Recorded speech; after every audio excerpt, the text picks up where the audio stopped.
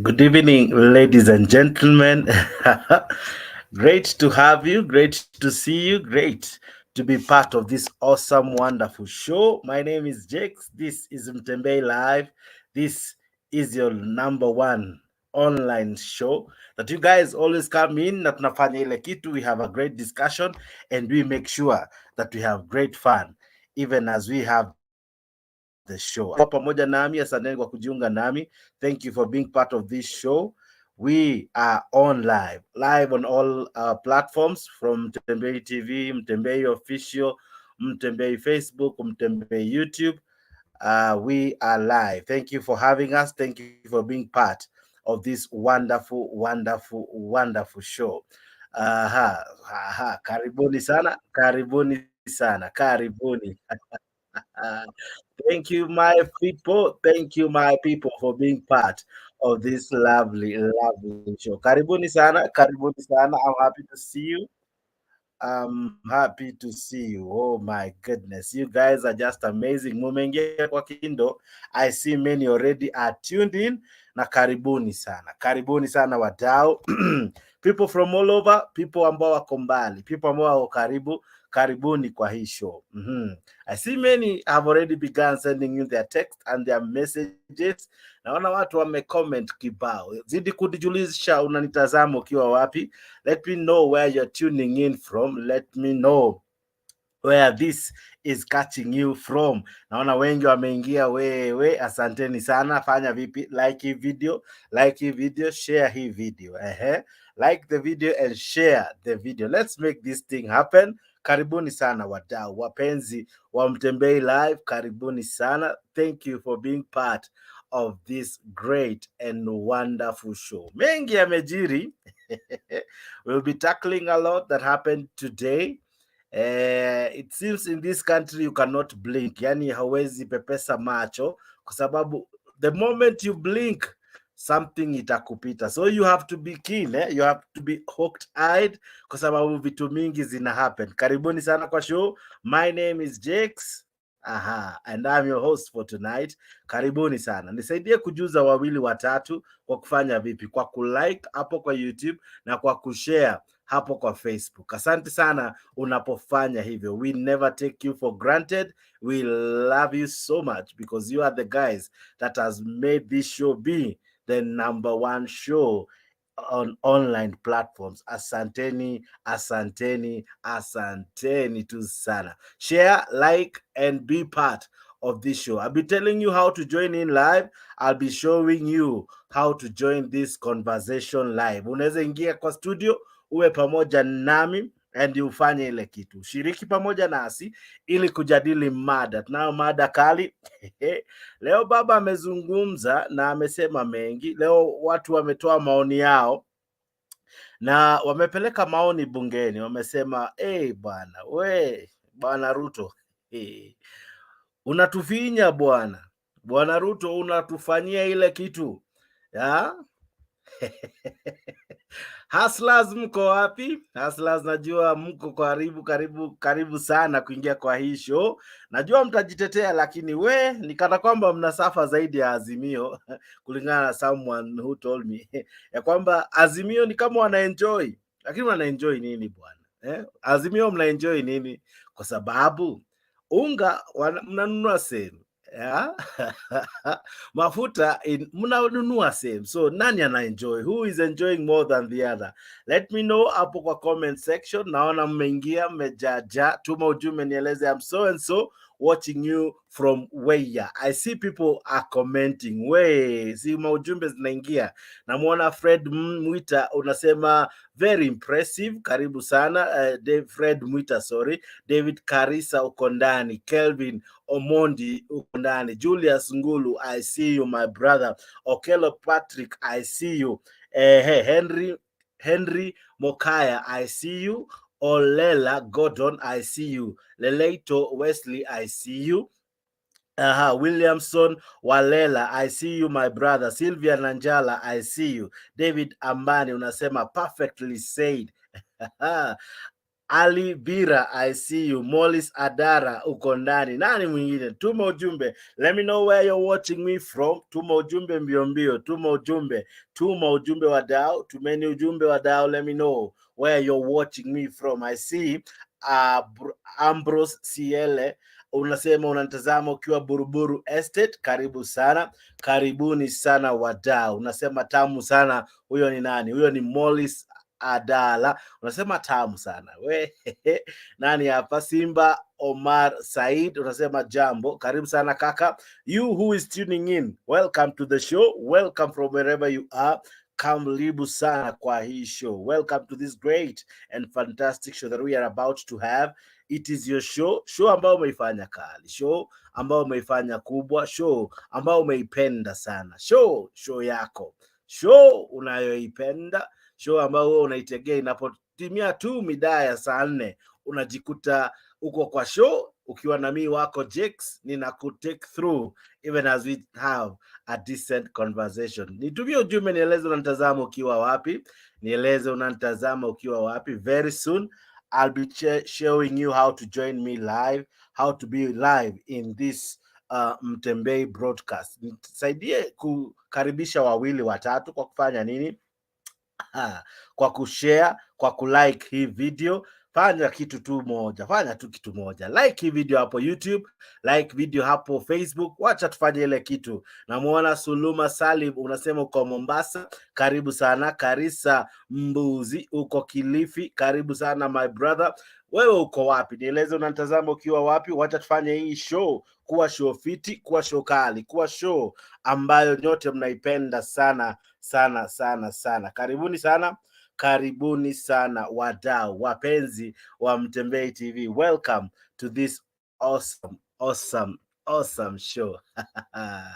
Nataka kucheza video 2-3 ambazo zitatusaidia ku make the show to sell through even more. Karibuni sana, even as I make sense of what is happening. A lot is happening. Watu wametuma ujumbe zao. Watu wamesema ya kwamba it's kana kwamba hawataki hii story ya financial bill iende through, na kama itaenda through they need some amendment. And nataka usikize some hustlers ambao walisubmit maoni yao, alafu tutaendelea from there. But I see Justin uko ndani, na kuona Oseko uko ndani from US. Karibu sana my brother. Na kuona nani hapa? Ninakuona David, unasema you're watching from Busia. Watu wa Busia mko vipi? In the conclusion of the public participation session, where citizens called for either the repealing or amendment of the bill, citing tough economic times.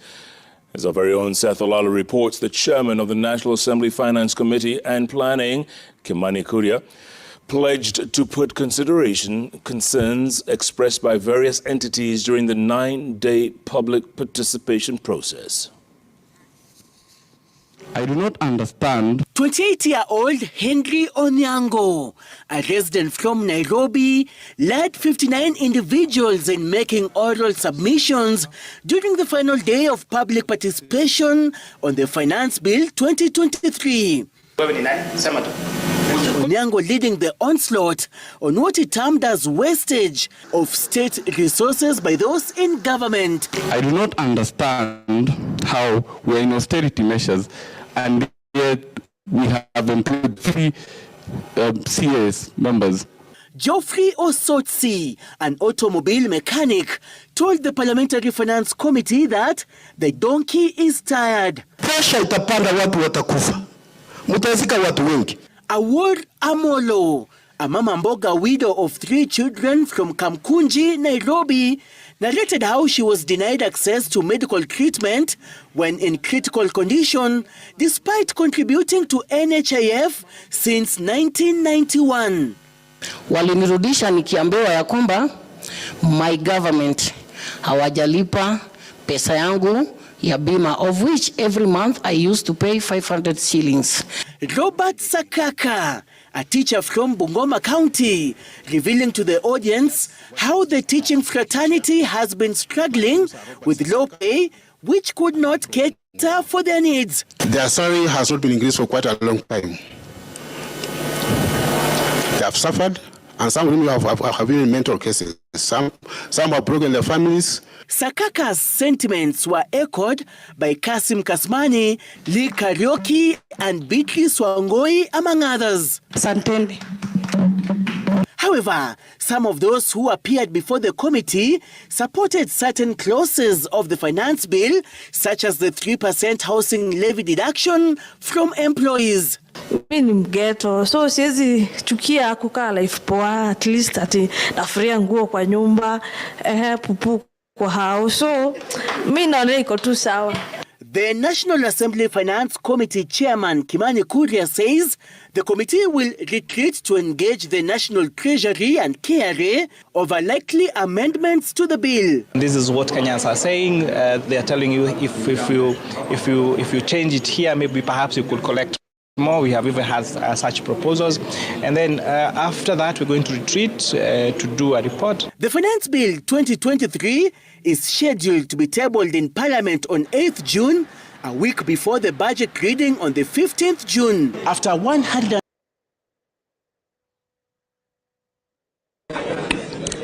Pili, nataka kutoa shukrani kwenu. Juzi zilipopiga parapanda, tukasema mambo yanaharibika huko, mjitokeze. Simulitoka.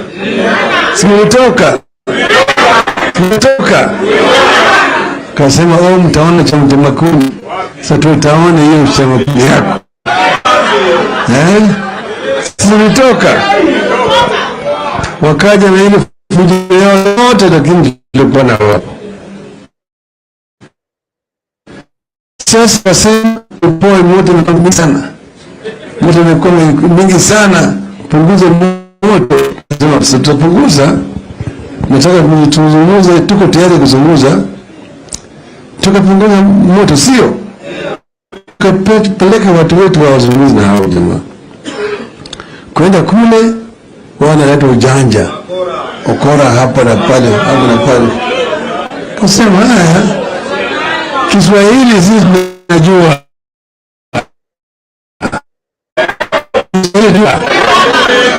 Kama nataka tuzungumze, tuko tayari. Kama nataka tucheze, tuko tayari. Na mnataka vita, tuko tayari. Sio? Kwa sasa jana tuliwaambia hii maneno imefika mahali sasa inaonekana inakwama. Lakini sasa mtaka tumpatie nyinyi masaa chache. Usiku wakaendelea kuzungumza. Angalia tu tumepata nafasi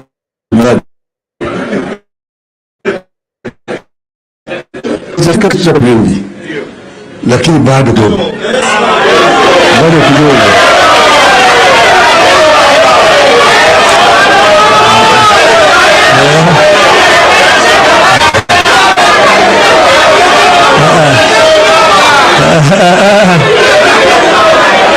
Hapana. Kesho kadi. Sawa. Wacha tumewapatia wiki hii. Baraka Day kishukuta ni Alhamisi alafu mpaka weekend. Sawa. Sasa tutapiga parapanda. Msiwe na wasiwasi. Manake kuna maneno muhimu tunataka tukubaliane. Kwanza kabisa mambo ya gharama ya maisha.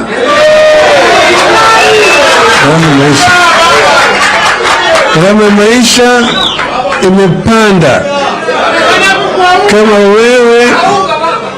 wewe ni mgeni Kenya hii ndio hujui.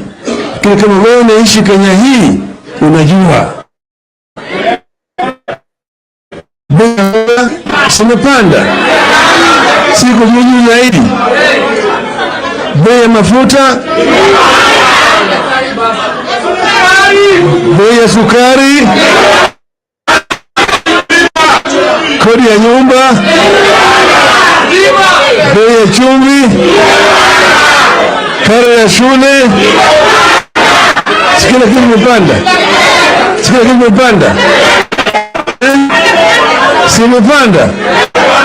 Sasa wao hawalewi. Sasa badala ya kukubaliana kuregesha ile kitu kinaitwa subsidies, wanaongeza mafuta kwa moto. Sasa wamekuja kitu kinaitwa sheria ya pesa, finance bill. Hiyo sasa imeongeza bei ya kila kitu. Manake ile inaitwa VAT, ushuru inatoka 8 kwa 8% inaenda 16. Hiyo itapanda na shilingi 10 lita kwa lita. Kila kitu itaenda juu zaidi. Yani yale mnafanya ni kuweka mafuta kwa ile moto ambayo tayari inawaka. Unaona haya? Hawajaona halali haya.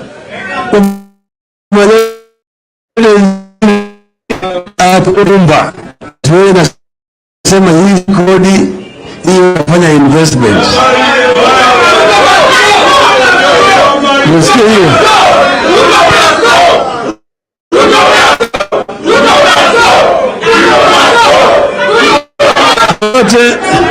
Alafu wanatumia lugha ile ambayo tulikuwa tumezika. I'll be playing that clip in full, but there is a lot we are about to discuss. I am telling you. Hii ni ile siku. I see my brothers are Captain ndani amejaja. Jamaa anajiita Siele ako ndani na David Ambani wamejaja. We, maoni yako ni yapi? Maoni yako ni yapi? Man. It's becoming interesting. Every day it's becoming interesting. Baba has given an ultimatum. Monday ni ile siku. Monday ni ile siku. Will Maandamano really lower the cost of living? We, sawa. Naona mnatuma ujumbe zinaingia haraka kwa wingi. Namuona Hamza Rams ako ndani. Namuona Eddie Kemi ako ndani. Namuona nani hapa? Namuona jamaa anajiita Obwacha ako ndani. Ernest Baraza ako ndani. Shabiki Ngwiki ako ndani. Karibu sana. Jacqueline Moasia, I see you. Simba Omar Said, I see you. Sieko, I see you. Justin Lucas Barongo, I see you. David Ambani uko ndani. Suleiman ama Salim Suluma, I see you. And many joining me. Let me know where you're watching me from. Watu wa bottom up, oh yeah. Watu wa bottom up ni wengi. Nikianza hapa na jamaa anajiita Captain ni jamaa sugu wa bottom up. Captain, habari ya leo? Siku nyingi kako umejificha. Tuko salama bwana. Namna gani? Tuko fiti. Habari ya leo? Hata sura zinaonyesha mko fiti. Naona hiyo tax haiwasumbui sana. Ta mzee, unaona mzee pale David Ambani ako na afya mpaka ana shine. Wewe hasla ongeze kabisa. Weke hata 600 huko unga ama sukari. Sisi siku hizi unajua kiweka hivi mingi sukari tutaishi miaka mingi kwa sababu sukari inamaliza watu. Captain, ni Facebook kama ni YouTube kumefungua simultaneously. Ebu mute moja. Kuna moja ina run background. Wacha ni baki tu kwa stream yani. Sawa. Wacha nirudi baadaye. Sawa. Mute tu itakuwa sawa. Mute tu hiyo yenye unasikizia. Ile nyingine. Mute tu. Ukimute itakuwa sawa.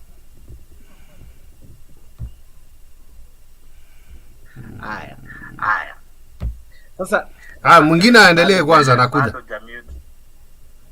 Bado tutaendelea kuweka kwa sababu uko on. Ngoja nizime sauti nione. Ebu hapo Aya. Ambani, habari ya leo?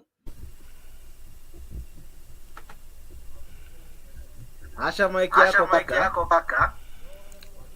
hapo je siko sawa? Iko sawa juu. Bado iko na feedback. Itabidi umemute. Ebu ngoja kwanza, sawa. Okay. Ambani, habari ya leo? Aha, za kushinda kaka. Habari ya Busia? Umezima sauti?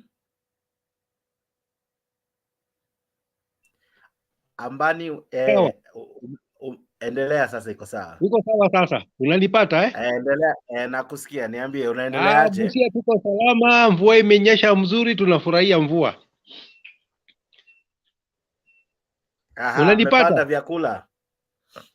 Tunaendelea vyakula kwa shamba, tuna matumaini. Mko karibu kuvuna mahindi ama kwanza? Mahindi inaendelea mzuri, nafikiria kufika mwezi wa 6 wa 7 huko wa 7 wa 8 chakula itakuwa iko tayari. So kwa mada, mimi nitaenda straight kwa mada. Okay. Maandamano ni lazima.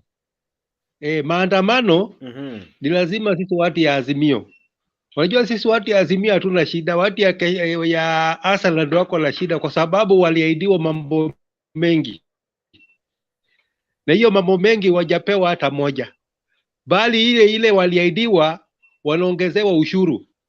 Na sisi watu ya Azimio tulikuwa tunawaambia hii mtu ni mtapeli, na mtapeli kitu mzuri utakula kwa mtu bado angali chini, lakini mtu aliyerefuka ni ngumu kukula kitu yake. Sasa Ruto aliyerefuka kitambo, sasa hii Asala ni ngumu sana kukula kitu yake. So tunasema maandamano ni lazima, ili serikali isikie mambo ya watu ya chini, kwa sababu unajua hawa wanasema serikali haina pesa, na unapata MCA anaenda Dubai na 1 milioni kwa mfuko, anaenda anastarehe huko, na Wakenya wako na shida. Bei ya mafuta imepanda, vyakula imepanda, na wakubwa waoni hiyo. So wacha mtu ya raia ya chini aende kwa barabara, ndio wasikie nini, wasikie mambo yake. Hiyo mimi naunga mkono nikiwa katika kaunti ya Busia. Asante. Sasa hii maandamano tumeianza ni sawa. Tukianza maandamano itapunguza aje gharama ya maisha? Serikali wasikie wananchi wa chini wanaumia. Kwa sababu tusipoenda maandamano serikali iwezi sikia. Tunasikia, tulijua ile serikali ya Nyayo tulienda maandamano tukapata hiyo section 2A kalikuja. Hii wakati hiyo tulienda maandamano katiba tukarekebisha. Hiyo wakati tena tukienda maandamano serikali itakuwa inasikia mwananchi anataka nini. Lakini tukikaa tu tunaumia, serikali haijui, hii wakubwa wajui tunaumia. Haya, sasa yes, serikali si ati ni kipofu, inajua, lakini ni kiburi. Unajua shida, unaona ndugu yangu, hii watu waliingia kwa serikali walikuwa na tamaa mingi na wako na kiburi, majivuno, kwa sababu Biblia inasema mwanzo ya kiburi ni fedha. Wako na fedha, so mtu anaongea vile yeye anataka, anaona ya kwamba yeye ako na fedha, wengine hawana fedha. Umeona? So mwanzo ya kiburi ni fedha. Hawataka kushughulikia mwananchi wa chini, wanataka kujishughulikia hao wenyewe. So tukienda maandamano, nafikiria hata kutoka kwa nyumba watatoka kwa nyumba. Afadhali mtu yule unatibu kidonda kuliko mtu ya njaa. Mtu ya njaa ako na uharibifu kubwa, so afadhali wa kidonda. Lakini wa njaa, mtu ya njaa ni mtu mubaya. Nafikiria ni hayo tu. Aya, shikilia hapo tu kwanza, naja kwako. Jamaa anajiita Kipngeno. Wewe kama hasla, wewe unaumia sana kuliko Azimio, kwa sababu watu wa Azimio wanasema hawaumii, wako tu sawa. lakini naona nchi ni moja, vitu zikipanda zinapanda kwa wale ambao wako mbali na wale wako karibu. So wanaazimio wanaumia na wanahasla wanaumia, ama unaona kama wanahasla na wanaumia peke yao? Hey, sisi wote tunaumia. Lakini hii maandamano ya Azimio ingekuwa maandamano yenyewe picketing. Unajua kuna picketing na kuna distraction. Shida ya watu hawafanye maandamano, wanaenda distraction. Kwa sababu wewe niambia unaenda kwa duka ya mtu mwenye achui hata ni nini inaendelea, unaenda kupora mali yake. Unaenda kuchoma lori ya mtu mwenye aliweka deposit akachukua loan iko kwa barabara, wewe unaenda kuhachak na unachoma. Hiyo sio maandamano. Raila inabidi ashike hiyo watu wake ndio wana support yeye, kwa sababu hao ndio wanaenda maandamano. Ashike awaeleze kwanza tuende maandamano peaceful, isikue maandamano ya kuhachak watu. Uliona nilichukia ile lori nyingine, hiyo container fulani ilikuwa inaenda, I think ilikuwa inaenda hapo. Ile watu walirushiwa mawe, mtu innocent. Na hiyo ni maandamano Kisumu. Ni sawa, lakini bro maisha watu wanadai imepanda. Wanasema mambo yamekuwa magumu. Sasa lazima waandamane ili wajaribu kupunguza labda wakiandamana sukari itashuka bei, wakiandamana stima itashuka bei. Wewe unaona vipi? Peaceful demonstration mimi nakubali. Hata mimi naweza enda hiyo peaceful demonstration. Hata mimi ni supporter wa Ruto, lakini sijafikia yeye kuongea na yeye kuambia tunafinywa. Sina nafasi. Kama watu wako na ukweli, tukienda maandamano tuwezi kusa kiti ya mtu ni sawa. Hata mimi nakubali. Lakini mahali nakuja kuachana na watu ni ya kuharibu mali ya watu wengine. Na haribu mali ya mtu mwenye aliaso kitambo akakuachiri kwanza wewe. Kwanza wewe unatoka kazi saa 10. Baada ya kazi unapana maandamano kesho. Na unaenda kupomoa ile nyumba yenye unafanyia kazi. Hiyo hapana, hiyo sitakubali. Okay. Ile kitu tu naona. Yes. Endelea tu kidogo. Ile kitu yenye naona tu ningependa Raila angekubali ile bipartisan. Ingesolve hiyo maneno. Na awache personal interest. Hapo ingekuwa mzuri, lakini bipartisan itasolve aje? Kwa sababu vitu zinapanda bado bipartisan ikiwa, so bipartisan itasolve vipi? Bipartisan haikufanya kitu yote, walijipanga tu na wakapomoka kabla hata ijaanza. Pengine wangeongea, wangeelewana, wangetoa solution. Okay. Wewe niambia ukienda maandamano watu milioni 1 mmesolve nini sana? Amuchaongelea ile kitu ile the main objective hakuna. The main objective ni haki yetu, kuruka utaenda utende, unaweza kujika mguu bure. Hiyo Raila hawezi kuja hapo, hata ajue wewe uko wapi. Kitu ya kwanza wewe jiangalie inbasa. Shikilia hapo kidogo. Ninamwona Grace Mushini unasema Ruto 5 tena. Grace Njeri unasema I wish baba akae kando, we must get some sense by force. Nelly Lin unasema baba love, I see you. Namwona Eric Makowaro unasema count me in. Hiyo ingine inakaa ni kana kwamba ni lugha ambayo sijaelewa, lakini ni sawa. Omolo habari ya leo kaka, za kupotea. Nashukuru sana bwana Jake. Niwasalimia wale wote wadau wote ambao mko katika jukwaa hii. Ndugu yangu Dunia Ina Mambo, Blessed Babes, bwana Captain hapo, Kimngeno Sielei, na wale wote ambao wanatutazama kwa YouTube, hapa kwa Facebook, na wale ambao wanatusikiliza. Kwanza ni furaha kwamba tuko hapa. Nataka tu tukumbushane kwamba tukiwa hapa tujadiliane tukiwa soba na tukijua kwamba hatuko tu hapa kupoteza muda ama kujifurahisha, lakini tutoe maneno, manake hii platform yetu inaangaliwa na watu wengi, hata wakubwa pia ambao wako katika hii serikali wanatuangalia na wanatusikiza. Hii ni moja ya platform ya kuwa pia tunaweza kutumia kwa tunatoa view zetu. Inasikitisha sana. Mimi nafikiri niko na rekodi yangu ambayo inajulikana hata katika hii platform ya Mutembei.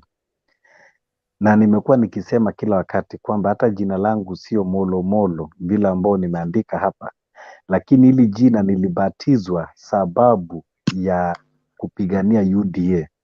Tulikampenia UDA kwa udi na uvumba, kufa na kupona. Lakini wakati hiyo tukakuwa hata hapa kwa Mtembei imechemka, mambo ilikuwa imechemka, ilikuwa imekuwa moto. Ikabidi tubadilishe jina, tujibatize majina mengine ili tupatiwe fursa ya kuongea neno moja ama mbili tuweze kutetea hii serikali. Lakini nikasema kwamba mimi sio punda, hata Waswahili wanasema punda hawezi kuingia kwa shimo mara mbili. Mimi siwezi kuongozwa kama kipofu. Kama nimekusupport, ninakusupport, lakini mahali ambao unapotea, nitakwambia kwamba unapotea na sitakubali pia wewe unipoteze. Ile kitu iko ukweli wa mambo ni kuwa maisha ya Wakenya inazidi kudorora na inadororeshwa na serikali ambao haina utu na binadamu. Serikali ambao iko na roho ya kikatili, roho ya farao. Yaani inapandisha vitu vya kula, inataka kuhakikisha kwamba Wakenya kabisa hawana vyakula ili ati ndio ikifika 2027 ile handouts watakuwa anapeana ndio iwe ni rahisi kupata kura.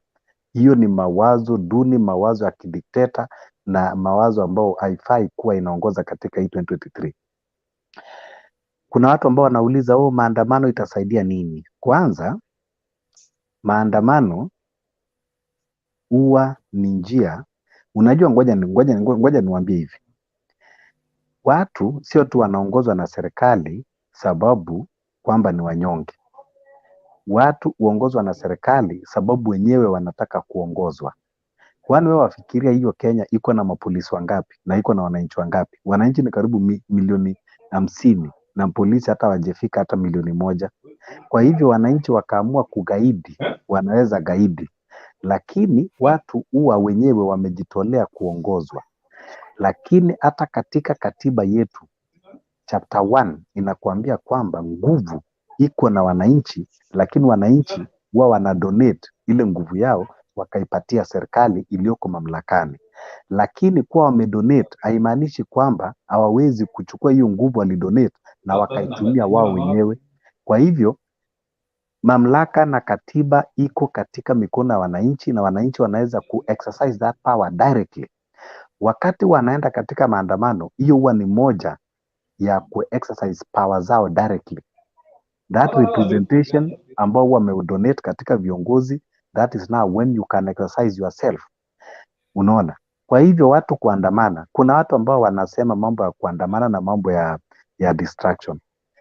Hizo ni vitu mbili tofauti na ieleweke. Hata kuna wakati mapolisi wakienda pale, ilikuwa ni Westgate ama wapi, wanajeshi wenyewe baada ya kufanya kuokoa wakaiba vitu, wakaiba pombe, wakaiba pesa.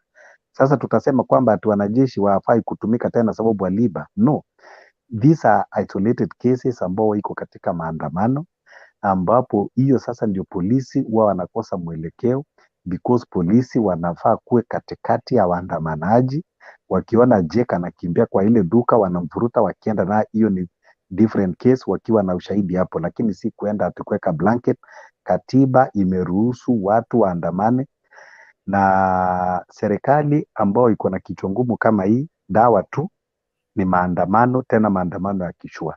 Lakini ile kitu ambao nataka tu kuwahimiza wale wenzangu ambao tulivuka upande wa Azimio ni kuwa hii kuandamana, usiwahi kujidanganya kwa akili ama mtu akakudanganya kwamba ati tunaandamana kwenda State House kutoa president. Hiyo ni kitu haiwezekani hata katika ndoto. President mwenye ako ni William Samoei Ruto, either tumpende tusimpende, lakini yeye ndio rais ako katika State House. Lakini kuandamana kumshurutisha afanye vile tunataka, hiyo ni haki yetu. Lakini kumtoa ni tutangoja mpaka siku ya kura ndio tutatumia kura zetu kumuondoa. Lakini kusema tunaandamana kwenda State House kumtoa, hiyo mtu asijidanganye kama ni mtu ambao uko na akili yako timamu. Lakini wale ambao tuna akili zetu timamu tunajua kwamba tunaweza kuandamana kushurutisha serikali kufuata ile mambo ambayo tunasema. Maanake sisi ndio tuko na hiyo power, na hiyo power tumedonate kwake. Wale watu ambao wanaongea kuwa Molo, kuna sababu ninacheza hapo. Ukiangalia hawa ni waandamanaji, hii ilikuwa I think leo na jana. Sijui umeona hadi polisi wako kwa hii maandamano, gari yao imesaidia kuweka ulinzi hapa. Sioni tear gas, sioni watu wakirusha mawe, naona watu wakiandamana kwa amani. Mbona maandamano ya Azimio isikuwe hivi? Thank you. Hiyo ni swali nzuri sana umeuliza. Kwanza, hawa watu walipoandamana hatukuona Kithure Kindiki akikuja kutoa vitisho.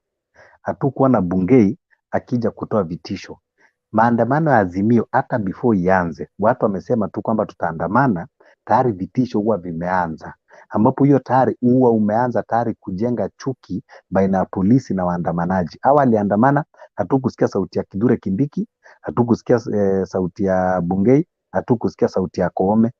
Sasa tayari mapolisi kwanza katika maandamano ya Azimio huwa tayari wameanza kuja kuincite. Because why? It is a political instigated ambayo inatoka katika State House, ambapo that is very wrong. Unaona? Kwa hivyo watu ambao bado watu hawajaandamana wamekutoa tu makataa, kama ile siku Azimio walipeleka makaratasi katika police headquarters, notification ya kusema tutafanya maandamano.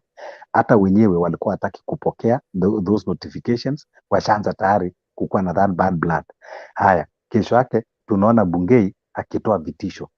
How do you anticipate kitu ambao watu hawajafanya? Hiyo tayari huwa ni kuonyesha kwamba there is already that bad blood ambao wamewekwa katika wale mapolisi, na wale mapolisi wameanza tayari kuweka bad blood katika waandamanaji.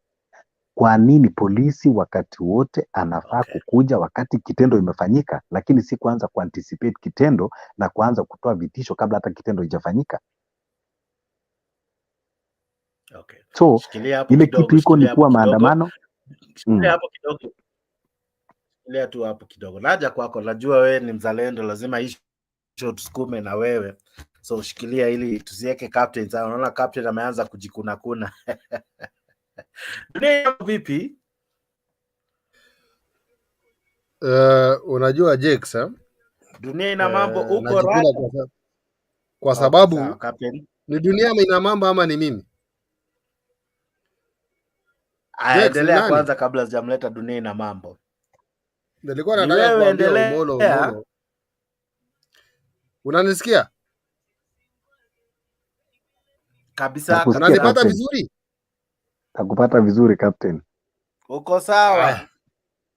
Nilikuwa nataka kuambia Omolo hivi, hii maandamano vile umeonyesha Jex hapo ya waandamanaji wenye walimekuwa kwa hiyo video, hawajakuwa na polisi, na kama walikuwa wanawasindikiza in peace. Lakini kabla Azimio hawajaanza maandamano, wanaita press conference kwanza ya vitisho. Tutaenda State House. Sijui hatutaki kuona polisi. Ambia yule Bungei sijui nini. Ambia Ruto sijui tunakuja State House kumngoa. I mean, unajua hata kama ni mimi unanitishia bwana, na mimi nimepigiwa kura. Nimeapishwa, nimeenda kotini wakasema nimeshinda, alafu kuja uniambie eti unakuja State House kuniambia eti unanengoa. Lazima nijipange. Wale watu waliitisha maandamano ambapo Jex ulicheza, hawakutoa vitisho na hawakutoa masharti kali kama zile za Azimio. Ndio maana unaona ngoja captain kabla hujaendelea. Sawa, yes. Si vizuri kwamba ndio nimesema tukidebate, wacha tu debate so basi. Tumekuchagua ndio, umekula kiapo ndio, lakini kumbuka hauko pale kuact on emotions, uko pale kufuata katiba na kuheshimu hiyo katiba uliapishwa nayo. Hata jaji nikienda nimwambie jaji wewe ni mjinga, hafai kunifunga sababu ya emotions zake, anafaa kufuata katiba na sheria na ile kosa nilifanya, na akuwe soba akitoa judgment yake. Kwa hivyo wewe sio tu kwamba ati sababu nimekuja kukuambia hivi una act na emotions, au uko pale kwa act na No, I emotions. was coming Uko there. pale kwa ofisi I ya was coming katiba, there. ufanye kazi kikatiba. Sio tu kwamba sababu nimekutisha ati ndio ukuja sasa unionyeshe ubabe. Hiyo sio I was nchi. coming there. That is why umenikata sasa, hata nilikuwa nakuja Omolo, hapo unajua sasa. saba bila mtu kukuinterrupt. Wacha tupe captain Hapana, some time. unajua captain za zingine anaweza kupoteza watu. Nilikuwa nataka kumweka katika reli. Unajua unapotea kwa sababu network yako haishiki hata vizuri. Hata Unakuja hapa tutakupanga vizuri. Network unaweza tutakuwekea itashika. kupoteza. Captain endelea. Captain endelea. Unaona sasa nani Omolo Endelea. nikitoa mfano kama maandamano ya kwanza kabisa ile baba alikuwa anaanza pale Serena. Alikuwa anaim kuelekea wapi? State House. Na jina ilikuwa kufanya nini? Kwenda kumngoa Ruto pale, na anataka kungoa mpaka Rigiji ako na majina zingine siku hizi fani ambapo sijui ni shida ya matamushi ya hawa watu ama ni kusema hizo majina kwa kusudia. Ukileta hata wewe Jake saisi ama Omolo ukiniambia nitakuja kwako na nitakuja kukumaliza leo, lazima nijipange my friend. Mimi sitakuwa nafunga kondoo pale ningoje unimalize, lazima nijipange. Wale wengine wenye wamejipanga wakafanya maandamano yao vizuri, Azimio lazima uangalie vile hao walifanya maandamano yao. Ile Jacaranda wanaongeanga, remember, inatumanga message nyingine kali sana. Msiwaone tu wakiongea pale mkifikirie tu hawa ni wananchi hivi hivi. They send a very big message. Hata sisi hapa saizi tunatuma ujumbe kali sana. Wale watu wako comment section ambapo unaona mtu kama Ramesu Yegon anatukumbusha kwamba kumbe shamba yetu wa Kenya iko mpaka Tanzania, ambapo sasa inafaa hata tuache maandamano na tuanze kuandamana kwenda Tanzania kuchukua sehemu ya Kenya ambapo wako Tanzania huko iingie Kenya. Unaona? So wakati maandamano, naomba baba aite watu wake kwanza, rehearsal before waanze maandamano, waambie hii maandamano ni peaceful. Hata ingewezekana aite ile police boss ule Bungei, wamuongeleshe Bungei, boss, sisi hatuna ubaya, wewe tupatie tu security, tunaenda tu tukiandamana tukisema maneno yetu. Hatuendi State House kungoa president, hatuendi Harambee House kufunja manyumba, hatuwezi kwenda huko Tomboya na wapi kufunja biashara za wananchi. Ambapo sasa hiyo itakuwa press conference, wananchi watafungua biashara zao wakijua ya kwamba hii maandamano inaendelea ni peaceful. Waja watu kama mwingine jamaa anajiita wanawa, anasema wewe ukifungua duka yako ni shauri yako. Sisi tuko kwa maandamano, mbona unafungua duka? Mimi siwezi enda maandamano, nataka kufanya biashara yangu. Kwa sababu mimi nilichagua hiyo serikali, naenda kuandamana, nikiandamana ya nini? That was before. But for now, tukiongea in real sense, the way the price of the basic commodities ina skyrocket tuko Kenya saa hizi, sisi wengine sasa ambapo tulichagua hii serikali, tukiandamana kuitisha serikali wapunguze bei ya bidhaa kama chakula, alafu tukutane na wale wanataka kungoa president huko State House, haitaenda vizuri, itaenda vibaya. So we have to sit down as we discuss right now. We discuss on one thing, how we can have one maandamano for all of us Kenyans to save this country and to save our people from sleeping jar. Unaona kuna jamaa pale amejishika nini, sijui jamaa ama ni madam, amejishika hapa, labda analala leo bila kukula. You don't know that. Alafu tunakuja hapa tunasema tunaenda kuloot. Nitaloot leo, ule jamaa ataishiwa. Niende ni loot ya mwingine, ataishiwa. Nitaloot ya nani next? You know, we have to be serious in this thing, because all of us, we are suffering. Okay, Omolo, I think you can continue from there. Jake. Omolo kidogo tushikilia hapo. Dakika tu moja Omolo. Namuona Remusi Yegon ako ndani, Gladys Kemuntu ako ndani, Sami Mudhami na kuona uko ndani na familia. Karibu sana Sami Mudhami, na dunia ina mambo. Dakika tu moja Omolo, niambie. Ile kitu nataka kuweka record straight ni kuwa kwanza maandamano nyingi ambayo yamefanyika duniani wakati wa COVID, kuna maandamano kubwa sana, karibu ilikuwa record ya ulimwengu, ilifanyika Jakarta, Indonesia. Na the reason kwamba watu wanafanya maandamano, it is because ya kwamba they are agitated, they are dissatisfied. When people are agitated and dissatisfied, pressure huwa iko juu. The reason why watu wanaenda kwa street, it is because all avenue serikali imekataa kusikiliza. Na serikali wakati wote inafaa kuwa imejipanga. Hata tukasema tutaenda State House, watu wanaweza kusema wanaenda State House, sio tu kwamba wakati ndio serikali ijipange. Serikali inafaa kujipanga hata bila kusikia watu wanaenda State House. What about if kesho watu out of nowhere wale wako serious waende State House na walikuwa hajasema? Nataka kuniambia hapo serikali huwa haijajipanga. And another thing is, sio maajabu hata kidogo watu kung'oa president akiwa mamlakani, lakini haiwezi kufanyika Kenya, lakini nchi zingine zimefanyika. Lakini si maajabu kwamba rais aliyoko mamlakani wananchi kufika kooni na wakaamua kwenda kumng'oa. Imefanyika Sri Lanka, imefanyika mataifa mengine, imefanyika karibu West Africa, nchi nyingi zimefanyika. Sudan, Bashir, wananchi walienda wakamng'oa, lakini Kenya haiwezi kufanyika because Kenya ni watu ambao pia wako na limitations katika kudai haki zao.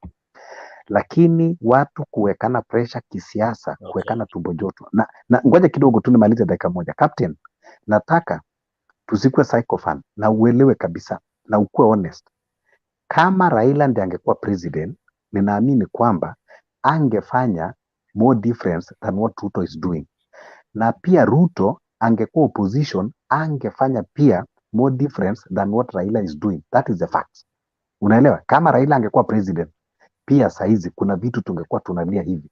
Na kama Ruto angekuwa opposition, saizi angekuwa anaenda hata more hard than Raila. Vile tunajua kwamba Ruto ni mobilizer, Ruto angekuwa ikiwa hata alikuwa ana mobilize akiwa deputy president, wakienda Tanga na hata alikuwa ameanza kwamba kumwambia rais utajua ujui, na wakimwambia rais kwamba so Ruto kama angekuwa pia ni opposition kama Raila, angefanya different na vile Raila anafanya. Tena yeye hata ndiye angekuwa hard zaidi, na yeye vile ni mobilizer. Hata Raila angekuwa na chance ya kupumzika hiyo State House. Sasa Raila ndiye angeambiwa utajua ujui, tupangwingwi, tutakuja kukupanga hapo State House. So sio tu kwamba hizi mambo zinafanyika, it is a political temperature ambao lazima watu wakuwe inside. Hata wachezaji wakiwa uwanjani, saa zingine unaona wanasukumana, unaona kama wanataka kutiana ngumi, lakini mchezo ikisha wanasalimiana, wanabadilishana jazi. So katika ulimwengu wa siasa saa zingine kuna that pressure ambao you have to insert ndio mtu pia aweze kuelewa kila ambao unaongea. Jex, unajua Umola anasema ati kama Raila angekuwa president, William angefanya vile sahi Raila anafanya. Lakini waje nikuambie Umolo, unafikiria President William Ruto angeambia mtu ya Jacaranda tukuja tufanye maandamano alafu akuje? Ama Kibera? Raila sio mtu hivi bwana, anaweza ita maandamano hata yeye analala kwake, lakini ataita maandamano na watu wataenda. Kuna saying ilienda siku moja ikasema, msichana wa Raila alisema sisi tulizaliwa Nairobi, hatujakuja na basi ya matanga. Aliharibu kidogo. Yes, sisi tunakujanga na North Rift, hatukuzaliwa Nairobi. Lakini tunajaribu kutake over hiyo Nairobi kidogo, na tutachukua tu. Kama tulikataza mzungu asiweke reli huko Nandi, mbona tusitake over hiyo Nairobi? But anyway, kama Raila angepata hii presidency, najua serikali hata ingekuwa saa hii karibu milioni moja kilo moja huko, ingeenda milioni moja huko. Saa hizi Ruto kitu anafanya shauri yake, yeye akuchukua loan. Rafiki yake mwenye alikuwa deputy wake ndiye alichukua loan, aongeze ile anataka kuongeza. Siku hizi tunakunywa turungi ndupia, maisha inasonga. Tutaimba hapa, tunaimba, yes, hakuna mtu atatusikiza. Nilikwambia Jex, bring those people here, we want to question them here. Achukue position yangu hapa chini kama captain ama akue moderator, tumuulize maswali, kwa nini hiyo yote inafanyika kwa Kenya. Unasikia mahali kama huko Siaya wanatoa pesa 100 million in 1 week. Hiyo pesa ingekuwa imesaidia mahali kwingine. And we have so many coast workers in Nairobi. I saw some women today, they were doing some demos in one office. Hiyo pesa kidogo kwa hiyo county inge treasury, ingesukuma mahali kidogo. But for now, I don't know. Miguna ameongea na president. Sijui kama Jex uko na hiyo whatever vile amemuadvise.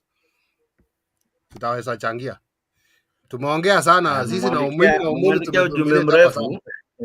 mrefu. Endesha show sasa. Naona dunia, naona kimngeno hapo hivi. Kilieni kidogo. Namuona Kevin Bogo anasema hivi. Kevin Bogo anasema hivi. Demonstrations would change our economy in any way. Even if Raila is the one leading this country right now, he can't work and deliver without money. Tax ikatwe tuache kukopa pesa nje. Hiyo ni maoni ya Kevin Bogwa. Sam, habari ya leo, karibuni sana mkiwa na jamii. Sasa sijui kama mtachangia kama jamii na spokesperson kati yenu, lakini tusalamie Sam Mudhami alafu tuendelee from there. Mimi niko poa. Nimeshinda poa. Habari ya wife? Niko poa. Aya, karibuni sana. Aya, Mudhami, maoni yako ni yapi? Hustlers wanateta sana bwana, ni kama wanateta kuliko Azimio. Bwana Jex, tunateta hata zaidi bwana, hata tunafaa tuwajiwe hizo. Tulie bwana, tulie sana hapa bwana, mambo ni mbaya. Okay, nilikuwa nauliza Sam, mbona unaona Ruto amebadilika hivi? Nini imemfanya akachange? Huyu si yule Ruto wengi walikuwa namjua. Shida iko wapi?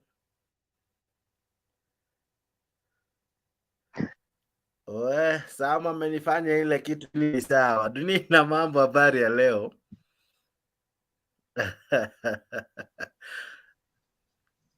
Mambo haya niko sawa sana. Hata Mwenyezi Mungu ameona akatoa show. Kwa sababu ulikuwa unaniruka line, hata Mungu ameona. Habari. Wacha hizo jamaa. Usikwange hivyo. Hata kesho ukikuja na msupa nitakupa wa kwanza, utashangaa.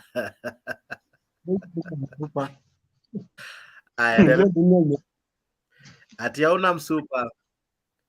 Siwezi kuja nao, siwezi weka msupa. Tutafanya mpango. Mimi si msanii, siwezi weka msupa kwa social media.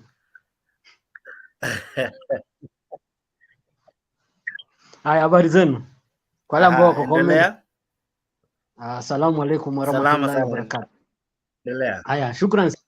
Mimi kitu nataka kuongea hapa, nataka kuguzia watu wengine. Kwanza anajiita King what? Kingeno, alafu na captain. Kitu wacha nikakwambia kitu ambao unaongea juu ya maandamano. Mimi maandamano ilifanyika hiyo na hii itafanyika, sijui maandamano kupunguza unga. Mimi maandamano hata niliongea hapo watu wakisikia. Siwezi support ujinga kama hayo. Kwa sababu gani? Hao ambao waliingiza wapo kwa kiti bado wako hai. Wakenya ambao walipigia wao kura wako hai. Kama ulipigia UDA, kama ulipigia Azimio, bado wako hai. Walichagua leader, walitumia akili zao. Kama walitumia pesa ndio wachague watu, hiyo ni sauri yao. Mimi maandamano kama hiyo siwezi enda. Mimi niko maandamano moja tu naweza enda. Na hiyo maandamano ikiwekwa mimi naweza kuwa frontline. Hata sivai kitu yote proof, naenda na vest na mguu tupu. Lakini maandamano ungu punguzwe. Maandamano sijui nani apate nini. Hiyo ni mistake ambayo siwezi fanya. Hiyo ni ujinga hali ya juu. Ujinga kubebwa vitu zingine ni kama kuchota maji kwa mto na net. Ya pili, maandamano wale wanaharibu maandamano ni polisi boss. Hata Azimio sahihi wakianza maandamano, wale ambao wanaharibu maandamano ni polisi. Kwa sababu gani? Hakuna siku utapata hata grupu ya Azimio wakienda maandamano wamebebana mamasilaha. Wanafikaga huko ni polisi ndio wameanza fujo. Anda angalia, ni polisi ndio anaanza maandamano. Polisi anaanza kutupa tear gas. Si hata Azimio anaanza kutupa mawe. Hapo usidanganye sisi na Azimio wanatupa mawe. Ni polisi ndio anaanza kutupa tear gas. Wewe ukishatupia watu tear gas inawasha. Wewe unataka watu akupige makofi. Unataka watu wakununulie soda. Umewatupia tear gas. Kwa nini umecheza hiyo video ambayo unaleta inaonyesha wale wale wafanyakazi wanafanya maandamano? Kwa nini polisi yapelekwa huko kupiga tear gas? Si polisi imepelekwa pale nini kwa escort. Kazi ya polisi kwa maandamano ni nini? Kutupa tear gas au ni kupea watu security? Hiyo ndio swali nyinyi ujiulize kwanza. Kazi ya polisi kwa maandamano ni nini? Au kazi ya polisi kwa nchi ni nini? Kuiba, kuua watu au kuweka security? Kazi ya polisi kwa maandamano ni kuweka security. Na kuweka security ni kuprotect watu. Kwa wale ambao wanafanya biashara, kwa wale ambao wanafanya maandamano. Si kupiga tear gas. Hata nyinyi kwenyu hapa sasa hii, hata shule yenu ianze maandamano, polisi atakuja kutupa tear gas na madharau. Na tunaona inafanyika. So mambo ya usitetee kitu kwa sababu ni yenyu. Wala usitetee kitu kwa sababu ni ndugu yako. Wala usitetee kitu kwa sababu ni baba yako. Wala usitetee kitu kwa sababu ni mtu wenyu. Watu waongee facts, ambao facts naleta kitu mzuri. Hata bila kusema watu naandamana unaenda kutoa president kwa State House. Kwa Afrika vitu kama hizo hiwezi fanyika. Lakini kwa nchi ya zinye inawezekana, kwa sababu nilionaga Donald Trump alifanya maandamano mpaka watu wameingia kwa White House. Na mimi sikuona hata mtu amepigwa risasi. Mimi sikuona hata mtu amepigwa manini. Waliingia mpaka White House na huko ndio kuna security hata kuliko ya Kenya. Wacheni na hii yenyu hapa. Population ya polisi ya USA ndio population ya wananchi wa Kenya hapa. Na huko kusikia hata mtu amepigwa risasi. Sasa hii yenyu ndogo ndogo unajigamba na tear gas na binduki mebeba. Siendeni Baringo. Siendeni Baringo. Endeni Turkana. Ujigambe huko na hizo vitu. Huko kuna wanaume pia kuna hizo masilaha. Wamejitoa hata wana gun proof, wanakujanga na kala na vest. Na nyinyi unapotea na uko na kila kitu. Uko na paka ndege. So hapa ndo unapiga kwa watu innocent risasi na matia gas kujivona unakuna nguvu. Siwe pia upea watu basi risasi basi na binduki. Kitu zingine kama kufanya maandamano itaweka maisha ya vitu kwesi. Niwezi kuweka maisha kwesi chini. Kwa sababu gani? Jana nilisikia King What anaita Kipgano akiongea jana akasema sijui serikali ipi kuna deni kwa sababu ya handshake ndio imeleta hizi deni nyingi. Boss, hapa ni watu wakubwa wako na ndevu kama mimi. Sisi watoto wala tulizaliwa jana au tulizaliwa na ndevu. Hizi vitu memea tukiona na tumekuwa watu wakubwa. Hii serikali deni ambayo naumiza Kenya sasa hii ni SGR. Na hii SGR ilipigwa vita wakapitisha. So hiyo skando tena na Ruto wanataka kuleta hii mambo ya housing. Unaona hii mambo ya housing hii 3%. Hii ni the same tu na SGR. Wale ambao wali support SGR ikisafanyika waliruka wakanyamaza. Sasa hivi wana support hii mambo ya 3%. Itakuwa kama SGR. SGR imejengwa inasaidia nini? Ya port imerudishwa Mombasa inasaidia nini? Na unalipa deni na ulijenga. Haya 3% hiyo unataka kuleta. Ni nani anakuambia tuna nyumba? Watu hawana chakula. Wewe kwako utatafuta nyumba kwanza, utatafuta chakula kwanza. Wao wakati nyinyi unahama kwa nyumba ya baba yako, unaenda kujenga boma yako. Unaenda na nini na nini? Depend bila unaenda kulingana na mila yenu. Kuna wengine wanaenda na shoka na sufuria na kuku wanaenda kupikia huko. Ndio wajenge kanyumba ya kuzuia tu mvua kuzuia jua. Boss, kitu iko tuongee kitu ambao unasaidia. Kama huyu jamaa anaona maisha, yeye unajua saa nyingine anaona maisha iko mzuri au maisha iko mbaya. Mtu ambao anaona maisha imepanda, usingoje Raila afanye maandamano. Wewe enda. Si uko na mguu na uko na akili. Wewe fanya maandamano, hata kama utafanya huko area yenu fanya tu, hata kama utafanya kwa nyumba yako, fanya. Usingoje Raila kwa sababu gani? Wewe ndio unaumia, yeye haumii. Yeye atakuja na gari yake. Wewe ndio unaona unaumia, enda ufanye maandamano. Kama hujaumia, kaa kwako. Lia na ndani. Wanasemanga breathing inside inaua. So wewe lia tu na ndani. Siku itakuua tutakuzika. Kwa sababu hakuna ile tunanganyane. Kenya sisemi hapa maisha yamepanda. Hakuna maisha yamepanda. Kama maisha yamepanda ingekuwa nje. Hapo watu wengine hapa tunaenda kufanya maandamano tunaharibia watu biashara. Na watu ngapi hapa Nairobi? Wanasema tunaharibia biashara hapa Nairobi. Nairobi hapa tunajua watu gani wako wengi, community gani wako wengi. Wanatunga kila siku tunaharibia biashara. Wako area gani? Tunaenda kuharibia vitu zao. Nairobi hapo ukiangalia community ambayo iko kubwa hapa Nairobi ni 3 au 4. Hao wengine ni Agas. Wako wapi? Tuambie hii area au hii kijiji inakuanga hii na huyu anatuambianga hapa tunaharibia mali hapa. Unasikia mtu anasema tunaenda kumharibia ya mali. Na yeye Nairobi hapa kuingia hawezi fika hata 1000. Nairobi wenyewe hawana hata MCA, hawata MP. Alafu anasema tunaharibia hii mali. Hakuna mali gani? Na hata hizi nyumba iko hapa Nairobi nyingi, anasemanga tunaharibu, hatulipi nyumba. Na wale ambao wanaishi Nairobi hapa wengi ni paka wale ambao wako jirani na Nairobi wako wengi. Ama ndugu zetu masista wao wanaishi hapa karibu na Nairobi wako wengi. Wako tu area moja tu. Sisi tunatoka mali tunalipa fare bwana. 3 tukifika hapa na bado tuko wengi. Mtu analipa 300 30 bob 50 bob na bado wako wengi Nairobi. Alafu watu wanakuja tutasema tunaharibia biashara. Biashara gani tunaharibia? Unajua hii mambo ya kudanganya watu, si population yetu tukiungana na watu wawili tunapita siasa hii. Hii mambo itaisha ndugu yangu. Itaisha. Hii mambo ya kuchezea kile watu wawili wakiungana. Wacha niwe frank, sikuelewi unasema nini. Dunia ina mambo sikuelewi. Huwezi nielewa kwa sababu unaongea leo ni kama ninakwama.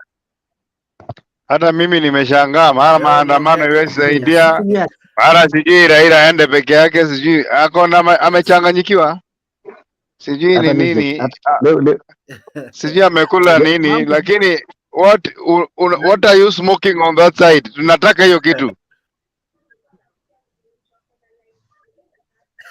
Unawezana na dawa. Dunia ina mambo leo.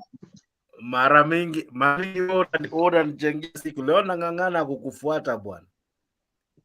Ama Molo namuelewa. Mimi nimefloat for like 3 minutes. Ile kitu iko dunia ina mambo anajaribu kutumia methali sana. Nataka tu uweke vitu waziwazi. Dunia mambo yeye amesema kwamba watu wasione kwamba ni Raila ni sababu ya Raila. Jumedali ninaweza mafumbo ni mafumbo anajaribu kutumia. Yeye amejaribu kusema kwamba msitegemee Raila peke yake ati ndio tufanye maandamano, kwamba wale watu ambao tunaumia ni sisi hata si Raila. Alafu yeye amejaribu kuleta Nairobi kwamba hata wale watu ambao wanasema kila wakati ati biashara zao inaharibiwa. Ndio akatoa mfano ni venye hakutaja, lakini watu kama kina Captain ambao wafike 1000 Nairobi na wao ndio wanakuja kusema ati mnaharibu biashara za watu. Dunia ina mambo anasema kwamba wale watu ambao wako wengi Nairobi ni wale ambao wanaenda maandamano. Wao ndio wanasikia wamefinya na wao ndio wanaenda maandamano. Lakini wale ambao sasa umeona hapa ndio anaharibu sasa. Hata afadhali sasa dunia ina mambo. Dunia ina mambo hata alikuwa anaeleweka. Mimi nasema bila amesema. Omola unaongeza feelings. Kama watu hawajaelewa dunia. Omola anaongeza feelings. Don't speak on his behalf, unamwekea kwa mdomo, waachana naye. Kama haijaeleweka. No, that is the reality. Let dunia ina mambo to speak for himself. Wacha tu hope. Hope ni vitu sijana sana labda. Dunia inamwacha dunia amalize mambo yake. Kama kuna mtu ataribattle dunia ina mambo. Wacha amalize mambo yake. Haya, walikuwa nasema wani understand. Malizia ili nimpe SG kama. Nimalize, wanasema nielewi. Kitu nilikuwa nasema ni simple like that. Wale ambao wanaharibu maandamano ni polisi. Hao wanaharibu maandamano aje? Wanaharibu juu ya kupiga tear gas. Kazi ya polisi si kwenda kupiga tear gas kwa maandamano. Kazi ya polisi ni kwenda kuweka security. Kwa wale wafanyabiashara, kwa wale ambao wanaandamana. Kwa inchi kazi ya polisi ni kuweka security. Ya pili, mambo ya kusema tunafanya maandamano kutoa president kwa State House. Hiyo ni kitu ambayo iwezekani Afrika. Ndio umeongea juu yake. Nikapea example. Hiyo inaweza fanyika kwa inchi za nje. Kama Amerika, maandamano walifanya paka White House. Na kuna mtu aliuliwa huko. Na kuna mtu alipigwa risasi huko. Na hao population ya polisi zao huko ni population ya Kenya mzima. Sawa, na wako fanya hiyo madharau. Na mimi nikasema ama polisi wanapiga watu tear gas hapa, wanapiga watu risasi hapa. So waende Baringo. Waende Turukana. Waende huko pale watu naibia watu mang'ombe huko, wanakuja na vest na kala. Na hao kuna kila kitu, wako napaka na helicopter. Na huko siende wapigane na hao wale ambao wanafanya vitu kama hizo. Nikaongeza tena kitu kingine nikasema hii maandamano watu ambao wanasema tunawaharibia biashara hapo. Hawako Nairobi, hawako wengi Nairobi. Wale ambao wako wengi Nairobi wanajulikana tu. Ni kabila kama 4. Hao wengine ni others. Hapa hawana MP, hawana MCA. Na bado wanasema tunaharibia biashara. Biashara gani wanasema hapa tunaharibia? Kwa sababu hakuna shamba nachoma mahindi, hapa hakuna shamba nachoma makahawa. Wanasema tunaharibia. Tumesoma fare kutoka mtu ametoka huko panalipa 2000 akikuja, wengine wanakaba karibu 50 bob, 20 bob, hawako wengi Nairobi. Sisi tumechoma fare 2000 kukuja, 2000 kurudi. Sisi tuna create business, unasema tunaharibu business. Kama tungekuwa tunanunua matatu, tunanunua magari, kwani tungekuwa kuna watu wangefanya makazi hapa kwenda Kisumu? Hawangefanya, kwa sababu tungekuwa napanda magari zetu. Okay. Alafu wengine kuja atasema tunaharibu biashara. Alafu hii mambo ya kusema tunaharibu biashara ni kuharibia wengine jina au kuharibia community nyingine jina. Na hii mambo ya kusema maandamano ya Raila iko na fujo, si maandamano wafanyakazi iko na peaceful. Boss, wewe kama maandamano polisi ajaribu, wewe mwenyewe jaribu kufanya maandamano area yenu. Chief ni mbaya. Polisi wakapiga tu nini tear gas hapo. Sema tu chief ni mbaya area yenu. Bila hata makosa yote watapiga tear gas hapo. Alafu kitu kingine, wewe ukiona maisha imepanda Mkenya, usichunguze watu wengine kufanya maandamano. Wewe toka mwenyewe ufanye maandamano. Kama uweze fanya maandamano, kaa chini. Kwa sababu gani? Maisha hujaumiza wa Kenya. Siku itawaumiza, itatoka nje. Kwa sababu wanasema breathing in inauanga. So hao wanalia in, wacha waue. Hakuna mtu atakuja kufanya maandamano. Na hii mambo ya kusema tunaharibia nyinyi biashara hapa, tutajua. Hii mambo ya kusema atulipi manyumba. Na sisi hakuna mtu yetu yote amejenga manyumba hapa. Tunawalipa nyumba, tunalipa kila kitu hapa. Tumejaa kila mahali. Alafu unatuambia hapa tunaharibu biashara. Sisi tunajenga biashara au tunaharibu biashara? Unaposema tumejaa kila mahali, unaongelea kina nani? Dunia, unaposema si ulisema hakuna haja kutaja makabila hapo. Sijajua ni ulisema hakuna kutaja makabila. Siulizi kwa sababu ya ukabila, ni juu sikuelewi ukweli. Leo nang'ang'ana ukweli. Anaongelea Azimio supporters. Oh, okay. Azimio supporters. Mondi. Kuna Mondi, kuna Nyanga. Let me say this. Dunia ina mambo. Wacha niseme kitu kidogo ambapo labda nafikiri nitakuwa nakutetea kidogo, lakini vile utachukulia. Kama Azimio wako na nia mzuri, maandamano tuseme, nitoe mfano, imeanza Jakaranda. Wale group ya Jakaranda wote najua mwisho ya maandamano itafika Nairobi town city, let me say that. Lakini hapa katikati, kutoka tuseme hapa hii barabara kutoka Jogoro yote hiyo upite hapa kuna njia hapa Rabai Road kiingia Buruburu, hizo zote ufike pale hizo manyumba za civil servants, huwezi kosa watu wabaya wawili watatu wanataka kuteka advantage ya hii maandamano, wapore wananchi, isemekane ni watu wa Azimio, ambapo dunia ina mambo anasahau kuaddress hapo hivyo. Unaona? Ndio maana anasema wale watu wa Azimio kabla maandamano yao ianze, like today, wanaanza kesho, wakuwe na riazo leo, wajue ni nani na nani ni watu wao wanaenda maandamano. Ndio yule mwingine mwenye anapatikana anapora mwananchi, wanajua huyu ni mwisi, anakuja kuharibia jina. Ama huyu ni mtu wa UDA ama Kenya Kwanza, anakuja kuingia hii maandamano apore wananchi, ndio ionekane watu ni watu wa Azimio, ili hali si wao. Nafikiri Captain, katika hiyo point ambao umesema, katika hiyo point ambao Captain umesema, lakini kitu iko hapa Captain, hata wewe ukikuwa na watoto wa 10 au watatu, hapo lazima ukuwe na jambazi, lazima ukuwe na pastor, lazima ukuwe na kuna mtoto iko na tabia zake hapo. Sawa? Tabia mzuri au tabia mbaya. Sawa? Bila umesema maandamano ukikuwa, kuna wengine wanaenda kwa kuiba. Alafu hii mambo inaguzia watu vijana wa Jakaranda. Walisema hiyo ni contest. Wale wa Jakaranda pale unajua wanatoanga hizo maneno contest, wale wanalipwa.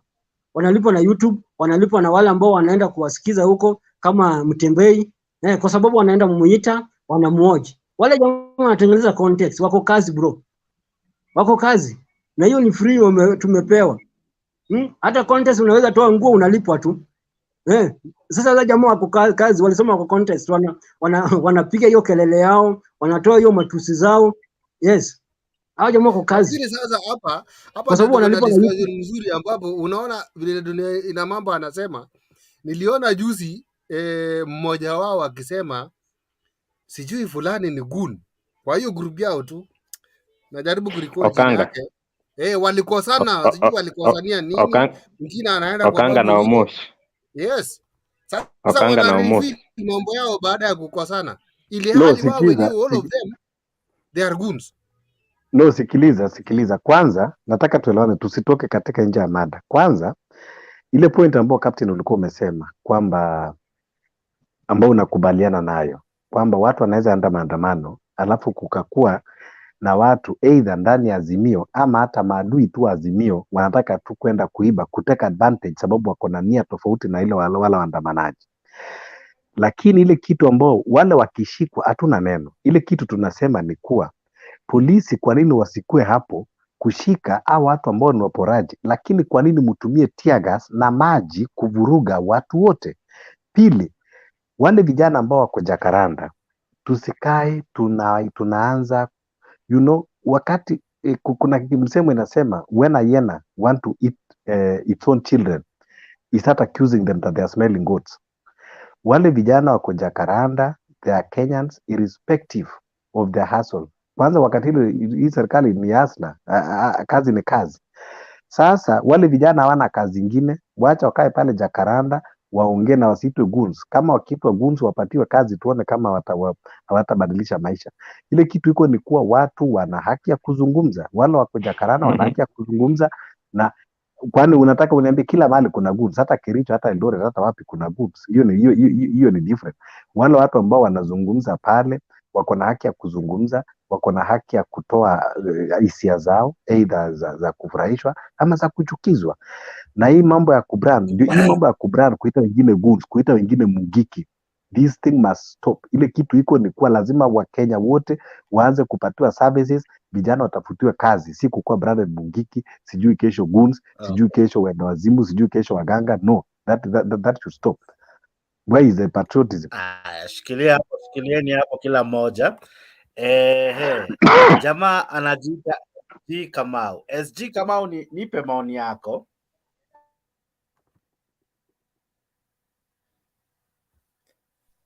SG Kamau. Hello, unanipata? Nakupata sasa, ulikuwa umezima. Unanipata ama napotea? Unajua siku amezima ni ile tu hali ya network. Unajua mimi nasikiza watu hapa naumia roho kwa sababu sielewi mtu. First of all, huu dunia na mambo wanasema hakuna nchi ya Afrika ati rais ametolewa na maandamano. Nashindwa Egypt ni iko nchi gani?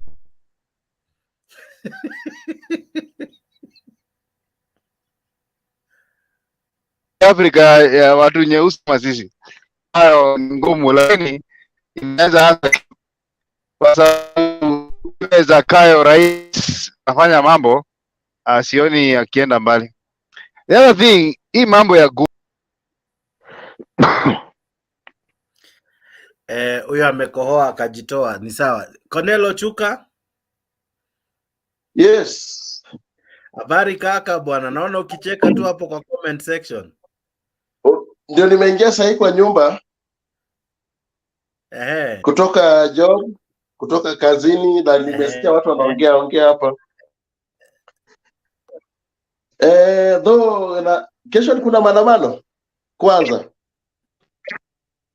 Hello, nilikuwa napotea network I think Jaja nimalizie. Kesho ni holiday hakuna. Maandamano itakuja wakati watapitisha hii Sakahora budget. Kwa sababu hii Sakahora budget haina tofauti na vile Mackenzie hubiri.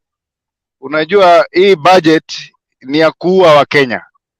Iko tofauti gani ya hii budget na mambo ya Sakahora? Mimi naona Mackenzie wakuwa na Ruto. Mimi sioni mahali ati hii budget imetengenezwa na mtu na akili timamu. Kwa sababu ukiwa na akili timamu unakuja kutax hata chakula ya watoto. How do you tax chakula ya infants? na ndevu na sijui nini ati weeks. Si ni Mackenzie amefanya hii kitu. So mi naona hii kitu ilitengenezwa na Mackenzie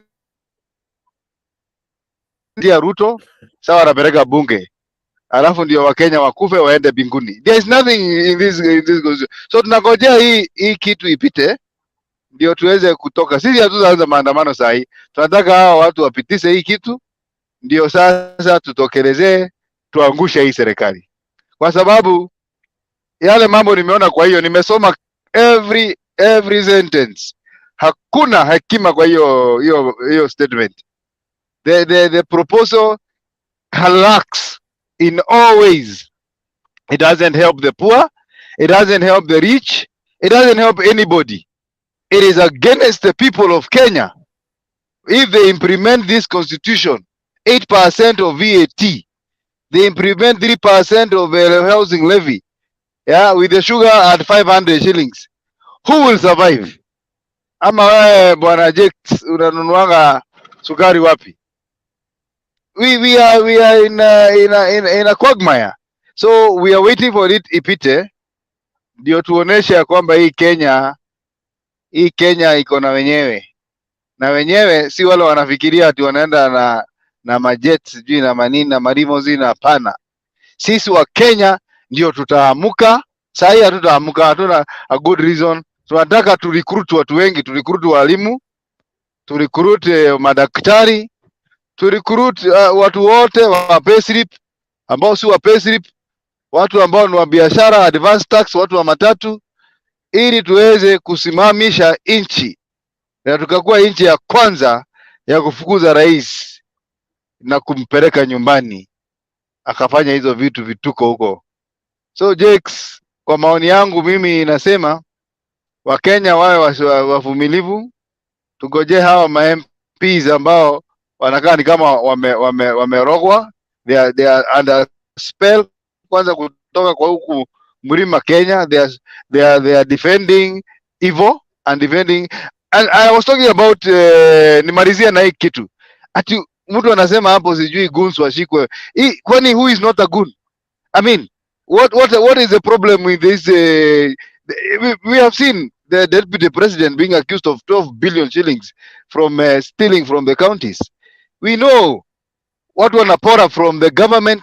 In fact, hii government inanunua all Azimio bloggers at 100,000 shillings. Hata mimi wamenipigia simu nikasema waongeze kidogo ifike milioni 8. But I can tell you the truth. Lakini ngoja nikuulize kidogo SG, kama hujaenda mbele. SG ni allow nikuulize. Mimi siwezi ni allow nikuulize kidogo sababu wote ni Azimio. Nataka nikuulize, manake hii ndio kitu wasijaelewa katika makampeni zetu. Nataka utufafanulie ni vipi tutaenda State House na tutoe mtu ende nyumbani, because that is where I find difficult to understand. Hii maandamano ya kuchukisha bei, najua tunaweza piga kelele mpaka wakarudisha, lakini nataka tu utupatie details. Tutafika vipi tumuondoe president mwenye ako mamlakani State House, mkuu wa majeshi, tumpeleke nyumbani? Nataka tu realistic katika our discussion. So can you let me answer you. Let me answer you. Hata tukitoka saa hii tuende maandamano, tuende State House, legally haujatoa president katika kiti. He can operate from any corner and be the president and the commander in chief. What really happens in many countries where the president has run away, it is when you have fucked up the economy and you are not unable to control the happenings in the country, then you have to run, and that is where we are going. In fact, I don't see the next 6 months us being able to pay debts, being able to pay salaries, being able to, I mean, if the economy collapses, then the presidency collapses, and that is where we are heading to. So my brother, there is nothing that going to the State House. In fact, we are waiting for the economic crash, and then we have a Maandamano on top of it, and then the president will be leading what and leading who? That is where we are going. Kwa hivyo mimi kwangu, kwa vile mimi naonanga kama vile kumefanyika huko Sudan, ni wakati economy doesn't work, You cannot pay your workers. You cannot pay the teachers. You cannot pay the police. So eventually, what do I say? Akwezi shika. That is where we are going, my brother. So usigoje ati mtu anaenda kutoa ati Ruto na viboko huko State House. Ruto mwenyewe ndiye anajitoa na economic policies ambazo ziko absurd na upside down, because as we speak right now, even the investors are scared. The other day alijaribu kuuza hii kitu inaitwa infrastructure bond. Nobody bought, not because that people have no money. It is because he has attacked the rich, he has attacked the poor, he has attacked he has attacked everything in his policies and even in his statement. Because I have never seen a president who is so reckless in his statement like this president. Mara hii ni wagwana, mara sasa anatupiganisha pay slip na wale hawana pay slip. The other day it was dynasty na wale ambao ni watu wanaitangwa hustlers. So these are the things that are bringing him down, and they are doing him very fast. And I can tell you, yeah, whether I'm a prophet or not, I can tell you it is not going to go far, because a country that cannot manage its economic issues and political issues does not survive. A good president and a sober president keeps quiet and consults. Right now, we are supposed to the debts, my brother. And I want to be very clear, because I've gone to good school. I want to be very clear. The debt in Kenya is 65% of the GDP. Number two, the counties, they require more than 15% of the revenue. That is the audited revenue. That is almost 400 to 500 billion shillings. The other thing, the civil service salaries are here as we speak. Because I'm telling you, the reason why unaona hata hii levy inakimbizwa hivi, my brother, ndio kuwe na liquid cash. Kenya is in a cash crunch. Umeelewa? So the civil servant, that is the teachers, the police, everybody, they require more than almost 1 trillion shillings in salaries. Actually, it's 700 billion shillings. So when you look at the books, because we look at these books, you know there is a problem. There needs a lot of carefulness. But what we see from this government, from the president to his ministers, it is reckless talk, fighting Mongeke, fighting sijui what, things that are not going to help the economy. So my brother, usigoje ati watu wa walk State House, Ruto atoroke. Ruto atatoroka kwa sababu ya mismanagement na economic collapse, which is about to happen. In fact, I can tell you without fear of contradiction, I don't see another Canada here with this leadership. Na si kwa ubaya, si ninawachukia, but they look like they are clueless, rudderless, and they have no idea on how to manage public affairs. Okay. Thank you so much, CJ. Before I give someone to ask you a question or anything, Cornelo Chuka, you are to give me your submissions kabla hujapotea.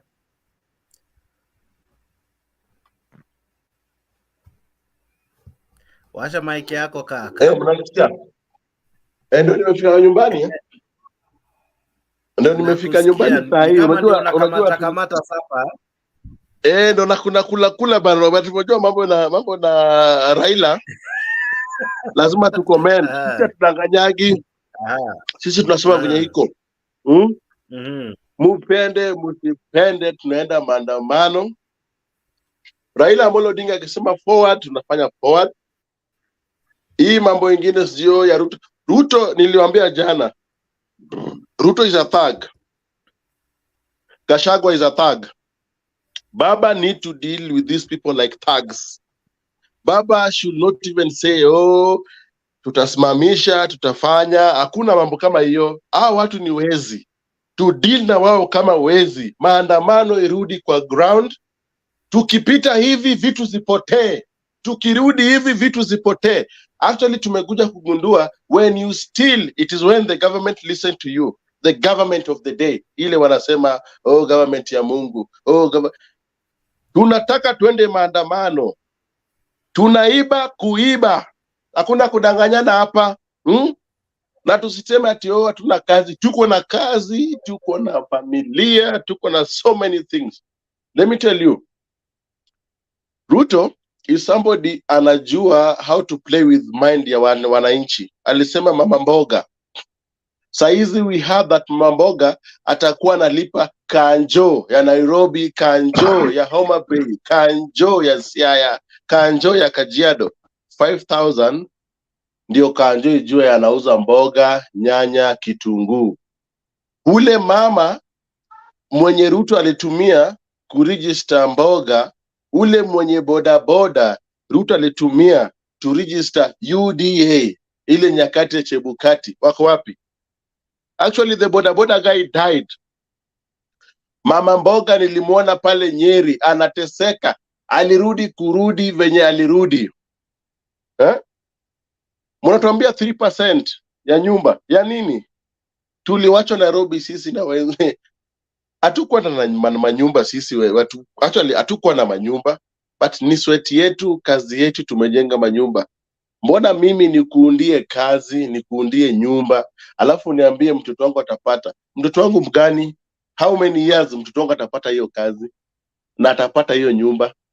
So tuache kujidanganyana. Maandamano tunahitaji, baba rudisha maandamano. Tukipita hivi Moi Avenue kila mtu ameibiwa.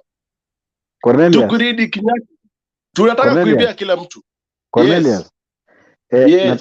Nataka emphasize kitu moja hapa.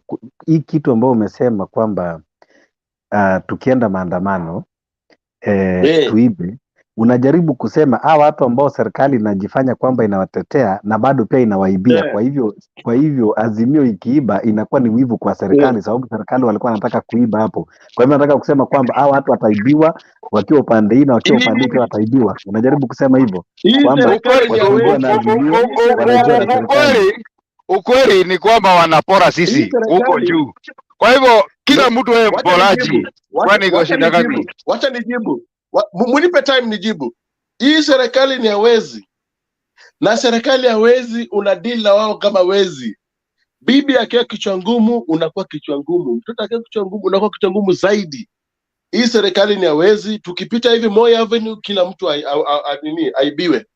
Kenyatta Avenue kila mtu aibiwe. Kama serikali ni hawezi, yule amefungua simu zake anauza simu Moi Avenue ni mwizi. Hiyo ndio serikali unamwibia. Kila mtu aibiwe. Tuibie serikali, tuibie wananchi. Tumeoneshwa kama hakuna heshima hiyo kwa hiyo maandamano ya baba. Hakuna heshima inakosa. Kama rais pia leo watu wamembeleza.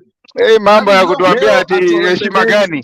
Hatuwezi kuwa ati watu wengine ni wazuri na rais na cabinet ni wakora. Tumeoneshwa na government. Thank you.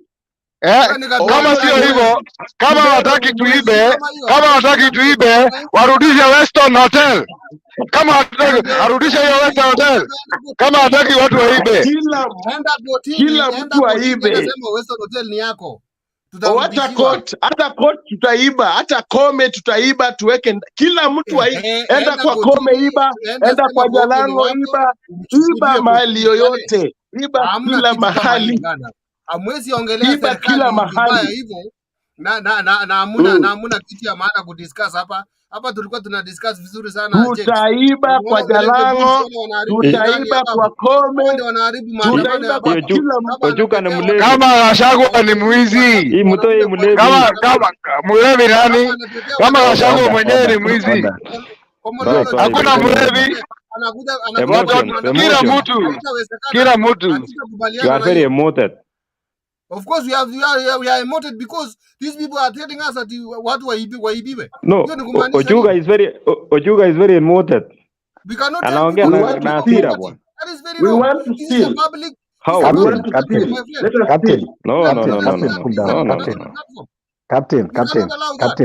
Captain, amependa sana huyo mtu bwana. Let everybody still bwana. Kwani what is the motivation?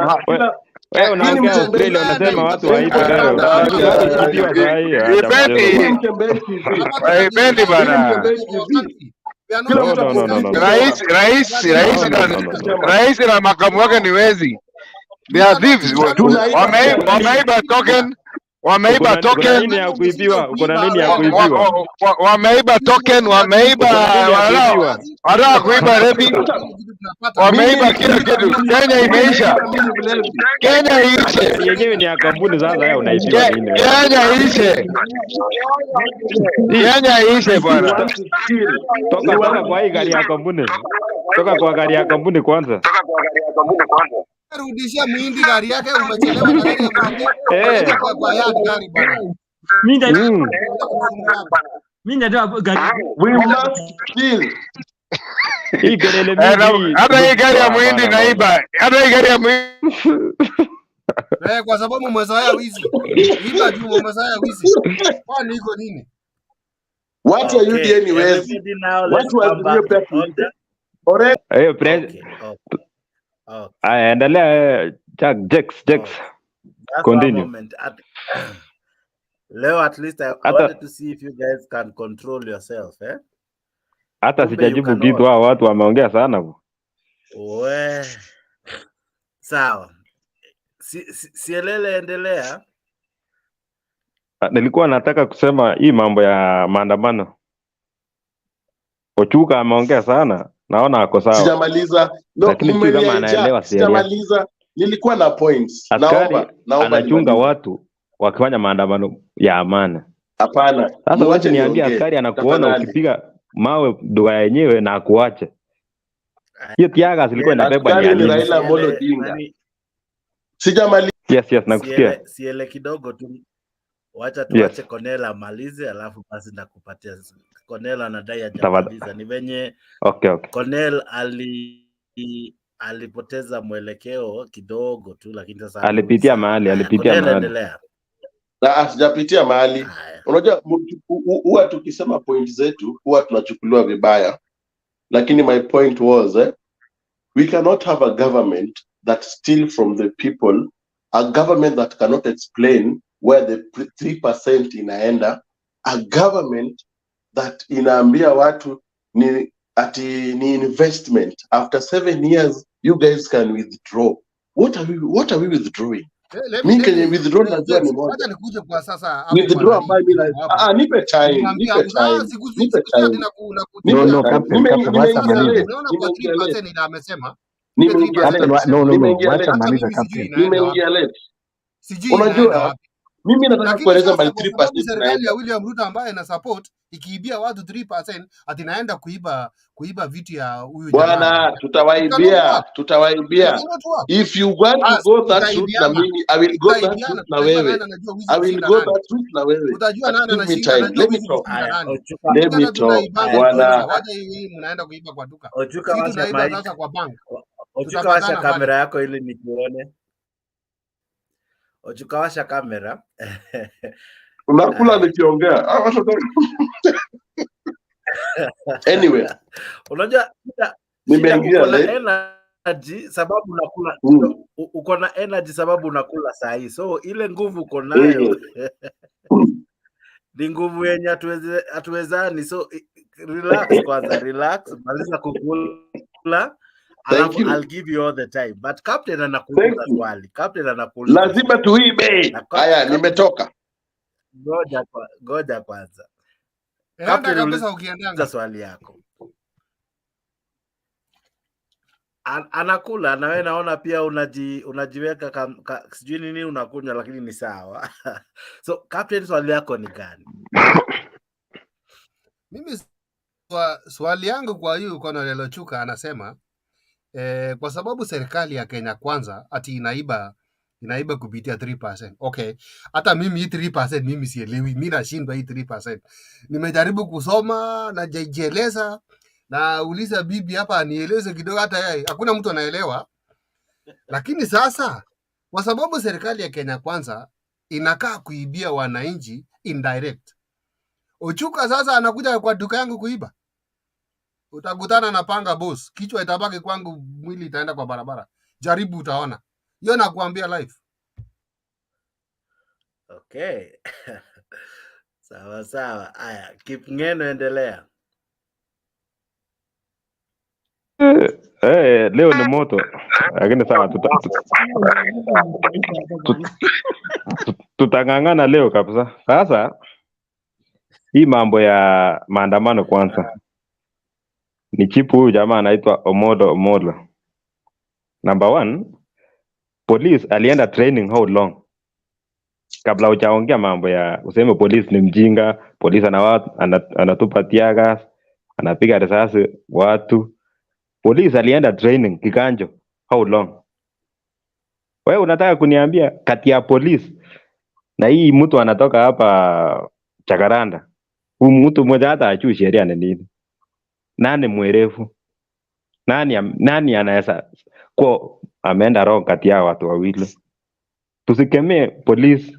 Unakemea police ni binadamu, na yeye sio kupenda kwake mpaka atupe tiaga. Elewa hiyo kitu ya kwanza. Maandamano hii niliona ya wafanyakazi ama walikuwa nini leo ama jana. Hiyo it was decent demonstration.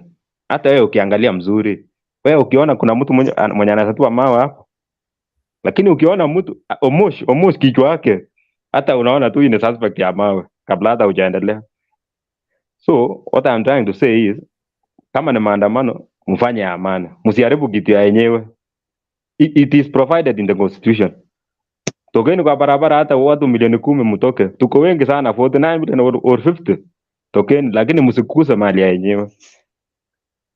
Kabisa. Number 2, tusianze kukemea hii bill. Hii ni wakati wa kuchambua hii bill. Hata sisi tuelewe, hata mimi sijaelewa mzuri, lakini siwezi kemea. Mimi si mwerevu sana mpaka nikemee yote. Tuchambue tujue mahali kuna nini. Let us follow the right way. Tusikemee kila kitu. Mara unaita president Sagaya, mara mwisi, as if you are 100%. No one is 100%.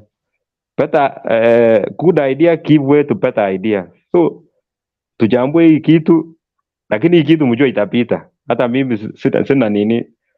Mimi najua tu itapita kwa sababu because of population, because of numbers in parliament. So it is our time now to peruse, tuanze tuangalie hii kitu, tujue ni nini. Lakini tusiana hata mimi 3% ya lewe, mimi sielewe mpaka saa hii. Pengine sijui nitaelezewa mara ngapi ndio nielewe.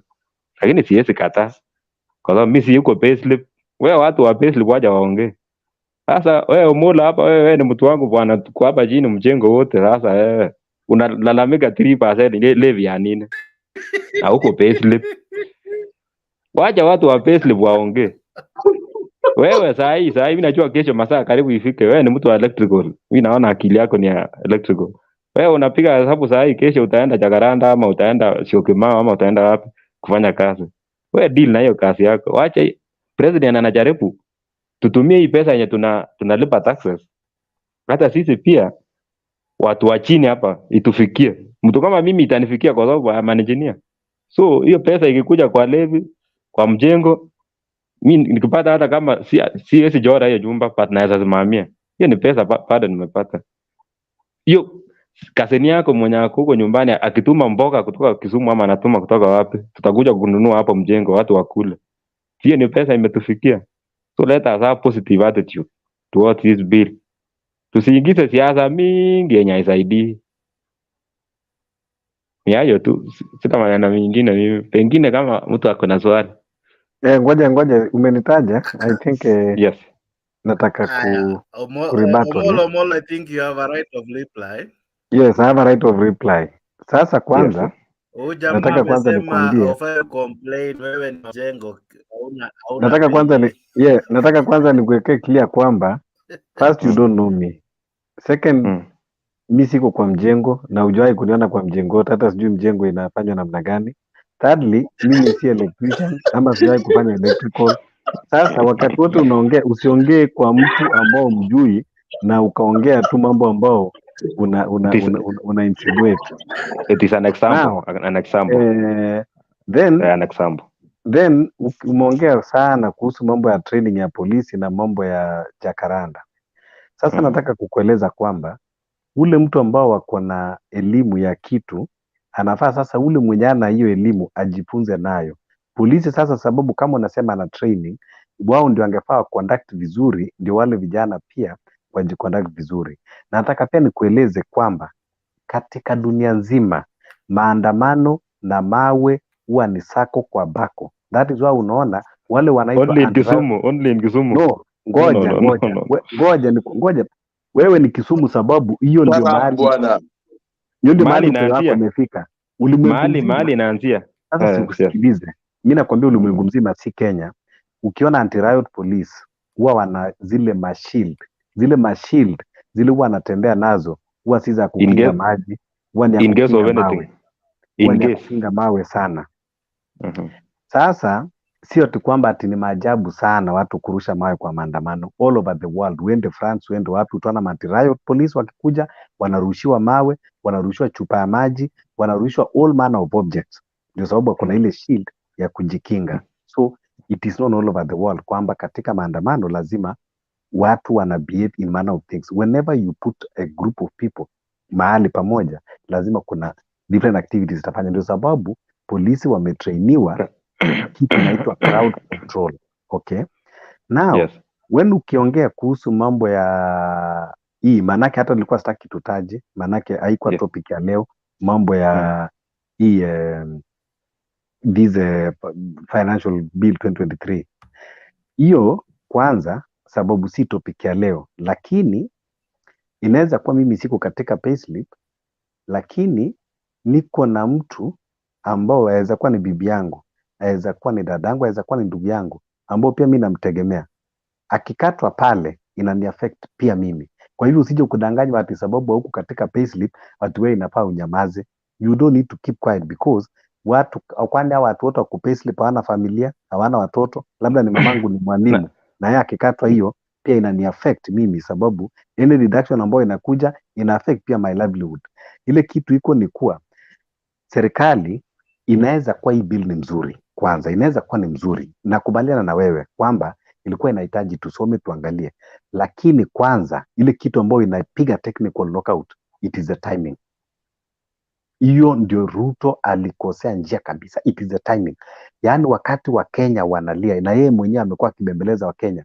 Wacha kidogo turekebishe uchumi. Tunajua kwamba mnaumia. Wacha tulete ni chini. And then unakuja kutax watu ambao tena wanalia. Yaani unaenda kupeleka kilio matangani. That was very wrong. Angegoje mwenyewe afanye mitka zake zile anafanya, watu wavune mahindi, watu wafanye nini, bei ya unga irudi vile alikuwa ambao wameahidi. Then ikifika maybe next year kama sasa labda economy imeanza kushika momentum, alafu sasa ndiye akaintroduce kitu kama hii, maybe watu angekuwa na unajua sasa zingine unaweza kuwa uko na idea mzuri but the timing is wrong. So nakubaliana na wewe kwamba inaweza kuwa hii mimi nimeona hata kama hii mambo mtu alikuwa anaongea mambo ya kutax vyakula vya watoto. Actually si vyakula, ni powder milk ya watoto. Hiyo I know what the president have in mind kwamba unajua katika dunia saizi wamama wengi wamekataa kunyonyesha watoto.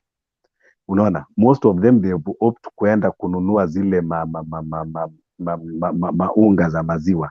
So it is one way also of encouraging the lactating mothers wacha wakuwe na nini ya kubreastfeed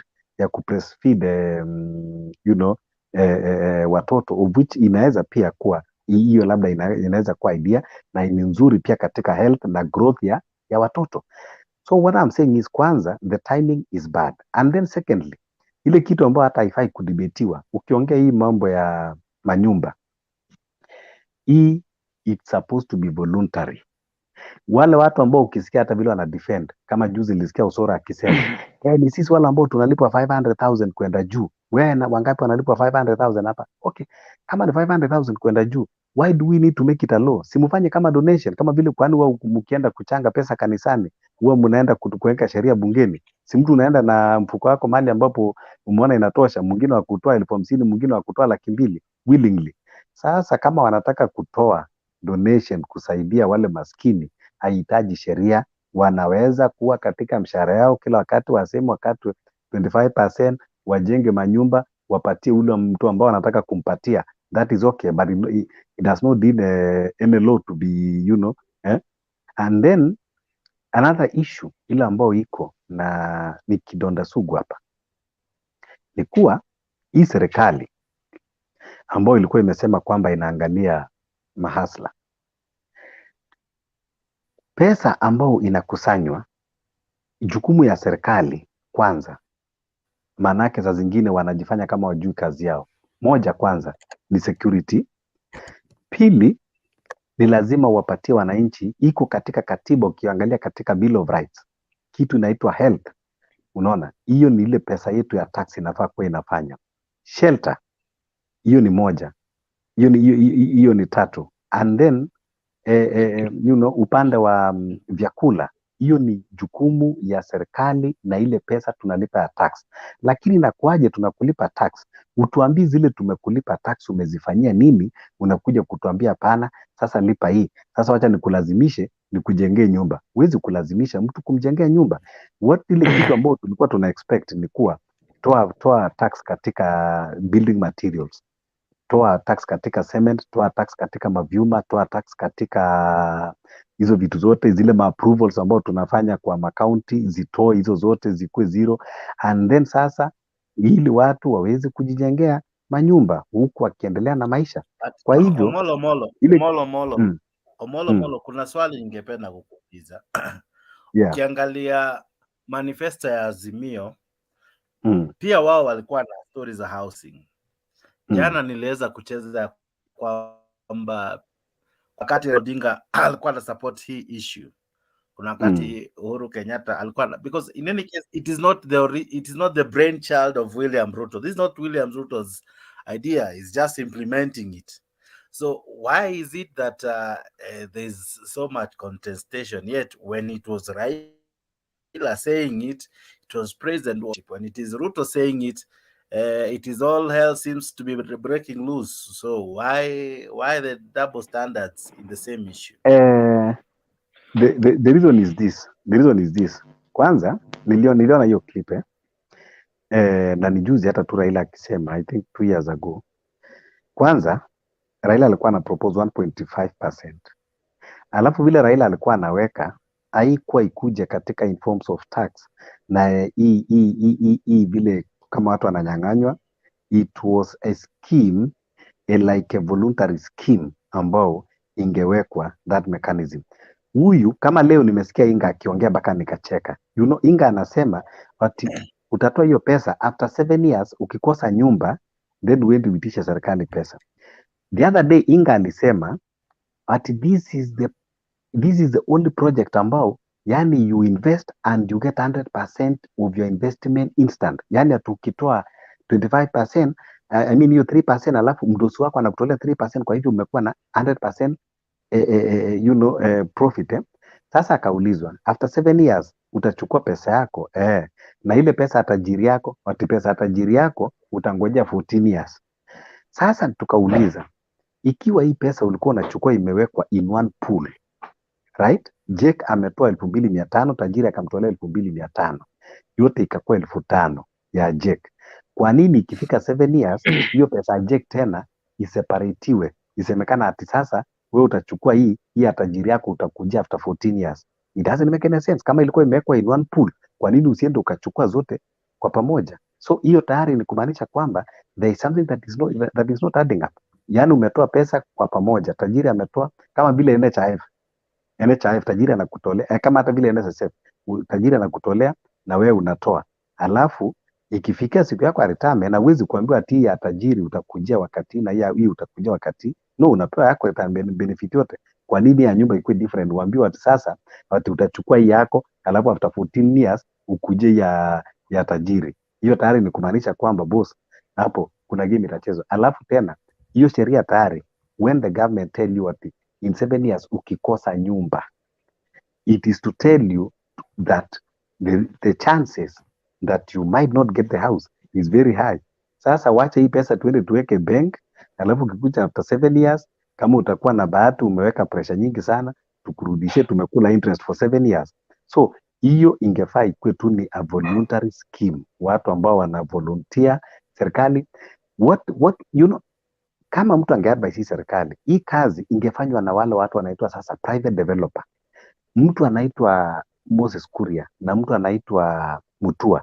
Hiyo ndio kazi wangefanya, kwenda kutafuta developers nje, kwenda kutafuta investors wakuje na pesa, wainvest, wapunguziwe tax, wapatiwe lands, wajenge, then Wakenya sasa waambiwe nendeni mchukue nini affordable housing ile ambao serikali imesaidia au ma investors.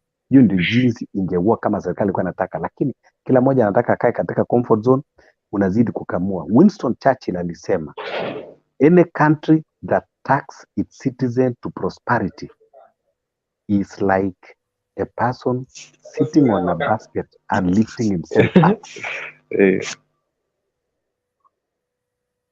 Yes, Jack. Nimemalizia hapo. Okay. Tuseme tu Wakale na Wakikuyu wakati wa 3% kwa sababu walipigia kura. Unajua tukiongea siasa kama hiyo, wacha kuongea Wakale. Wacha. Niko na sababu mbona nimevaa. Usitaje Wakale. Usitaje Wakale. Kwani tuko na makosa Wakale, sasa Wakale ni nini? Kuna makosa kwa Kenya? Uhuru alikuwa president na ni Kikuyu na hatu kusema Kikuyu. No. Usiseme Wakale. Why you not calling you? Why you not calling you Masai or whatever? Tuko na makosa. No. Usitaje lugha ya Wakale. Sasa Wakale wamekufanyia nini?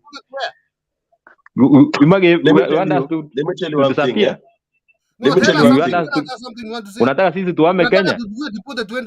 Unataka tuende wapi? Hata sisi tumetajwa. No. Sisi hatujataka chini ya maji, lakini unakuja kusema Wakale na Wakikuyu. Unataka wamekufanyia nini Wakale? Unataka tuende wapi? Mnakula time yangu. No. Ni wewe unaharibu. Mimi ni mtu strong na nguvu. We are extra strong. I'm extra strong. So niseme pole. Apologize for that. Apologize. Nimesema pole. Nimesema pole. Munipe time niongee. Continue. Bwana wacha feelings. Munipe time. Nimesema pole bwana. Bwana manga.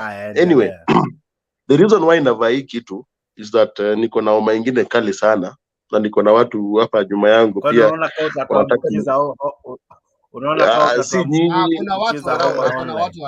Kuna watu around na unajua watu wao wanapenda nikitoa points na sitaki niwaambukize hiyo mambo ingine unajua.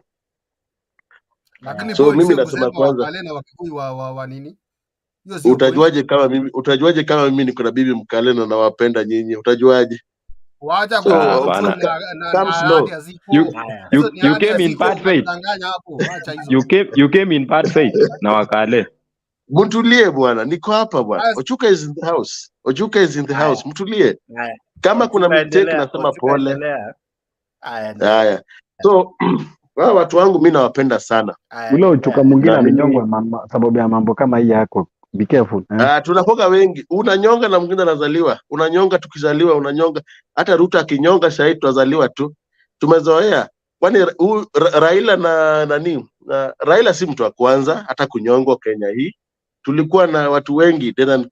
Wewe usiache niongee. Anyway, mimi nataka kusema kitu moja. Na ni kitu ya ukweli. Samoi tunampenda sana. Samoi tunamsikiza. Na napenda the fact that Samoi alitoka ODM. Samoi ni rais. Tunapenda hiyo kitu sana. But Samoi pia anafaa kujua kitu moja. Baba yake bado ni Raila Amolo Odinga. Samoi hakuna kitu ambaye anaweza fanyia Raila Amolo Odinga na si tisho. Hata Raila alimwambia kwa macho, wewe nakujua. Wewe utapiga yapi huko, baadaye utanyamaza. It is true. Now, mambo na housing, mambo na venye maisha inaenda. Maisha iko pagumu sana. Na hakuna kubembeleza mtu hapa. Hata jana nimesema hapa. Ikiendelea hivi for the past 2 years tutakuwa tunaenda popo, lakini hakuna kitu natoka. Ni tissue iko hapo, happy iko hapo, but hawezi toa because Samoi is the one now controlling what you eat, what you give and what you earn. Now Samoi pia anafaa kujua kitu moja. Kuna watu ambao wanafanya kwa serikali na watu ambao wanafanya kwa serikali hawapendi 3%. Like either uwaambie watoe willing ama usitoe. Na mimi najua hii Kenya hata nyinyi mnajua watu watano, yeah? Apart from me nikisema wa 6. Watu ambao wanafanya kwa serikali wako na manyumba, wako na manyumba, na si nyumba moja, si nyumba mbili, si nyumba tatu, wako na manyumba. Mbona uwalazimishe kuwanyang'anya 3%? Mbona 3% ilikuwa kwa serikali ya Uhuru Kenyatta, but alishindwa kuimplement because we could not buy about it. Actually 3% na mambo na gayism, mambo na wanaume kupendana kwa wanaume, wanawake kwa wanaume ni kama tabu hapa Kenya. Hiyo ndo 3%. 3% ni kama mwanamke anapenda mwanamke mwingine, na kuna wanaume wanapenda wanaume wengine, na kuna wanawake. Hiyo ndo 3%. Na Samoei amekanyaga waya. Hii ni life wire. Hii satudanganye yeye. So akijua anafaa kutoa hii kitu, lakini sisi ni watu wa Azimio, sikumpigia na simpendi, sitawahi mpenda mpaka Raila aseme mpende, mpaka Raila aseme now Samoei William Ruto is the president of the Republic of Kenya. Nitaheshimu hiyo, but because Raila hajasema hiyo, Samoei ni kama mwizi. Hii serikali ni serikali bandia, ni serikali ambayo inatumia kifua. Naomba watu wa Azimio wote ambao wananisikia tutumie kifua. Ukipita hivi tupite na vitu. Cornelius, don't insult our intelligence. Huwezi kusema kwamba tunachukia mtu sababu mwingine amesema. You want to tell me that kwamba sasa unajua tusikae that cult like mind kwamba bwana baba akisema ingia kwa shimo unaingia kwa shimo, usinikate. Baba akisema ingia kwa shimo unaingia kwa shimo, usiulize shimo iko na mamba, usiulize shimo iko na kisu, unaingia. Baba mgani? Unajua mnanikata, kwani wewe una baba kwako wewe? Mbona una baba ya nani? No, is right. No, kusema baba usipende. Unajua mnanikata. Mkiongea mnapewa time. Hata mimi ni baba. Hata mimi ni baba. Nikisema utaenda. Wewe ni fake baba, ulipi salary, ulipi fee. Wewe tulia. Ulipi unajuaje? Unajuaje? Basi mwache niongee. Mbona mnaongea mingi? Unajua mnipe time niongee. Unajua mimi huwa nakuwa polite. Hata Jackson anajua. Nikiamua kuwaka nitawaka. Wewe unataka tunajibu. Unipi time. Unajua hii kipindi ya Jack, it's about respect. Just one moment so that you have peace. Allow Cornel to finish. If you don't agree, I'll give everybody an opportunity to respond. Yes. No, but it should also be. It should be decent. It should be decent. Si kuja kuprovoke. Hii kipindi inaonwa kila mahali, nchi ya nje, ndani ya nchi. So kuna watu wananipenda, kuna watu wanipendi, na nimeona watu watatu wanipendi, but lazima nizungumze. Hiyo ndio lazima urespect baba. Kama usirespect baba, sisi ndio tuko hapa ku make sure wewe urespect baba. Si ati lazima uongee about Samoei ni kama tunapenda. Samoei ni nani? Lazima uongee kuhusu baba vibaya hapa. Kuna mtu amesema baba ni mbaya hapa? Nipe time bwana. Nipe time. Tulia bwana. Unauliza mambo ya time? Tulia bwana. Tulia. Kuna wakati baba alikuwa baba. Enda oga na maji baridi urudi. Enda oga na maji baridi urudi. Kuna wakati baba alikuwa baba, sio sahi. Hamtatutisha bwana. Enda oga na maji baridi urudi. Kuna wakati baba alikuwa baba, sio sahi. Sasa nyinyi mnajua nini? Nyinyi mnajua nini na meno yenu iko nje? Mnajua nini? Mnataka nianze kuongea mbaya, mnajua nini? Si unaona sasa? Si unaona sasa? Niko ndani. No, Ochuka don't abuse people. What is that? They're not giving me time. They're pushing me.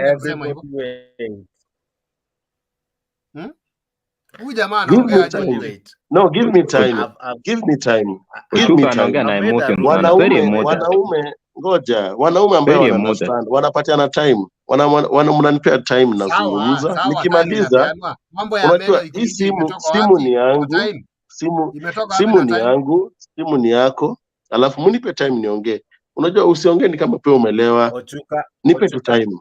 Ochuka, one moment. One, I want you to apologize to this able panelist, because you have made a very inflammatory statement. Very wrong. It's very bad. Everyone ameomba kivyake, and We are here not because we are showcasing any beauty or anything. We are here because we are discussing issues. So let's not attack anything, right? So I call on you to apologize to these able panelists Haya, before we even go ahead. apology, but wanipe time. Nimeomba msamaha, sitaki kuwakosea, but mnajua pia lazima munipe time. Mkiongea about baba, about watu wa baba, tunasikia uchungu, but you always give Dakika time. mbili, endelea. Nakupea dakika mbili, endelea.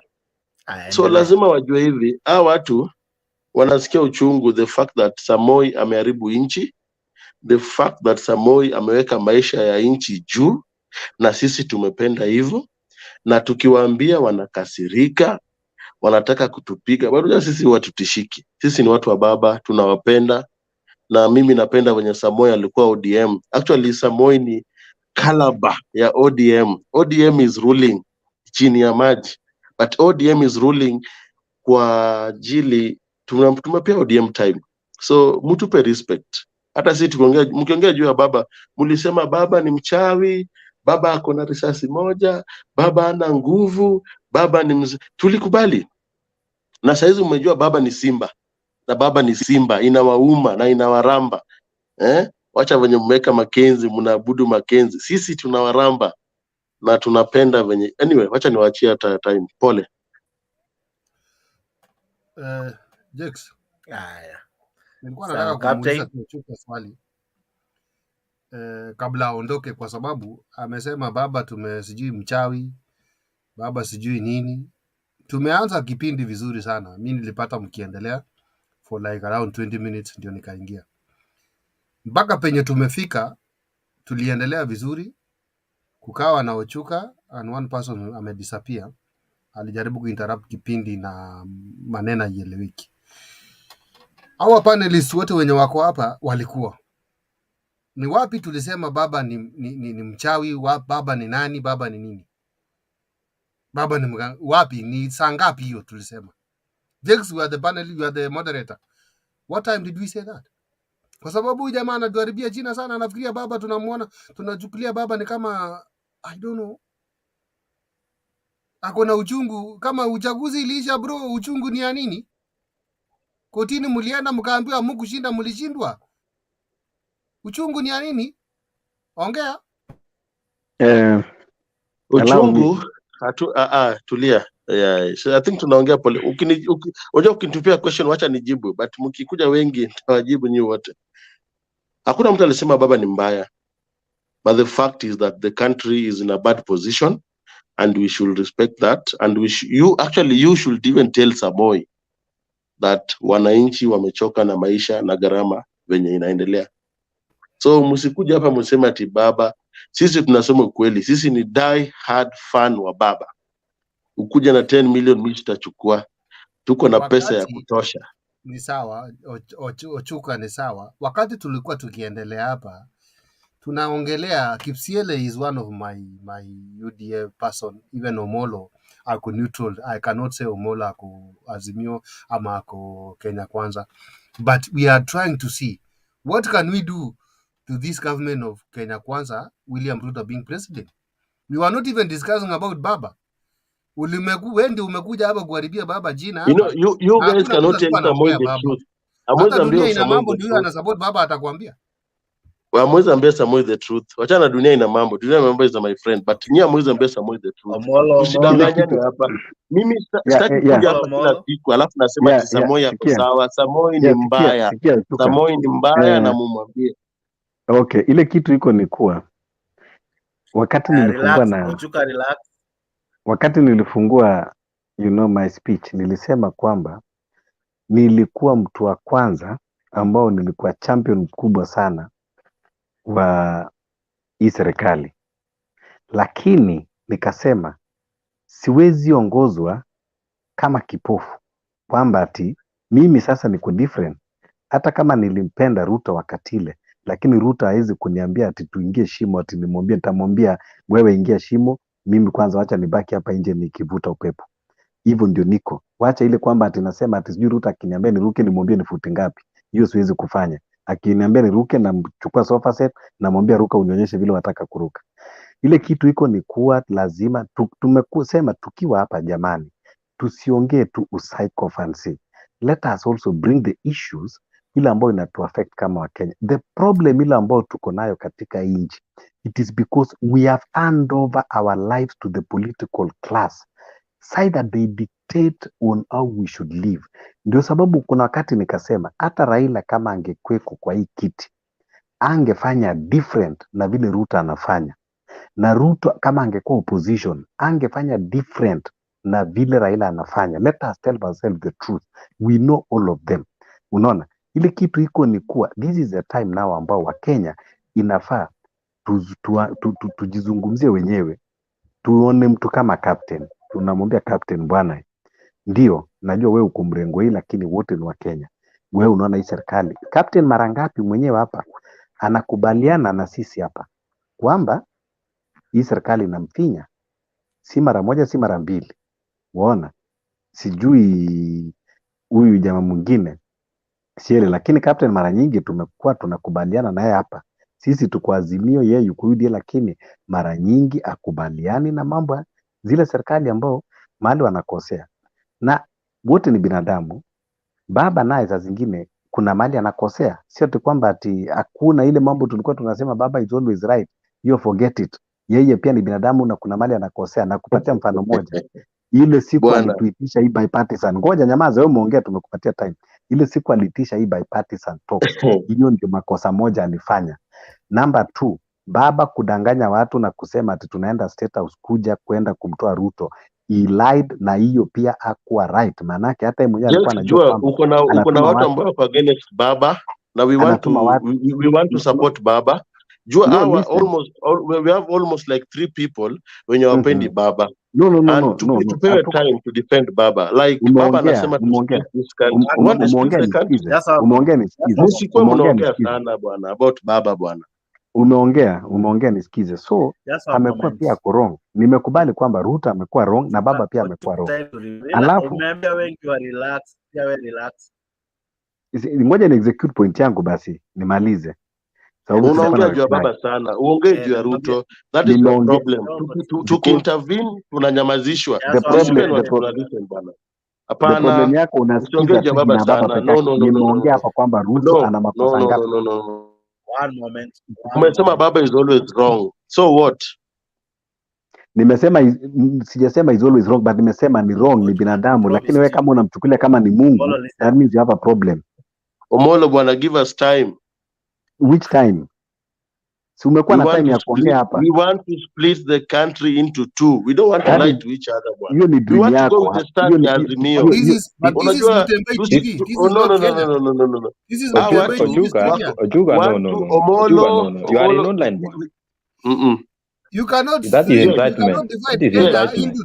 Tupe time to tete baba. Tupe time to tete.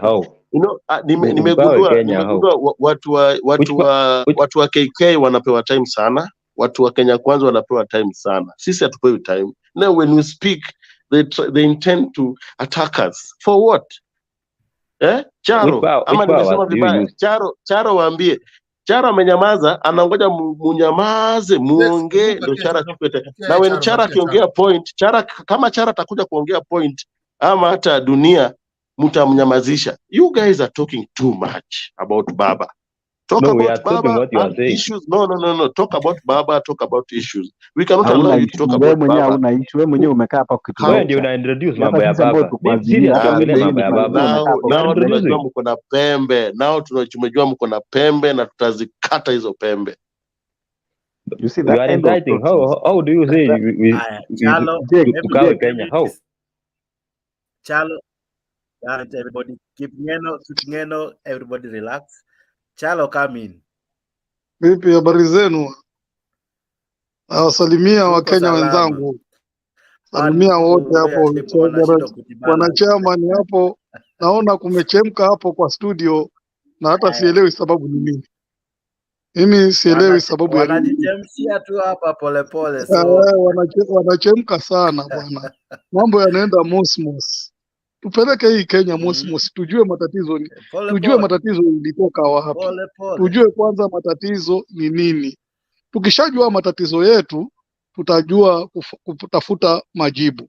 Lakini tusipokuwa na kujua matatizo yetu, tutakuwa na shida. Na shida, unaona, sisi nafikiri kwa panel hapa tuko watu kama 6, mwenye chairman wewe ni kama wa 7 hapa. Kama sisi watu 7 hapa tayari, kama sisi watu 6 hapa tayari, hatuwezi kukaa tukaelewana. Wewe unafikiri Kenya tutaelewana vipi mpaka tuijenge vizuri? Takuwa ni shida, na hiyo shida ndio iko kwa Kenya saa hizi. Kila mtu anasema mimi wangu ni huyu, mwingine anasema wake ni yule. Hata wewe yeye unaimtetea, unasema ni wako, yeye pengine hata amekula, wewe hata pengine hujakula. Mashida yametupamba. Tuangalie hizi shida ambazo zinatupamba, je, tutazitatua vipi? Na hiyo ndio ambayo hii fujo ambayo inaendelea hapa, ndio fujo tunatokea nazo mpaka kwa kupiga kura. Tunaenda pale tunaanza kupigana nini na nini. Wajua si watu weusi, kama sijui shida yetu huwa ni nini, lakini tukiomba ukweli huwa tukasirika. Na tukikasirika tunataka kupigana. Watu walipigana vita ya dunia wakamaliza, hakupiganwi. Tunaweza tuka-argue, lakini vita hakuna. Mimi siwafichi, niko na Europe, hata sasa nimeingia kutoka kazini, nimekaa hapa Europe over 25 years. Watoto wangu nimewazaa hapa na ni Waafrika, nimetoka nao Kenya na ninafanya kazi hapa, nimefanya kazi maisha yangu yote hapa, sasa naelekea kuretire. But kitu ambacho sielewi ni kwamba Wakenya wote, mimi kila mwaka niko Kenya, nyumbani ni Mombasa, na kila December niko 1 month Mombasa, na ninaona Mkenya hata akiingia kwa klabu, ukiingia na bibi yako amevaa nguo fupi, kuna mwingine yeye anataka kumshika kwa sababu si sheria. Mtu mwingine ukimwambia ukweli, Mkenya huwa yakasirika. Akikasirika anataka kupigana. Na hiyo ndio shida ambayo sisi wa Afrika mpaka tuitatue. Tukitatua tu hiyo shida, tukielewana, tukiwa kama ndugu, tukiwa kama ndugu, tutaifanya hiyo Kenya iwe mzuri na tutaenda mbele. Lakini tukiwa tuna mgawanyiko, na hawa mapolitician wetu huwa wanataka kutugawanya namna hiyo, ndio wanasikia raha, wanatudidimiza, ndio tuwe tuna shida saa zote. Wakitoka kuomba kura, basi sisi tunawashangilia. Manake mimi nilikuja wakati wa campaign, nilikuwa niko huko, nilikuta paka pahali kuku amekufa, politician wanakuja wanahubiri. Pahali kuna kitu kidogo, politician walikuwa wanakuja. Saa hii hakuna politician ambaye anasikia lolote. Hata wanasikia bahasha brown, ni pesa ndio wanatafuta. Je, sisi tunatafuta nini? Sasa tukija tukikosana kama hapa, wale mapolitician wao wanafurahikia sana.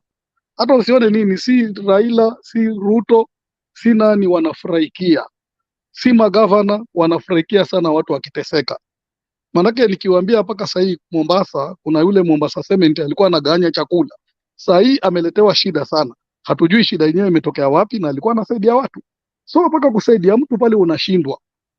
Mimi sasa hii tayari hapa nilipo, hii miaka nimefika, nikija Kenya mtu akiniambia yeye ni pastor, huwa sitaki hata kumsikiza kabisa. Kwa sababu najua either atanidanganya ama ataniambia ukweli.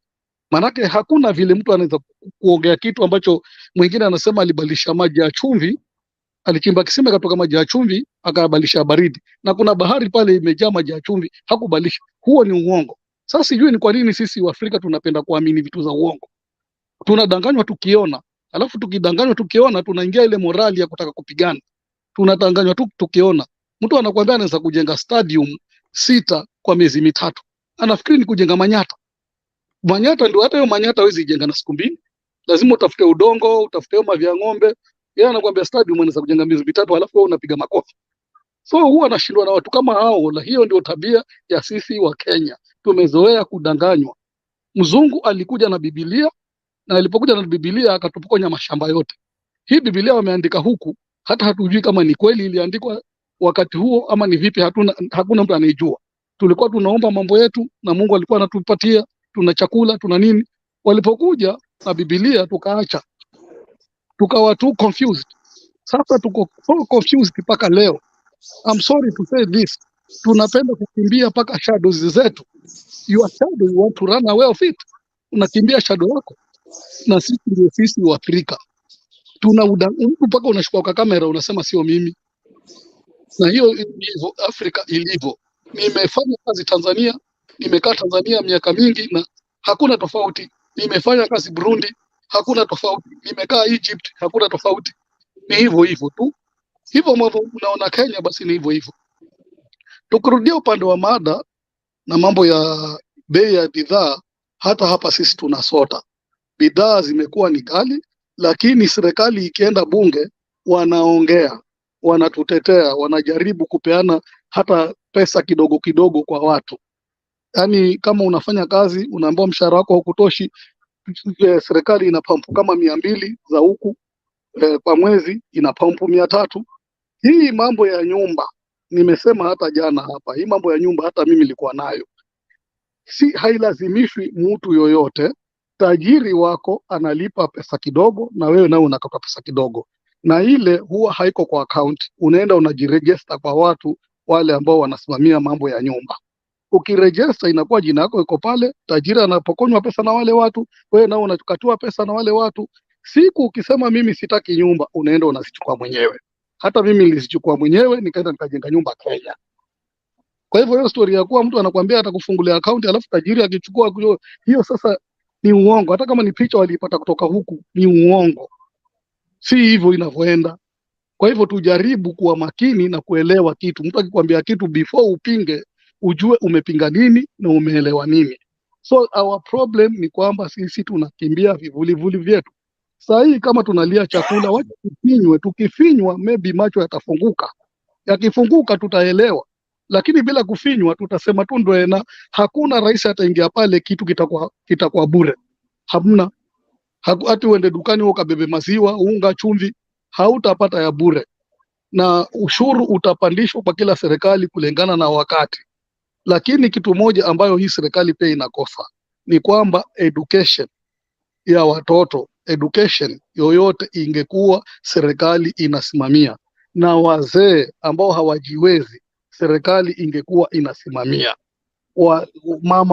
Mama wazae, mama wenye kwenda kujifungua, healthcare ni muhimu sana, maana healthcare ndio inafanya mtu unakuwa na akili nzuri. Lakini kama wewe utaenda hospitali unayewe NSSF na unaenda pale unaambiwa hakuna madawa, wewe ulikuwa utaenda wapi? Hiyo pesa ilienda wapi? Hiyo pesa inakufanywa ushuru. Hapa sisi tunaishi kama binadamu, serikali inatujua, lakini pale wewe hata ukikufa huko hakuna mtu anayejua, hakuna mtu anataka kujua. Hospitali zimejaa wagonjwa, hawana hata vitanda, wanalala chini. Ukienda hizo public hospital, kama mimi nitaongea kuhusu Makadara, maana mimi Nairobi sijui, taongea cost general. Ukienda pale ndani hata ni kama ambao umeenda kufa, si ati umeenda upone. Na imagine una NSSF unalipa. Haya, ushuru wa nyumba unakatwa, utakatwa ushuru wa nyumba. Je, wale ambao hawana kazi watafanya nini?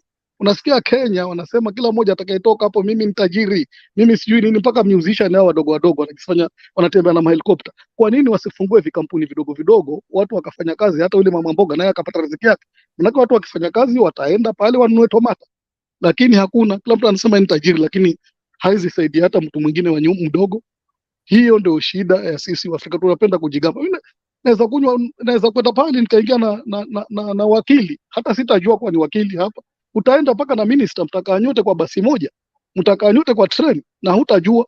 Lakini kule nyumbani wacha mtu afanye pesa kidogo, awe tu sijui sijui anaitwa nini hiyo, anakuwa anachukua na kiburi. Ile pesa ambayo ni afasaidie raia wake anaifanya ni yake.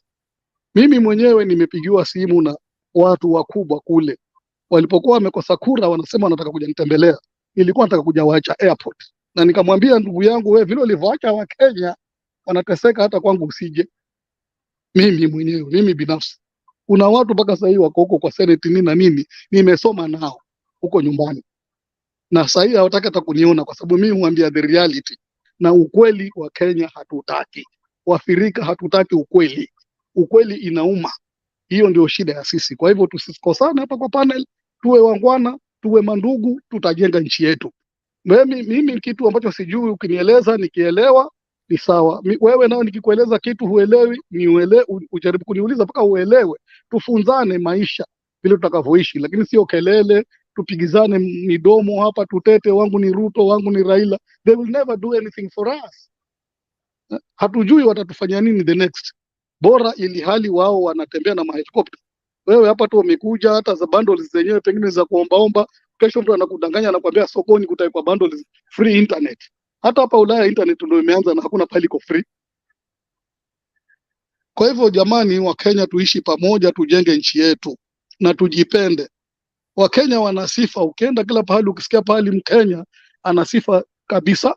Wana sifa, tunakimbia mbio, tuna akili, tuna elimu, lakini ule sijui ni nini imetukava kwa macho. Hata mtu anakuambia hii ni giza, wewe unasema ni mchana. Unaambiwa hii ni mchana, unasema ni giza. We see things very different. Hatujui ni kwa nini. Mimi maisha yangu nimekaa hapa, lakini natamani sana niwe niko nyumbani. Napenda sana, hakuna nchi nzuri hapa duniani kama Kenya, kama hamjui, lakini tutaiharibu kwa sababu hii mambo ya mtu wetu. Hata mimi ni Mgiriama, mtu wangu ni fulani. Tunaambiana ukweli, kama ni mbaya, tunaambiana ubaya, tunaambiana, na si vita, ni kuongea na kuelewana. Haya, nafikiri dakika zangu zimeisha, nitawasikiza wenzangu pia nanyi mtoe maoni yenu, lakini tuwe kitu kimoja kama Wakenya, tusikuwe divided tafadhali. Okay. Dunia ina mambo.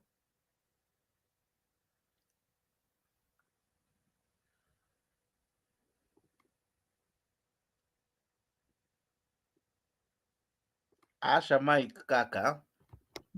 Asante sana kunipea that time, na pia asante sana mzee wetu, mzee ako Chuka nani anaitwa nani, sio Chuka ni kijana tu, Chura anaitwa nani, wewe ameongea sasa hivi, hapo jina yake sioni vizuri, Charo.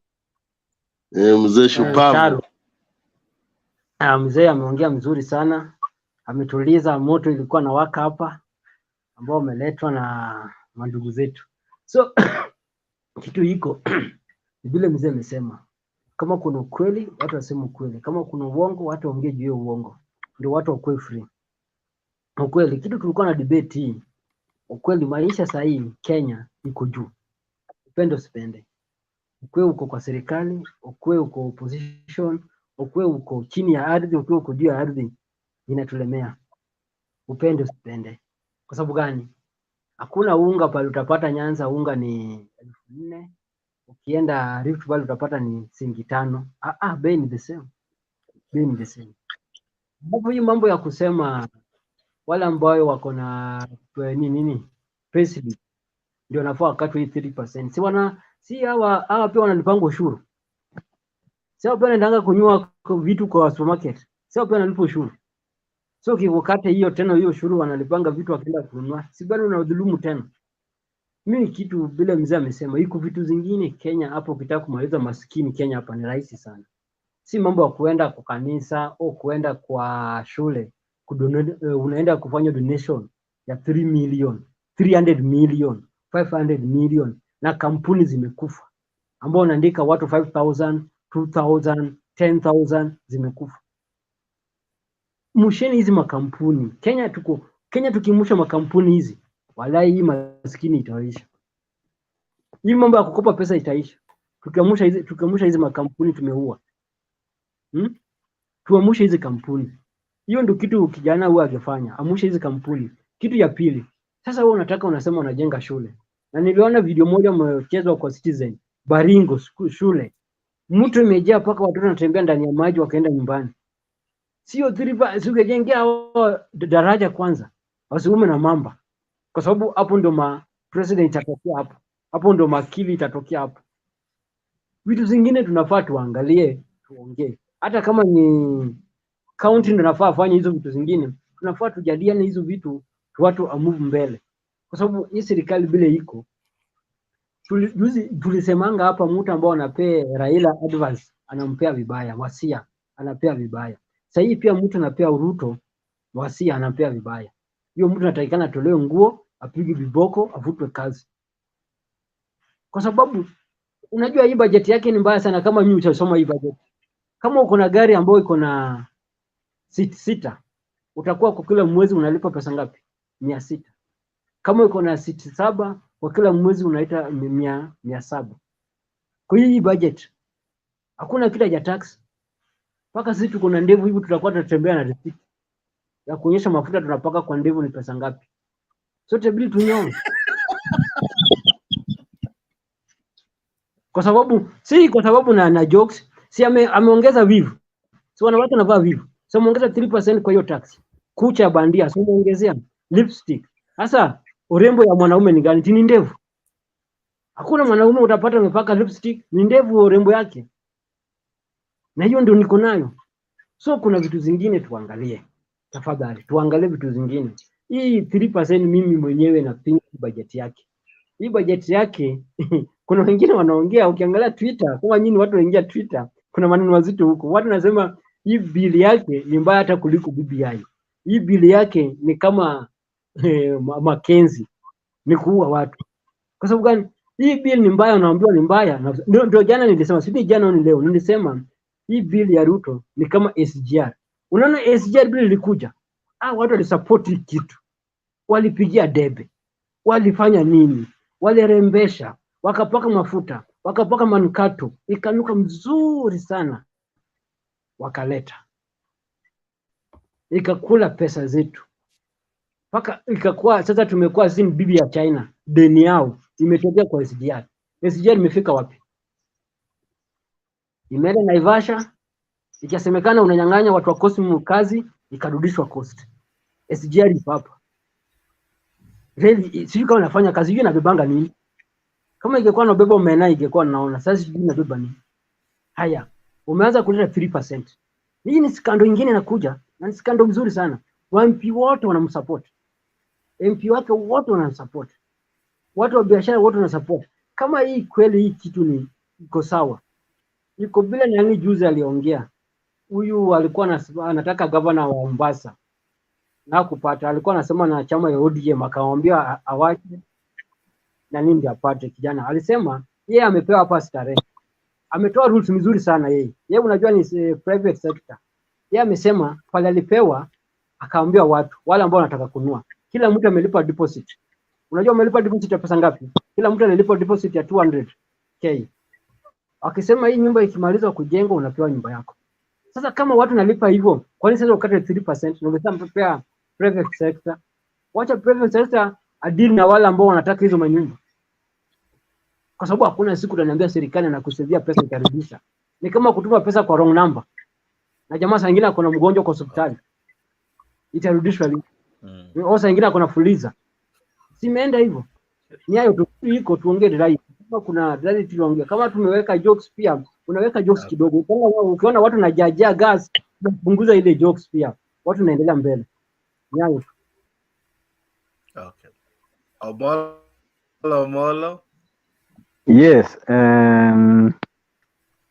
nafikiri mjadala unaenda vizuri, sababu ile kitu iko ni kuwa nimependa vile mzee wetu Bwana Charo amezungumza kuwa wakati tunajadiliana issues sisi kama Wakenya, unajua kule Coast tuna msemo tunasema vita vya panzi ni neema kwa kunguru. Sasa hata wakubwa wanapotusikiza kwamba tunavutania huyu Ruto, huyu Raila, ona, na zile issue zetu ambao tunafaa tuzungumze wenyewe hata tuzizungumzi, inakuwa sasa kuwa ni neema kwao. Ukiangalia nchi yote, kwanza mimi nilisema kwamba nilikuwa na support serikali, na vile ikipotea njia ninakatana nayo na nikarudi kwa upande huu mwingine wa opposition. Lakini nchi yote ndio tunajua kwamba ni lazima ilipe ushuru ili iweze kujitegemea, na Ruto haizi kuwa different na president wengine wa dunia, sababu serikali yote inaendeshwa na nini? Inaendeshwa na tax. Hatukatai, lakini tunasema kwamba kuna vitu zingine pia ya kuangalia hata kibinadamu kwanza.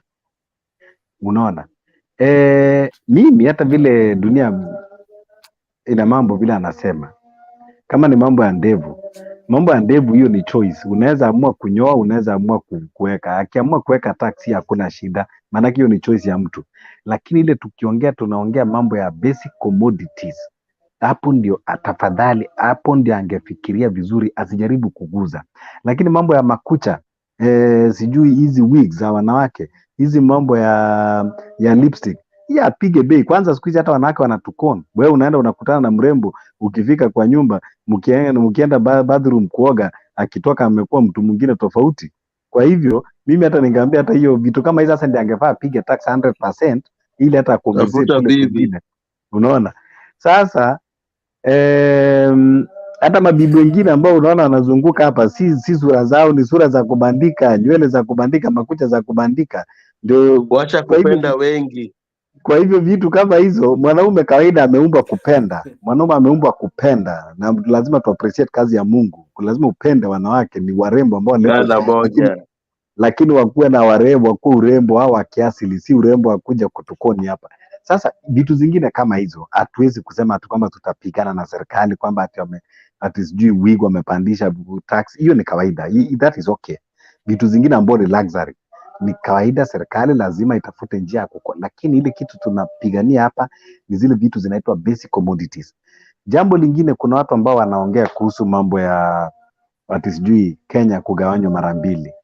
Nataka kwanza kusema kwa analysis yangu kwamba saa zingine kuna mjadala mwingine ambao inafanyaga saa zingine, yani hata wewe mwenyewe unasikia hata kujichukia kama unaona ati kuna watu wana reason mambo kama hiyo.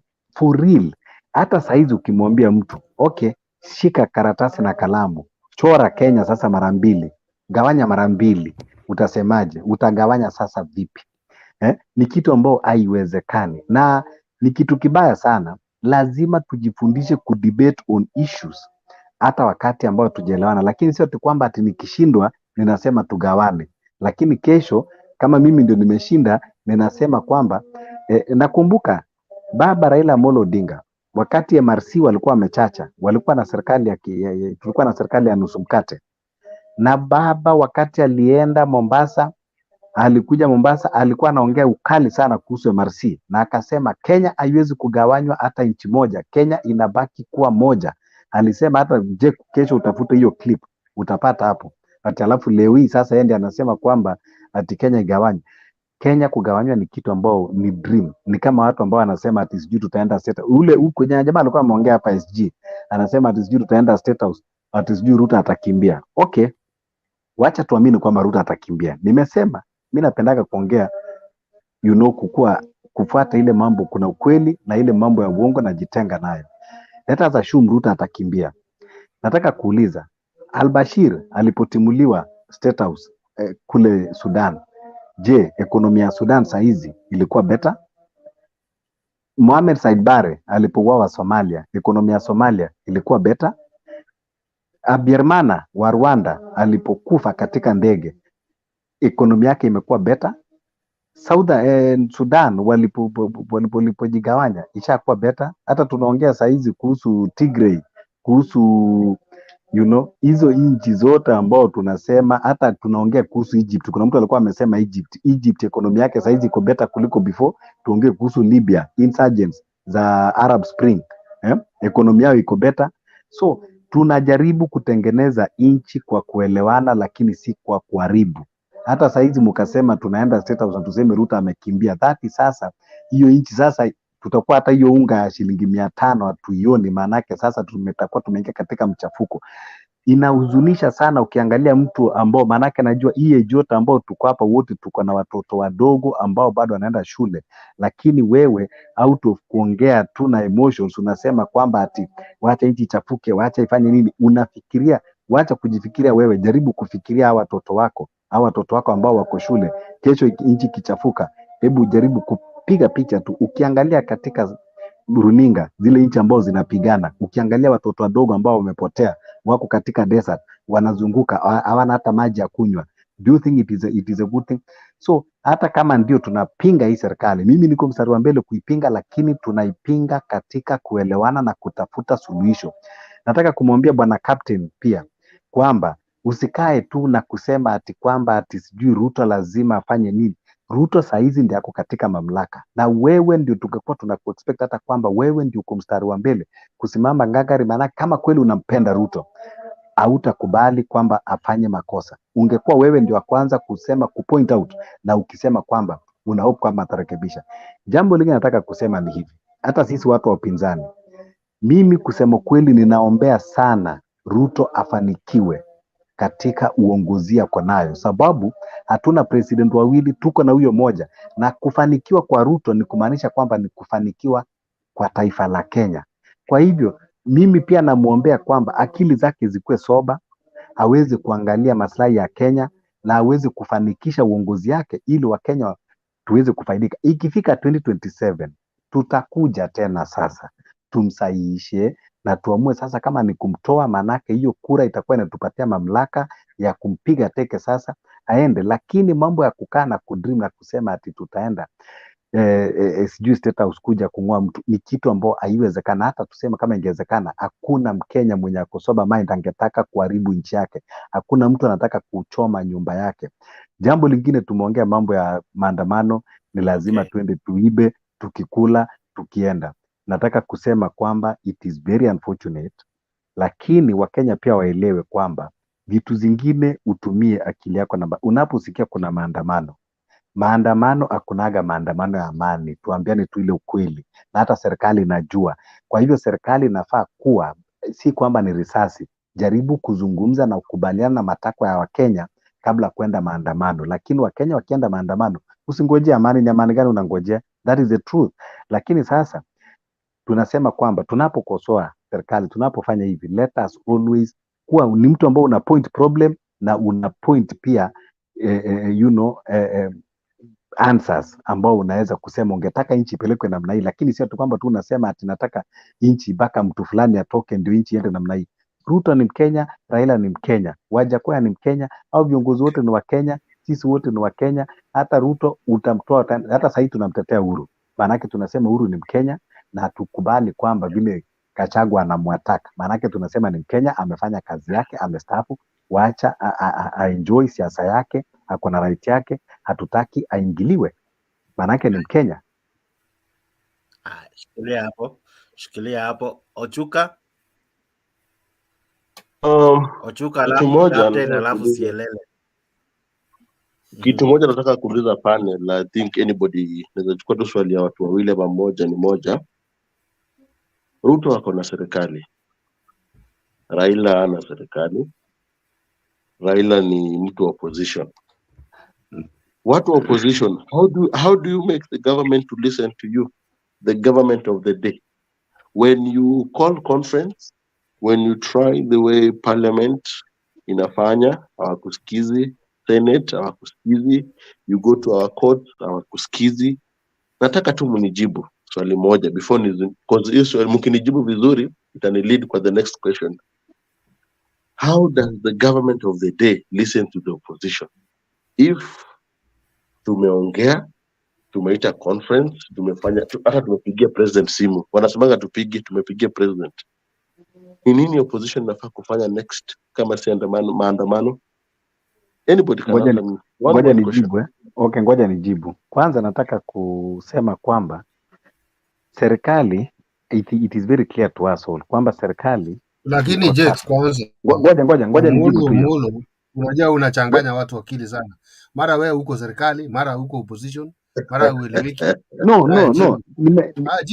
Ngoja nijibu.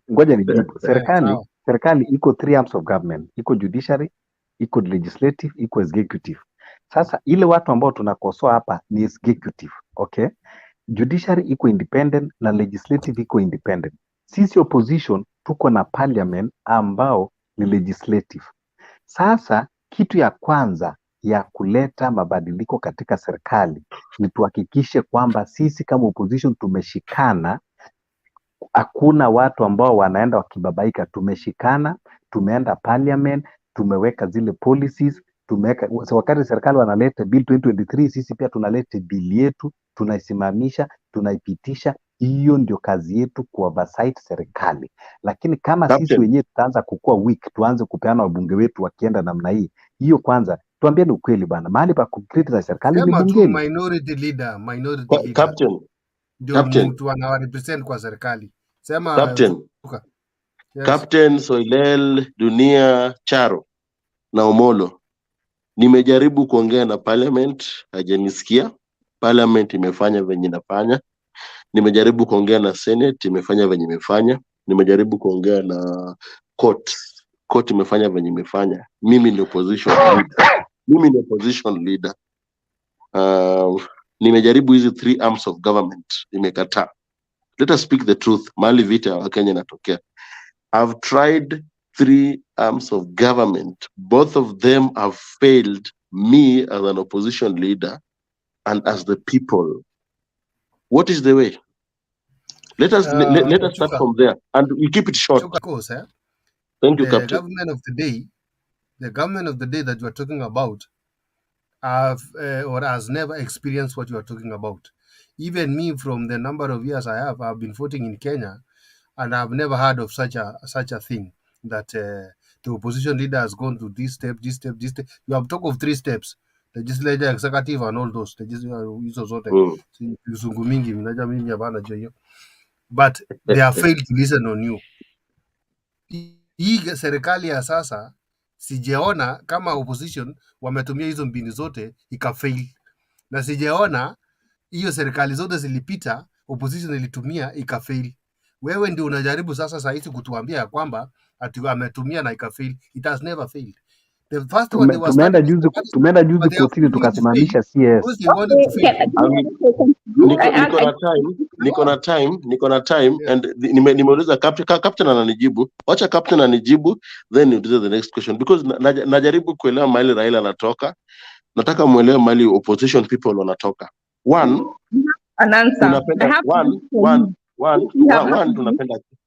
Tunapenda Kenya. 2, Raila Amolo Odinga and Raila Amolo Odinga amekuwa opposition for 40 years. 2, tuko na court imesema venye imesema. You know, once court imesema, hata mimi Ochuka, I cannot go beyond the court. I need to respect Ruto once the court imesema right, left, front. Senate ikiniumiza, naheshimu Senate na Parliament. Najaribu kuelewa kitu moja, nataka muelewe kazi ya opposition, and I like the way Samoei always say. You know, that's why I always tell you, mimi sisi nachukia Samoei. I love Samoei in a way. Samoei usema, I like the opposition that criticize and rearrange and make me to do things that I did not know about. In short, anasemaga anapenda opposition ambaye inamuweka mahali anafaa na inamwambia boss, hapa Samoei ni mbaya, Samoei hapa ni mzuri. You guys are talking about Raila Amolo Odinga. You guys are talking about Kenya. Napenda venye Chara amesema. Chara ametuliza morali ya debate chini. Na napenda venye Omola ameongea, napenda venye Dunia ameongea. But nataka pia munisikize. Mahali mimi natoka na mahali mimi kama mtu opposition. Saizi inasemekana opposition leaders kutoka Azimio, I don't want to say ODM, wana support Kenya Kwanza. Nataka munijibu, ni haki? Mimi nakuja na Kenya Kwanza ticket. Natoka Kenya Kwanza naenda kusupport Azimio. Is it true? Ni halali? Kwa sababu once nimesalimia rais wa Jamhuri ya Kenya, na once kuna bill ya kuumiza mwananchi, siwezi support mwananchi. Siwezi kaa na mwananchi, siwezi ambia wananchi mimi nitawatetea kule. But I will like in this country one day Ruto akuwe rais, mimi nikuwe opposition, tusalimiane, lakini tukikutana parliament, tukikutana senate, tukikutana governor's seat, kama ni kukosana, naambia rais, you are my friend, I respect you, you are the president of this Republic of Kenya, wewe ni mkuu wa amri wa majeshi. Hapa mimi naona si mzuri, hapa mimi naona ni mzuri. The reason why amuelei watu wa opposition ni moja. Tumejaribu hizi mbinu zote, tumepitia hizi mbinu zote, lakini hizi mbinu zote zinatuletea madharau, zinatuletea kutoheshima, zinatuambia tumechaguliwa kama viongozi but hatuna haki. Always opposition leaders always wana walk out kwa parliament because hawasikizwi, Speaker ana side na the current government yenye iko. Speaker anafanya anything. Let me tell you, if there's anything opposition leaders washajaribu weka inchi together, mushaisikia Millie Odhiambo amepass almost 177 laws. Millie Odhiambo 177 laws zimepita kwa sababu Millie Odhiambo anaongea na watu wa Kenya Kwanza. Sorry to say, alikuwa anaongea na watu wa Jubilee, watu wa PNU, ameongea na watu wa Jubilee, so far ameongea na watu wa Kenya Kwanza, and vitu za Millie zinapita kwa sababu viongozi wanakaa chini wanasema, apart from Millie being an opposition leader, Millie Odhiambo anatetea wananchi. Hii bill ya Millie Odhiambo, actually Millie Odhiambo, endeni hata kwa records za parliament, Millie Odhiambo ako juu sana. Umeenda round kwa kupitisha no, ni muda yangu, nipe tu muda. Millie Odhiambo huwa anapitisha laws because watu waangalie kama Millie Odhiambo. But the reason why opposition iko na issue is because hatusikizwi parliament, hatusikizwi mali yoyote. Once tumesikizwa na once rais anaweza sema okay, let us listen to those people of opposition, itakuwa sawa. The reason as to why unaona interrupt is because umeuliza swali na ukaendelea ukatoka kwa swali yako kadi bako umeleta Millie Odhiambo and many others. But hata I think nimefanya Ashley ameingia kwa sababu kuna swali uliuliza na ukapose. So sijui kama naona mkwali vipi. Anybody can answer then nijibu. I think it's my time. Anybody can answer then nijibu. Na Ashley karibu sana kwa show.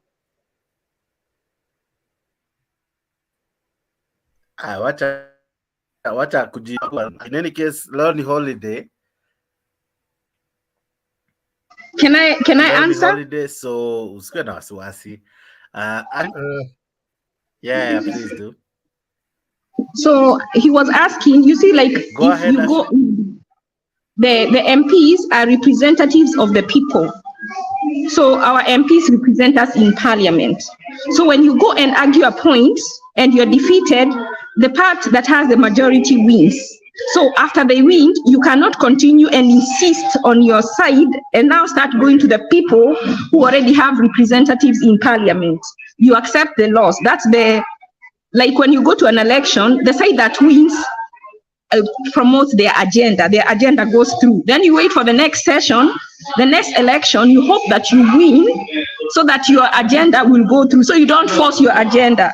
If you go and argue in parliament and you're defeated, you don't go to the people because the people are already represented by the representative in parliament. You've answered your own question when you talked about Millie Odhiambo. The best thing is to form partnerships and friendships with the other side so that when you have a bill that you've brought to parliament, you're able to cross over to the other side and convince them. And then once you convince them, your idea might go through. If it doesn't, they don't have to do what you want. That is why they went, they campaigned and they won. So when they win, even in other democracies, I want you to go and study other democracies of the world that are successful. If like in the US, this time there is Democrats. So most of the policies and the things that are going on now, they are democratic. The Republicans don't like it, but they are not on the street. What they are doing is letting the people know that in the next election, if you don't want what you're seeing now, then you have to vote for the other party. That is what you should be doing. But you can't now go and start forcing your issues. It's like the president is like the husband in the family. When you have a husband, they sit down with the wife and discuss. But at the end of the day, since the husband is the head of the family, he's the one who comes up with the final say. You try to convince him, but at the end of the day, you have not successfully convinced him. He's going to do what he wants. And that's the way the president has the final say. And you have to respect that. Now, what you do, if you really believe in what you believe, then in the next election, you try to put the people on your side so that your policies will go through when you take power. That is the consequences of whoever is in power.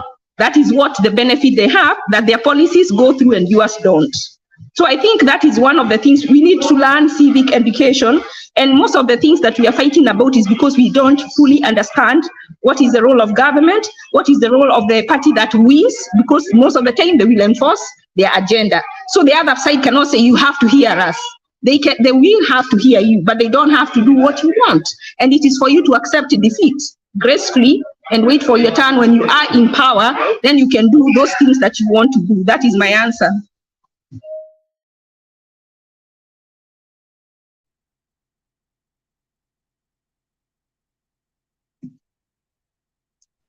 Jex, mic yako ifanyi. So nimependa anaitwa Ashley. Ashley amenijibu vizuri sana. Jex, ulikuwa unaongea? Jex, ulikuwa unaongea kama umeridhika na answer. Nimependa venye Ashley alikuwa anasema na point na jibu lake.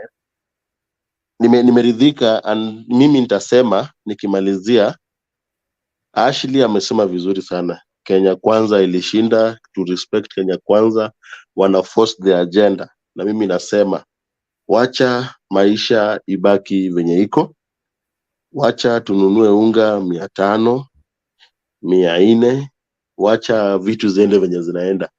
Na mimi vitu zikienda venye zinaenda, tafadhali naomba sana tuheshimu Raila Amolo Odinga, tumpe heshima zake. Kenya Kwanza ilishinda, imechukua serikali, ina enforce agenda zao. Unajua, once umeita Raila tunaingia vibaya, but napenda the fact that Ashley amesema if the government of the day imewin na ina enforce laws zao, wacha wa enforce, but one, respect Raila Amolo Odinga, respect Uhuru Muigai Kenyatta, rafiki ya baba, and tutaelewana. Sina mengi la kusema hapo. Ashley, thank you so much. Captain. Jex, nafikiri huyu Ashley amemalizia penye ningesema, lakini wakati Yochuka alisema opposition wametumia mbinu zote na hakuna mtu anawasikiza, Yes, mpeleka pale penye Kofi Annan alikuja wakasign something pale Serena, walisikizwa. Wakati walienda kutini Maraga akiwa Chief Justice, wakasema election irudiwe, hiyo walisikizwa. Wao wenyewe wakakataa kukuja, wakatoroka election. Hii saa hii ya William Ruto wameanza kuleta vipindi zingine hapa asieleweki. Wameambiwa tukutane parliament kwa bipartisan. Ndio hiyo wanaleta Ekaya Sabunwasi na Atiti za Kakasungura. Wameambiwa wapatiwe ofisi ya opposition leader, wamesema hawataki ofisi. So kama mtaki sasa hata ofisi yenu penye itawatetea, tutawasaidia namna gani? Ni ngumu. Tutawasaidia tu kwa njia ya wabunge, vile Ashley alisema, wabunge ndio wanasimamia wananchi, na hiyo ndio mtakubali. Hatuna njia ingine. Alafu hii mambo ya kusema waongeze unga ifike 500, hata mimi nasema iongezwe hata ifike 1,000,000. Hiyo mambo yote ya malone sijui na nini ilikuja na hiyo BBI. Alafu nilikuwa nataka kuupload something, Dunia Ina Mambo alikuwa anasema hii mambo ya hii bill unataka kuleta hii. Wakati BBI ilikuwa inaendelea, the president himself, who I support, was in front opposing the BBI.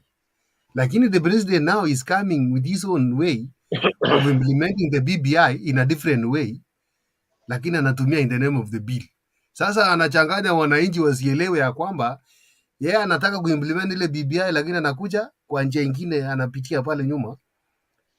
Kule mbele ilikuwa tumeambiwa na mambo mingi, siasa mingi, wananchi hatukuwa tunaelewa ati ni BBI. Yeye amekuja tu kwa neno rahisi, bill, sijui bill ya nini. Sijasomea hiyo kitu sana, lakini I know hiyo ni BBI, lakini amekuja naye kwa njia ya Ekaya Sabunwasi na Atiti za Kakasungura, na hii hapaka na panya hii. Ndio hiyo. So we don't want those things. Siele nini mngeno siele ampia hiyo jamaa. Hiyo ni rais wangu. Hatutaki hiyo maneno. Amefinya wananchi sana. Tunafinywa zaidi. Hata kina shosho pale wanalia nyumbani sana. Anyway, unajua wajuangi mambo ya kununua unga. Wanachota tu kwa store pale. Lakini sukari wanakunywa ndubia saa hii. Na wamesema hata hii ndubia inasukuma maisha. Kumbe hii sukari ilikuwa inaharibu mwili. So some other things inakuja na disadvantages na advantages yake.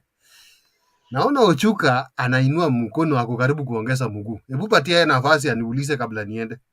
Unajua Ashley ameongea vizuri sana, na Ashley ametuliza moto, na kama kuna moto ambaye captain analeta ati tunapewa ofisi ya opposition, sisi si watoto ambaye tunawekewa maziwa kwa mdomo.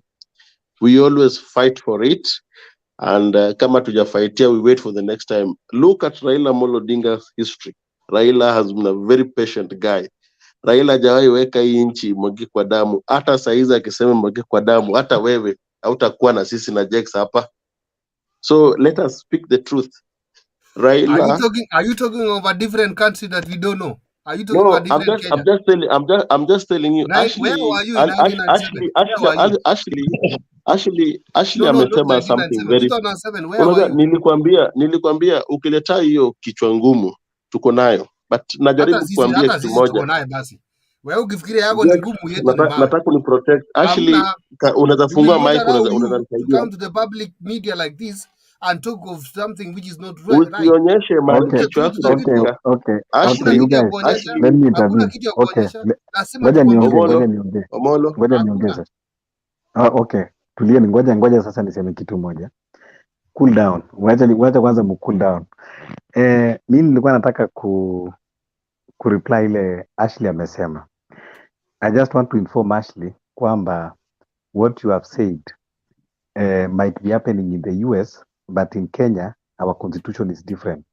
Sababu wewe umesema kwamba wale watu wameshinda bungeni, wale wengine lazima hatamwezi kurudi kwa wananchi. Nataka nimwambie kwamba katiba ya Kenya article 1 chapter 1 inasema kwamba the sovereign power iko na wananchi can exercise it directly or through the representative. Kwa hivyo kama wale representative hawajafanya huko, ile power, the power is donated to the representative, and the same power can be taken back by wananchi themselves and they decided to exercise directly. Kwa hivyo wale wabunge wakishindwa kule bungeni, they can return the power that we donate to them and we exercise it directly.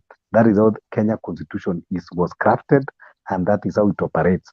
So sio tu kwamba inamaanisha ati kwamba sababu wale walishindwa wakifika bungeni they don't have other avenues, but I want to agree with the bwana captain kwamba the mechanism other than ile ambayo imekuwa ikifanyika vile unasema kotini na parliament, imekuwa juzi hii mambo ya CAS.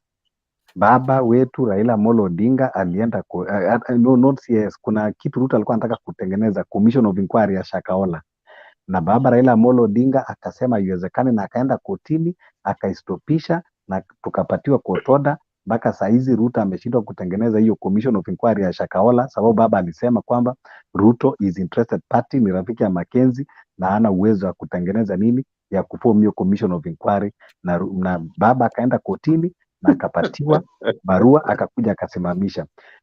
Tumeenda pia kotini kwa mambo ya CAS. Ruto aliappoint 50 CAS, tukaenda kotini tukapatiwa court order. Mpaka saizi au CAS walichaguliwa, hakuna hata moja amekula hata shilingi moja, wamesimamishwa sababu tuko na court order. Kwa hivyo ile kitu ambayo nimesema tuko na problem ni executive peke yake. Then tukikuja katika parliament, watu wanafaa kujua vile parliament ina operate. Nitakubaliana na Ashley kwamba ukiwa parliament hata kama uko minority bado uko na jukumu ya kufanya campaign katika bill yako, hata majority. Saa zingine majority kuna numbers ambao wanahitaji, wanakujaga hata kwa minority, wanaanza kufanya campaign kutafuta support ili wapitishe bill zao. Kwa hivyo every member of parliament ambao unapeleka bill, you must campaign for that your bill to get support, to back support. Ndio saa zingine unaonaga mtu amelete bill proposer na hata opposer anatoka either opposition minority ama majority, the second wake. So parliament, it is an independent institution ambao wakifanya makosa hawana uhusiano wote na executive. Kama speaker yeye anataka kukua kuteke sides, kuna vile anakuwa dealt, sababu parliament iko na standing order zake, iko na jinsi ya cooperate, iko totally independent. Speaker mnaweza kumimpeach, mkaweka mwingine kama unaona kwamba is taking sides. So mahali pazuri, the first tool ya kufight government ni pale bungeni. Tengeneza policies wakilete zile mbaya mtupe kando, wakilete zile nzuri msupport, wakilete zile za kusaidia wananchi.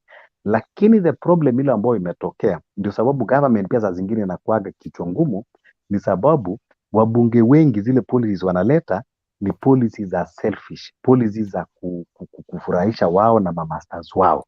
Either hata wale wako majority, hata saa zingine nasikia Kimani Ichung'wah, analeta policies zile ambao I make sense kwa wananchi, ni ya kuumiza wananchi. Saa zingine unaona pia kina Opiyo Wandayi, badala ya kutuambia mambo ya kulete pia mambo ya ile ambayo itasaidia wananchi, unatuambia mambo ya saba. Huko tumetoka, tutengeneze saba lakini ya 2027. So tutengeneze zile agenda ambazo zinatusaidia sisi. Ile kitu iko, mimi sitaki kusikia mwanasiasa wote bungeni ila anaongea mambo yao ya kibinafsi na wanalipwa mshahara ya mamilioni, na mimi ni kwanza nataka ule mwenye, kama tukiongea mambo ya chakula, hiyo tuko nao number 1. Tukiongea mambo ya matibabu tuko nao number 1. Lakini wakati mtaanza kuongea mambo ya vyeo vyenu, that is mahali hata Ruto, ile kitu ambayo ilifanya nikakosana na nikatoka kwa Ruto ni wakati alianza kugawa vyeo, sijui CAS alikuwa amesema agawi vyeo, halafu alipoanza kupandisha bei ya vyakula, na mimi nikasema siwezi kumfuata hata kama nilikuwa namsupport, lakini mahali anafanya vizuri tasema anafanya vizuri. Same with baba, mahali baba anafanya vizuri ninamsupport. Napenda saizi vile anapigania mambo ya bei ya chakula sana, na hiyo ndio kitu ilifanya nika change my mind na nikasema nitamsupport baba, because nimeona kwamba yeye ndiye anapigania haki zetu. Lakini tuelewe kwamba hatuwezi kutegemea wanasiasa for the rest of our lives. Kenyans ni lazima tukue na principles, vile Charo alikuwa amesema kwamba sio tu kwamba tuna support tu viongozi kusupport, lakini tuwe kwanza tunaambia viongozi zetu kwamba matakwa zetu ni hizi, mkienda pale muende mseme zingine, hatuko na nyinyi. Lakini sio ati viongozi wenyewe ndio kuja watuambie, ati ndio unasikia watu wengine wakisema ati nikiambiwa ruka ninaruka, nikiambiwa ingia shimo ninaingia shimo. That is not how it should be. Inatakikana sasa viongozi tukiwaambia waruke wanaruka, tukiwaambia waingie shimo wanaingia, because hao ndio wafanyikazi wetu, sisi ndio tunawaandika, sisi ndio tunawalipa. Lakini mimi sasa ndio tajiri alafu uje uniambie mimi niruke, una adabu. Unaona sasa ile kitu iko ni kwa lazima baka wa Kenya tujue kwamba sisi ndio maboss, sisi ndio wadosi, sisi ndio tunawaandika. Huo uko position, uko kwa serikali, boss ni mimi, ni Jake, ni captain, ni Charo, ni Ashley. Ile siku ambao viongozi sasa watajua kwamba sisi ndio maboss, ndio utaona kutakuwa na heshima Kenya. Lakini saa hizi tunaenda tukiwaita waheshimiwa, tukiwapigia magoti, tukiwaambia boss sema vile unataka, ukisema niende left naenda left, ukisema niende right naenda right. Mwingine anasema Ruto, as long as amesema Ruto atishiwi, Ruto afanye nini? Ruto anaweza kutishiwa, manake anaweza kutishiwa nani? Anaweza kutishiwa na Wakenya, sababu sisi ndio maboss, si yeye. Unaona, Raila sio tu kwamba is always right, wale right ni boss, ni sisi wa Kenya. Tukisema kwamba tunataka hivi, tunataka bei ya gharama maisha ipande, tunataka shule, tunataka matibabu, sisi sasa ndio tuko right, na wao wanafaa wajue kwamba we are always right because we are the bosses. Hello, can I reply to Omolo? 1 minute, can I reply to him? Okay. Ashley, you can. I meant even in the US, you can be represented. You are represented by your representatives, but you can also do direct participation. Now, what I meant is like we always now they're always doing like direct participation to Ruto in demonstration. We can also do direct, not for on everything that you don't get your way, you have to go to the street, where we are almost abusing that that provision. But like now on the finance bill, what I have seen them do, and just giving an example that we can also borrow and maybe share with our people back home, is like instead of just telling Ruto did this, Ruto can want something, but if one of the things that maybe the opposition would be telling is tell your representative, everybody to tell their MP that they don't want that bill. And if you pass the bill, we are going to recall you, because we can recall them. I don't know whether there's a provision for that in Kenya where you can recall your MP. So you don't only put pressure on the president because he can be adamant and maybe he doesn't want to listen. But remember, Kenya Kwanza has MPs, and those MPs also have phone numbers. If you can share those phone numbers, or when they come to the consequences, you tell them, no, we don't want that bill. So some of them will listen to you. Like now, you see, Wamushomba is one of them. She says she's going to vote against it. So you get enough of them that will listen to you, and when they go to parliament, they can fail that bill. So it is not just to the president that we are saying no to. It is pressuring the person who is representing you, the person you send to parliament, and tell them, we don't want that bill. And like on the finance bill, if I may say quickly, because I want to get off, Ruto is talking about us, the people who are working, helping the people who are not working. And I have a question for him or any Kenya Kwanza person who is supporting that bill. I know the primary, everybody who works that pays taxes, and these taxes is revenue for the government. And this revenue is what they're supposed to use to build those houses that they want to build and to do other projects that they want to do. So if for some reason they're not getting enough taxes, there are other ways to look at how can they generate more income. One of them is by making sure that they go after people who are not paying. They go after those people with offshore accounts to make sure they've paid their taxes even while they have their money overseas. And another thing that they can do is recoup or recover the money that has been stolen. Because most of these loans, the money was stolen. So instead of coming to the people and asking them to pay more so that they can pay loans for money that was stolen, how about they go back and recover the money that was stolen so that they can pay the taxes? So those are my suggestions, but I'm not saying that they should not oppose what the government is saying, but we should have law and order for the betterment of our country, because we do not want our country to dig our hole for ourselves. We want Kenya to prosper. That is what I meant. Beautiful, Ashley. Ojuka? What I can say is that Ashley, I come to Chalo. Yes? Ashley ametuongelesha vizuri. Ashley ametuongelesha vizuri, but I need captain pia sometimes asikuwe harsh. Mimi ni mtu wa Raila, but sometimes tukuja na reasonable issues kama Ashley amesema, hata yeye anaona tone down to reason with the vitu ambazo zinawezekana. Captain asikuwe mtu ati diehard fan wa Ruto sana. Mimi ni diehard fan wa baba, but tukikuwa na issue kama venye Ashley mwanamke ametueleza hapa, tuna come to down, tunaelewana na tunasonga mbele. Tusikuwe kila saa tunaweka mikakati sana. Naona Kenyaria ameongea, ameingia. So huyu ni mambo ingine, but tutabeba tu yeye. But anyway, captain, tutulie kidogo. Sometimes mtu akituelimisha kama Ashley, tusiongee mingi. Sema tu yes, nimekubali, kama sisi nimekubali. Sometimes opposition tunaenda sana. Wewe pia uko kwa serikali, kubali saa zingine mnakataa sana. Kenyari ni mbaya, but tunamgoja tu. Aya. Chalo. Okay. Nimemsikiza huyo mama ambaye alikuwa anaongea hapa background, manake hatukuona sura yake nini na nini. Anyway, sijui sheria za hapa, it's okay. Lakini kusema kweli, usijaribu kulinganisha mambo ambayo yanafanyika Amerika na mambo yanafanyika Afrika. Manake tukilinganisha hatutakuwa watu mmoja tofauti sana. Manake what I know ni kwamba huku kuna democracy. Mtu anaweza kuongea, watu wanaweza wakatoka. Hata kwa hii chanjo tayari ya corona, watu hata jana walikuwa wanaandamana kwa kupinga chanjo ya corona, na hasikuona polisi. Nikisema kwa dirisha kwa barabara naona watu wakiandamana na magoma, polisi wanawafuata tu. Okay, hiyo ni nchi za wenyewe, lakini sisi tuongelee nchi yetu. Hii nchi yetu imejazwa na corruption. Hata vile tunafikiria kuwa vinaweza fanyika, vinaweza kukosa kufanyika, na vile vitu tunafikiria haviwezi fanyika Afrika vinaweza kufanyika kwa sababu ya corruption.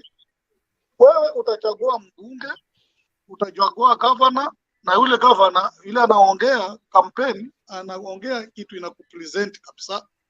Lakini once wakienda huko huwa wanabadilika. Kwa nini? Kwa hivyo pale tunasema okay, rais akisema amesema. wale wabunge hawawezi mruhusu apitishe sheria yake yeye mwenyewe.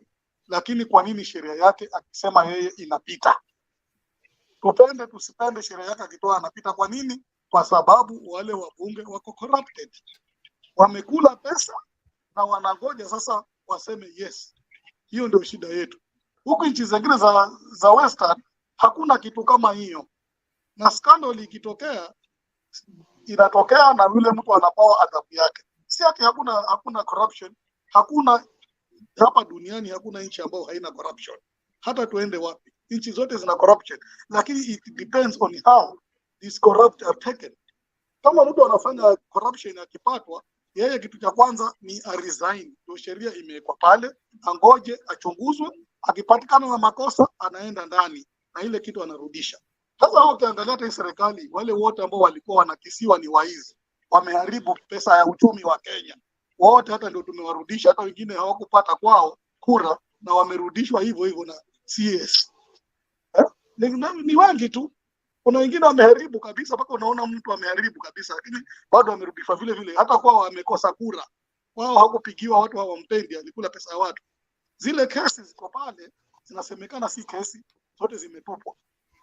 Na upande mwingine, hata mimi wakati wa kampeni nilikuwa nyumbani na nikasikiza sana mambo ya kampeni, kafuatilia sana, kwa sababu marafiki zangu wenyewe walikuwa ni watu ambao wanapigania ubunge, wengine wanapigania ugavana. So kuna vitu ambavyo pale Kenya haviwezi kwenda na kulingana na America. We can talk about America. It's a democracy country. Corruption iko pale, lakini wakishikwa wanafungwa na wanafukulewa kazi. Lakini hapa hata mtu umemwachia ufungo wa nyumba, unakuta nyumba yako haijavunjwa, vitu zako haziko, unamuuliza anakuambia mimi sijui na hana hatia. Jaji anakupata wewe na usiku watoka kazini, unapatwa na polisi usiku unatoka kazini. Polisi unampatia kitambulisho na anaangalia kitambulisho, karatasi ya kazi anaona, anakwambia watoka kazini kwa, lakini nipatie chochote, kama huna kitu tunaenda. Alafu ukifikishwa kotini, wewe utajajiwa kuwa wewe ulikuwa ni mlevi na hakuna mtu amekupima hata alcohol, na jaji anakubali, unapelekwa rumande. Ukikataa ni ukubali utoe pesa uachiliwe. So with that we cannot compare Europe or America to countries like Kenya. Tafadhali tupiganie sisi wa Kenya, tuone maisha yetu atatupeleka vipi, tuache huu uongo na huku kudanganywa. We can make it and we have to be together as one. Tuwe kitu kimoja. Lakini Chalo kidogo, ninaona jamaa anaitwa Sugoi. Sugoi Mganga. I think I'm not sure if it's early, but anyway, Sugoi Mganga. See, now I'm seeing you raising your hand, sir. Okay, there's a question or what is it? I'm still having my point out. Sijui kama ni swali, wacha tusikie. Sugoi Mganga, ni swali. I will ask yes, after sir. you finish. I will ask after you finish, Chalo. I'll ask after you finish. Okay. Aya, maliza basi Chalo.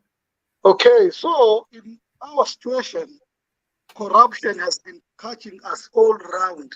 Paka sisi ambao tuko kwa panel hapa, tuko corrupt. When corrupt starts to our fathers, we will be all corrupt. Mtu akienda pale tunakuwa corrupt kiasi ya kwamba hakuna kitu haiwezi pita. So if we were thinking that hii sheria ambayo yataka kutolewa sahihi haitapita, we are deceiving ourselves, because hata wale tuliowategemea tutengenezee sheria ndio wale wako corrupt, wamehongwa paka from toe to the head, paka hawajui cha kufanya. Ile kukaa kwa corridor, bahasha inakuja, hiyo kitu niipite. Kukaa kwa corridor, bahasha inakuja, hiyo kitu niipite. Unakuta wale watu walikuwa wanaongea kuhusu serikali, ubaya wa serikali sahihi, kama Mohamed Ali. Mimi nitaongea tu mtu yule wa Mombasa. Siku kulikuwa kuna jichopevu. He got inside there. Now, what happened? He kept quiet.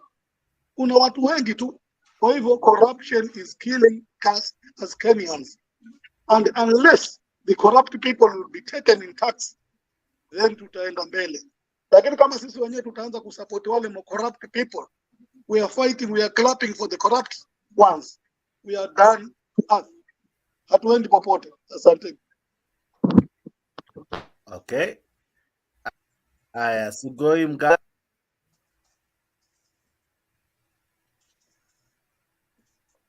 Sugoi Mganga. Wanisikia vizuri eh? Kabisa kabisa. Asante sana Shallow. Go ahead. I support what you're saying. I support Shallow 100%. Anyway, I chose that name because of the obvious, so I don't need to explain. But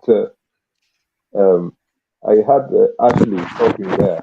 This is the same Ashley who used to come here when this channel started over 2 years ago. You know, telling us all the good things about William Ruto and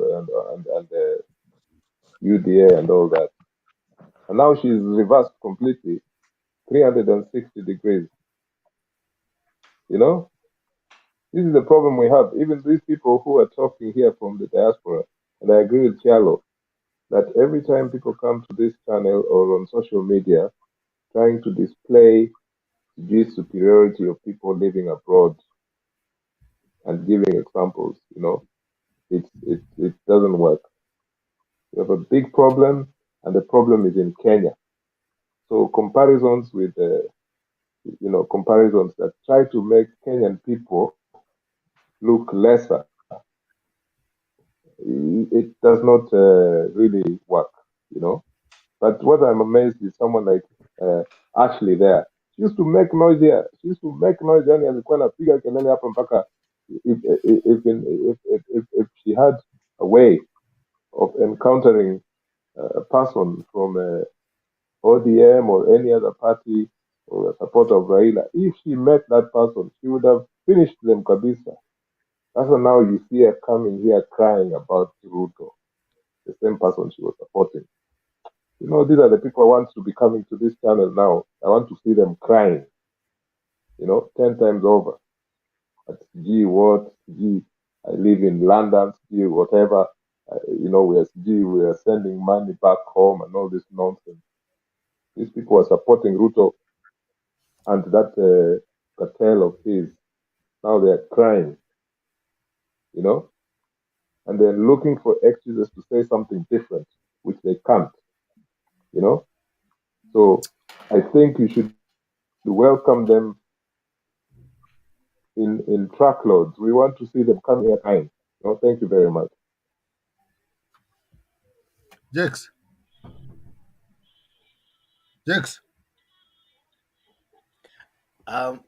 Sugoi, just one moment, Mr. Captain and Sugoi guy. Mr.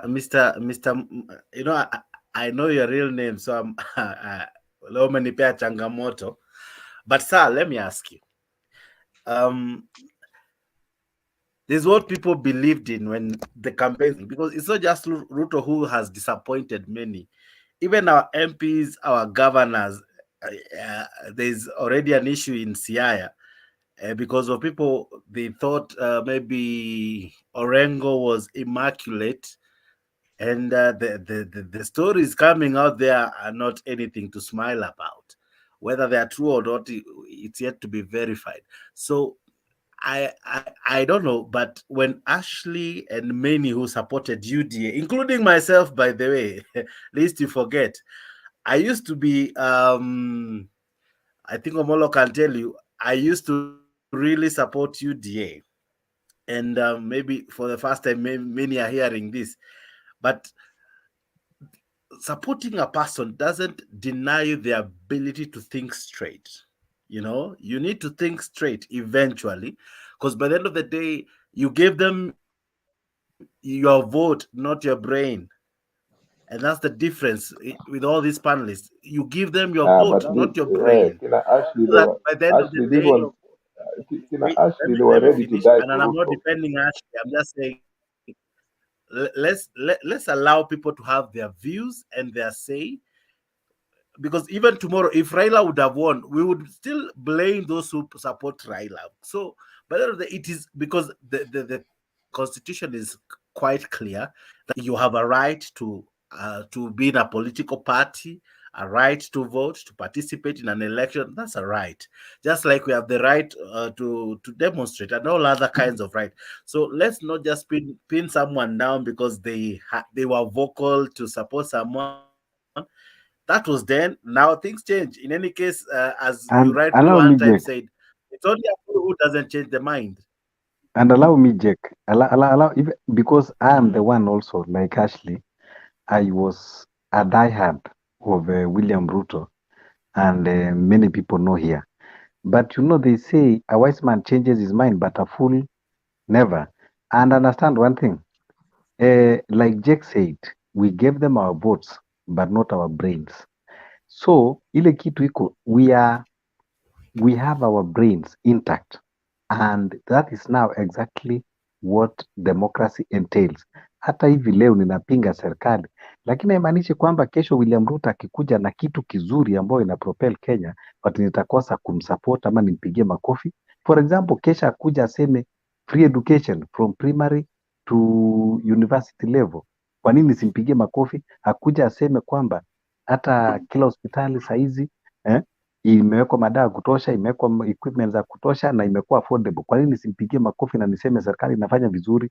So ile kitu iko, the duty of us citizens, it is to support the government kwanza. Kama government inafanya vizuri, that is our duty, by paying the taxes kama inafanya vizuri. Lakini pia sababu tuko na democracy, it is also our civic duty tufanya nini, to stand our grounds because we are the bosses. Wakati serikali nataka kutumislead, that is why democracy came. So mimi na Ashley saizi kama tumechange mind na wengine wengi, hata upande wa Azimio pia tuko na watu ambao walipigia kura baba na wakasupport kina Jalango, kina Tom Ojienda, na saizi wamechange mind. That is the democracy. So huyu jamaa ametoka juzi, party chairman wa UDA anaitwa Panyako, so pia yeye amechange mind, unaona, because of issues. Kwa hivyo people can change mind. We are debating and judging the issues, not personalities. I'm sure Sugoi No, Mganga okay. Listen, is guys. is You, a, you is know, a no, Jack, is an Jack, awesome debater, Jack. and he No, meant Jack, no harm, eh? Jack, Yes, Sugoi Jack. man. You guys are part Now, of do the I call you problem. You Sugoi guys man? Do I call you a real name? who What stood. do I call you, sir? I don't care. I don't care. I use that name Sugoiman Yeah, just okay, go ahead. just to serve the Niju purpose of inanichanganya. what I You see, wanted I to know say. you, But you can call me so by my real inakuwa name. That's ngumu fine. kupita hivyo. What wananijua hapa? Okay, What I okay, go wanted to ahead. say is, you know, you people who are saying now that you have changed your tune, you are part of the problem, because at that time you knew who you were supporting. You knew that this person has wrecked the economy since the early 90s. You knew what this person has been doing in terms of enforcing his dictatorship even in his local area. Like, people cannot say anything against him. He's some kind of little Hitler. You people know who you are supporting. It's easy to say, oh, Raila is like this or this person is like that, and say that we're not talking about personalities, but you knew what type of person William Ruto is. You knew, right? You are part of the problem. You are part of the people who accept the economy to be wrecked with corruption and bribes. You know it, because when a person of Ruto's caliber, right, the person who can wreck such a big economy that was in transition, right, like everything that has to be done in No, government wait. ministries, even during I want to Kenyatta's understand, time, what do you had mean to that go we through knew? Ruto. Wait, I'll finish. What? I'll finish. When he No, was in before, yes. he was minister for agriculture. Molo, He was allow him to making finish. I'll deals give you for time to himself, count. right? We have seen a situation where even his security personnel were, this is a case that is open, it's known, the things that was happening, and that's former sports minister from Western Kenya. We have seen what has happened to that security officer, Yebei, and what was happening behind the tracks with Ruto, and buying of arms from abroad and things like that. You know, we've seen about Ruto's deal with this Indian guy who was trying to get a loan for a company in Uganda. We've seen all that fake, you know, connections that Ruto has with companies.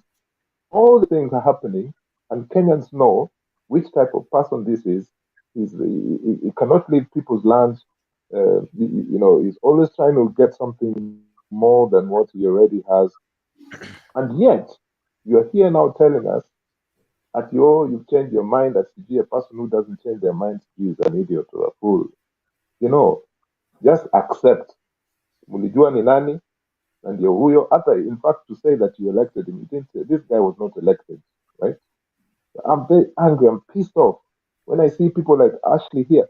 Ashley used to take hours here and another one called Nancy, you know, making a lot of noise here. And then to see her coming here and telling us, gee, oh, Ruto has done this, Ruto has done that. You know, by the way, just call Ashley back. We want to debate with that Ashley here now. Ajue vile tunasikia hata sisi. Because at that time, these people gave us a hard time in this channel, you know. So that's Now, mine. But again, that example you gave about James Orengo, who ask. told you ati kila mtu anakubali na Orengo? We know Orengo is not what allow me. any I leadership think potential. anajirepeat. You have executed his point. Omolo bwana, give the next person. Orengo is not a No, good leader. We know anajirepeat. that. Hapana, No, Omolo, let calm me down. finish. I'm finishing. Kenyaria kwa hapa, let him finish. Let him finish. Anajirepeat na Sisi nataka kelele, kureply. mnataka tuende kwa kelele, tutawapea kelele. No, uende na nani? Wewe utaenda peke yako. Let him finish. Let me talk. Let him finish. Let me talk. Let him talk. Finishing less than 30 seconds, I assure you, right? This guy, James Orengo, right, in terms of leadership quality as a governor, is a non-starter. I'd rather William Odwell anytime. Anytime. In fact, Orengo didn't even win the nominations, you know. We know that, okay? So please give another example because the Orengo one doesn't even cut. Thank you. Okay, Jack, allow me to respond to. Omolo, allow me to say this, because I don't want to go to that point here. Yes, Sugoi Mganga, because already tumejaribu kuexhaust kidogo. I want us to try to move forward, and also we have people ambao hajaongea, so that we don't, because if I give you, Mganga will still want to report to Sugoi man will still want to no, lakini haitakuwa fair because umempatia. Kenyaribel ongea bwana, pia Kenyaribel. I could have replied. No, tunamjua kama Kenyaribel. Pia anaongea na Kenyaribel moderator. Umesikia Jack? There is no fairness hapo. Kuna mama ametaja, ungenipatia reply kidogo. Nataka Kenya ongee. Peni Kenya ongee. Be fair. Be fair. Kwanza nataka Kenya amekuja, Kenya hajaongea. Kenya kuna kitu. Tuna reply hapa.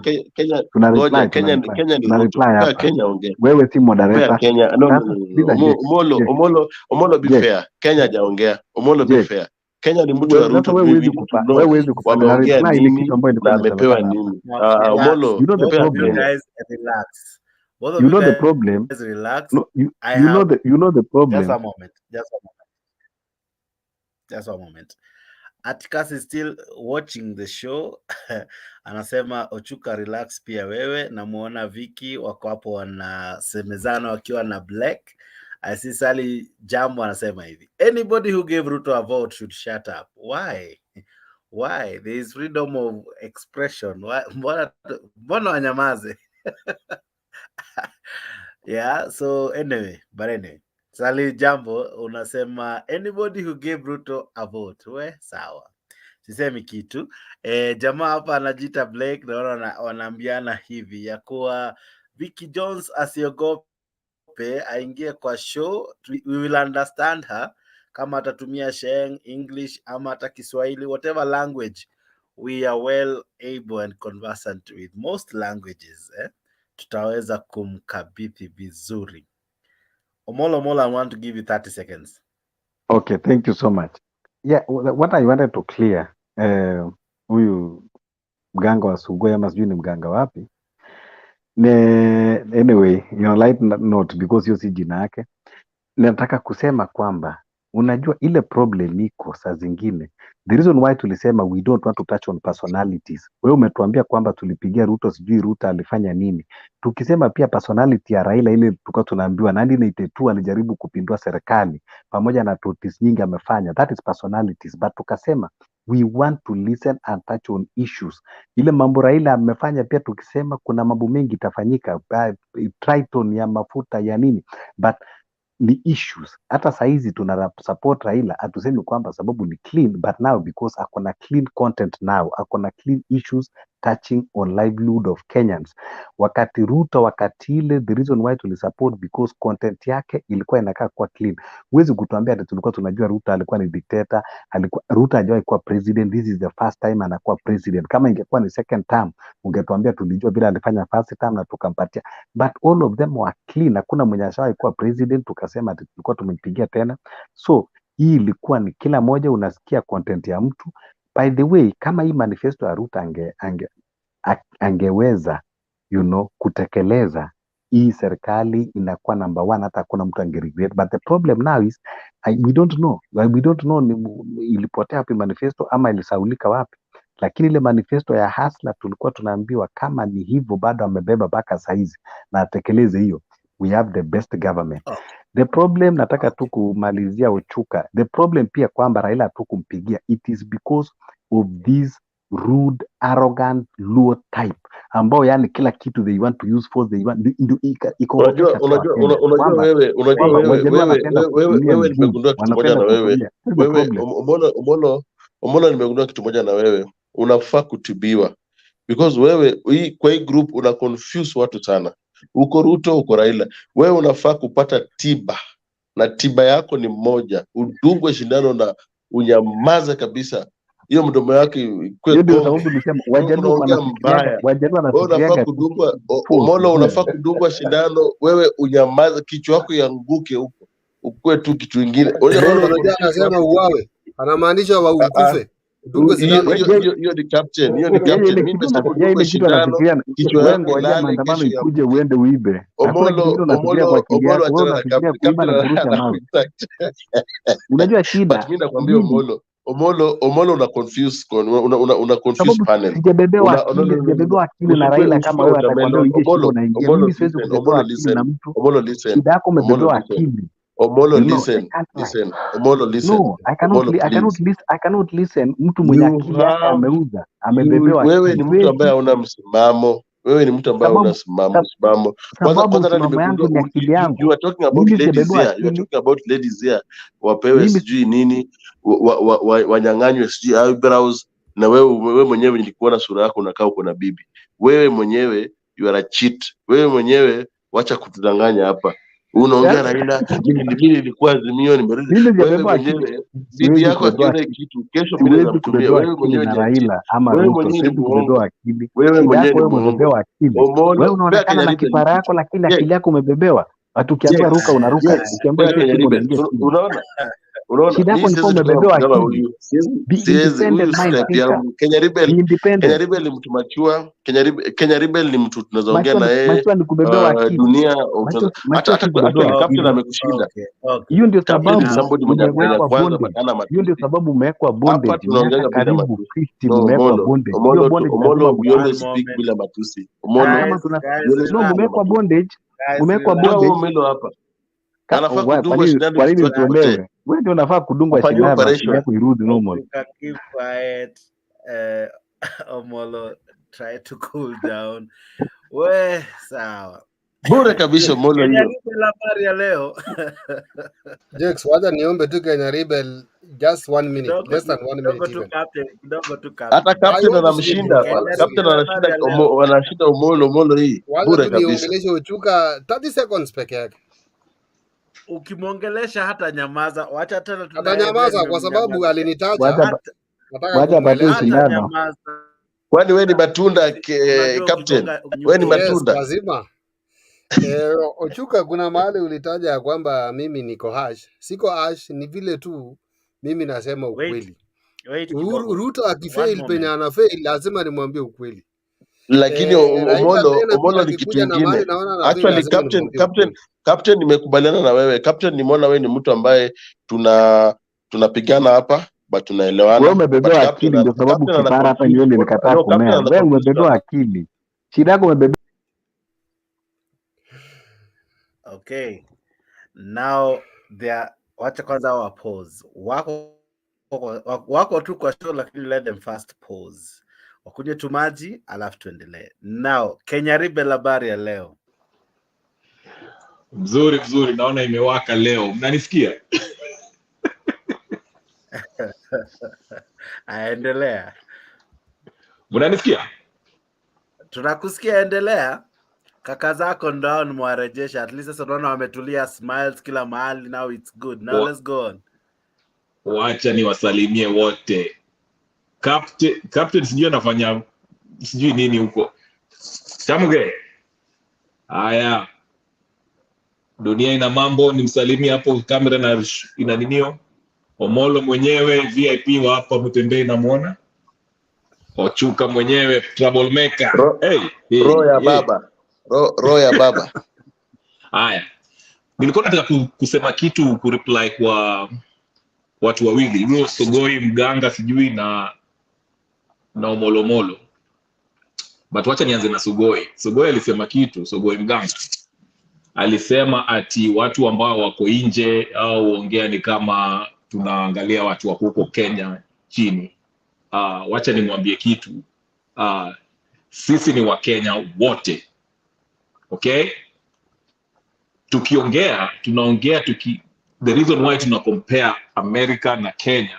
Tunaona vile America imeendelea kidemokrasia, vile wanafanya vitu na vile sisi tunafanya vitu kwa Kenya, vitu tunaweza tukarekebisha kama wa Kenya na sisi pia demokrasia yetu iende mbele. Okay? So, nikikuja hapa mimi kuja hapa tunaangalia mtu chini ati kwa sababu wako Kenya. Huko pia kuna shida. Kuna watu wako na akili Kenya. Naona nimependa kusikia sana Omolo akiongea, Cornelio Chuka akiongea, hata Jakes, hata dunia. Wako na akili na wanatoa point nzuri. Naweza ku disagree lakini wako na point nzuri. Unaona?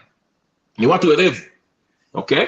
So tuache kuangaliana ati wewe uko huko majuu na wewe uko hapa machini. Tuache hiyo ujinga. Tuache hiyo kabisa. Tuache. Kama ni kitu nimesema na maybe sijui na kwa sababu siko kwa ground, niambie haya hivi ndio inafanyika kwa ground, mimi niko hapa chini ndio naendelea, lakini tusiweke hiyo nini. Number 2, Charo alitoka lakini alikuwa anasema ati tuache kucompare Kenya na America, hiyo maninio hizo constitution. Charo fails to understand na wengine wao. Constitution ya Kenya 2010 was inspired by the American Constitution. Okay? They are very similar. Okay? Ndio inaipeleka kwa point ya 3 ya Omolo alikuwa anasema people can express themselves directly. Vile mko mnaongea na Ashley ile mambo ya how the parliament talks. Parliament wanafanya kazi yao. And Omolo alitoa point nzuri akisema the parliament can go back to the people because the people are the supreme, they have the supreme sovereignty. Okay? So they can take back the nini. Na mimi nasema hivi, if the parliament goes back and relinquish their position as the people's representative and go back to the people, basi wanafaa waache hizo kiti zao. Kama mimi ni MP wa Sugoi ama wa nini, niwache hiyo kiti ndio nipatie watu wananchi directly. Okay? If a bill is brought up, the constitution article 118 Kenyan Constitution 2010 inasema there have to be public participation. Okay? So if finance bill ikiletwa na Ruto brings it to parliament, National Assembly, whatever you call it, Senate and National Assembly, MPs. The MPs and the senators should go back to the people, waseme wa debate wanasema mmekubaliana na hii kitu ama muitaki. Maana mimi nikienda huko nitavote according to vile vitu mmeniambia maoni yenu. Kama watu wasugei wamesema tupitishe hiyo kitu, haya huyo MP ama senator wa Sugoi ataenda huko national union na sema haya watu wangu wamesema nipitishe na wanapitisha.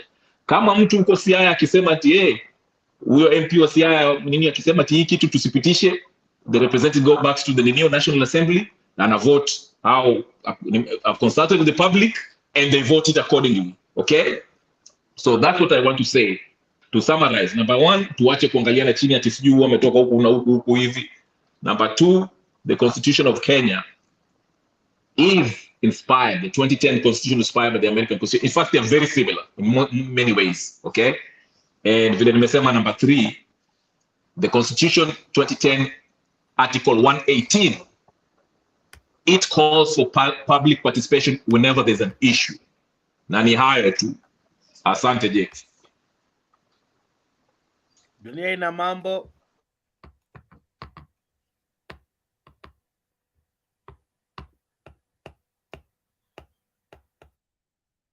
Sana.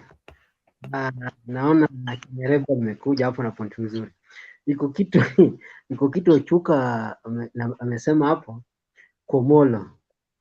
Kwa sababu hapo anataka kuleta host atusaidia. Hapo unajua tuko debate. Debate lazima uwe na msimamo bwana. Huwezi kuwa debate uko neutral. Kwani wewe ni host? Host ndio unakuanga neutral. Kwa sababu ya kupandana na pande.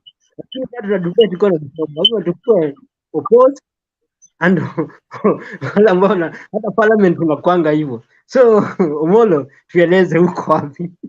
Kwa sababu unatuchanganya hapo Omolo. Kwa sababu point zako mara unaunga, mara unapinga, mara una support. Sisi pia tuna support lakini lazima uwe na msimamo. Uko wapi?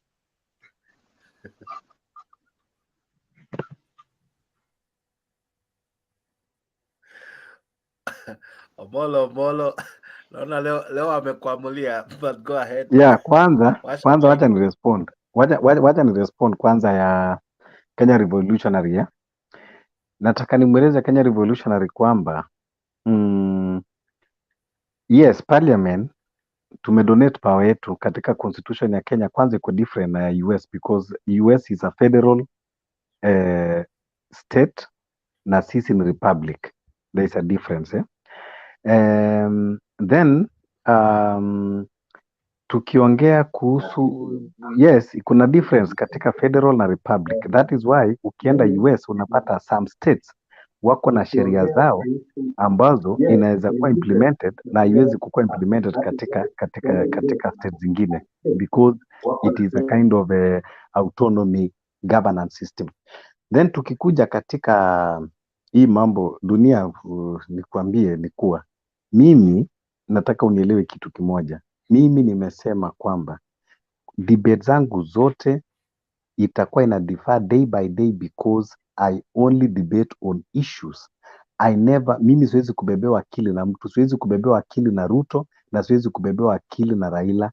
Mimi ile mambo ambayo inaona ina favor mimi na Wakenya wengine, hapo ndio niko. Nikiona mali ambayo inaumiza mimi na inaumiza watoto wangu na Wakenya wale wengine, hapo mimi siko. So mimi I'm not here as a fanatic or sycophant to anyone. I am here on the issues that dwells and helps the Kenyans. Mimi siko hapa. Kwa nini support Ruto in the first place? Na yeye anaenda anakula mamilioni pale. Yes, I did that in the past when it was voting. Because in the voting, lazima nikuwe na mali naenda kupigia kura.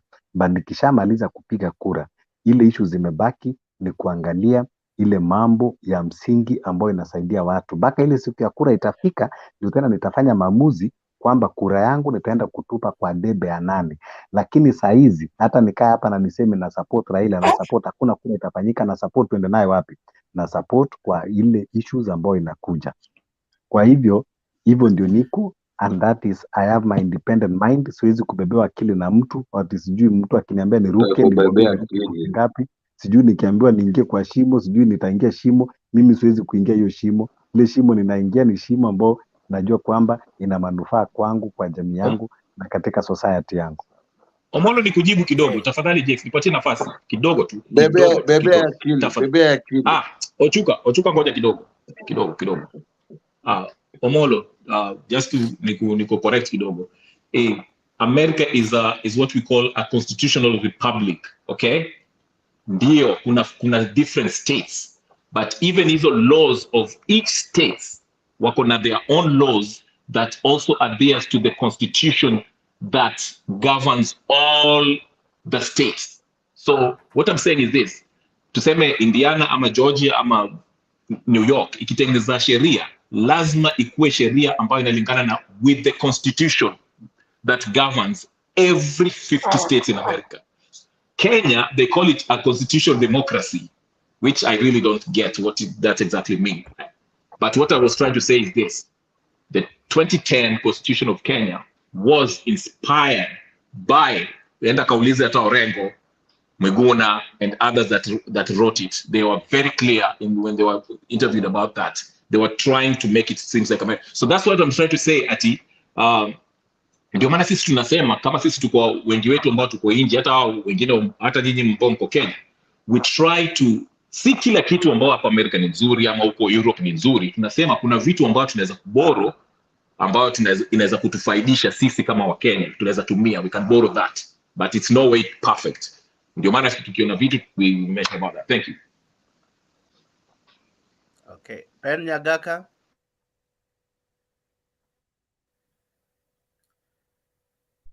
Washa mic. Okay, go ahead. Okay. Na wazalimu vijana yangu sana na revolutionary. Mtoto alisoma hapo Bodu University. Na revolution. Mtoto alisoma hapo Bodu University. Lakini, hello, can you hear me? We can hear yeah, you. We can hear you. Okay, asante sana. Jana checks, asante sana jana checks, ulikuwa unanisaidia, ulikuwa unanitetea, lakini watu wengi wa ODM hawana kitu ya kusema, ni matusi tu. Na kutusi mzee Kisii ni kitu mbaya sana. Wacha niseme ya kwamba hii tax policy ya Kenya today ya UDA ni ngumu sana. And that is the only way we can move forward.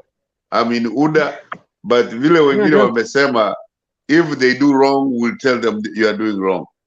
Na mimi ninawasikiza sana. Na I think you guys are going to the right direction. Let us debate. Let us debate who's right and who's wrong.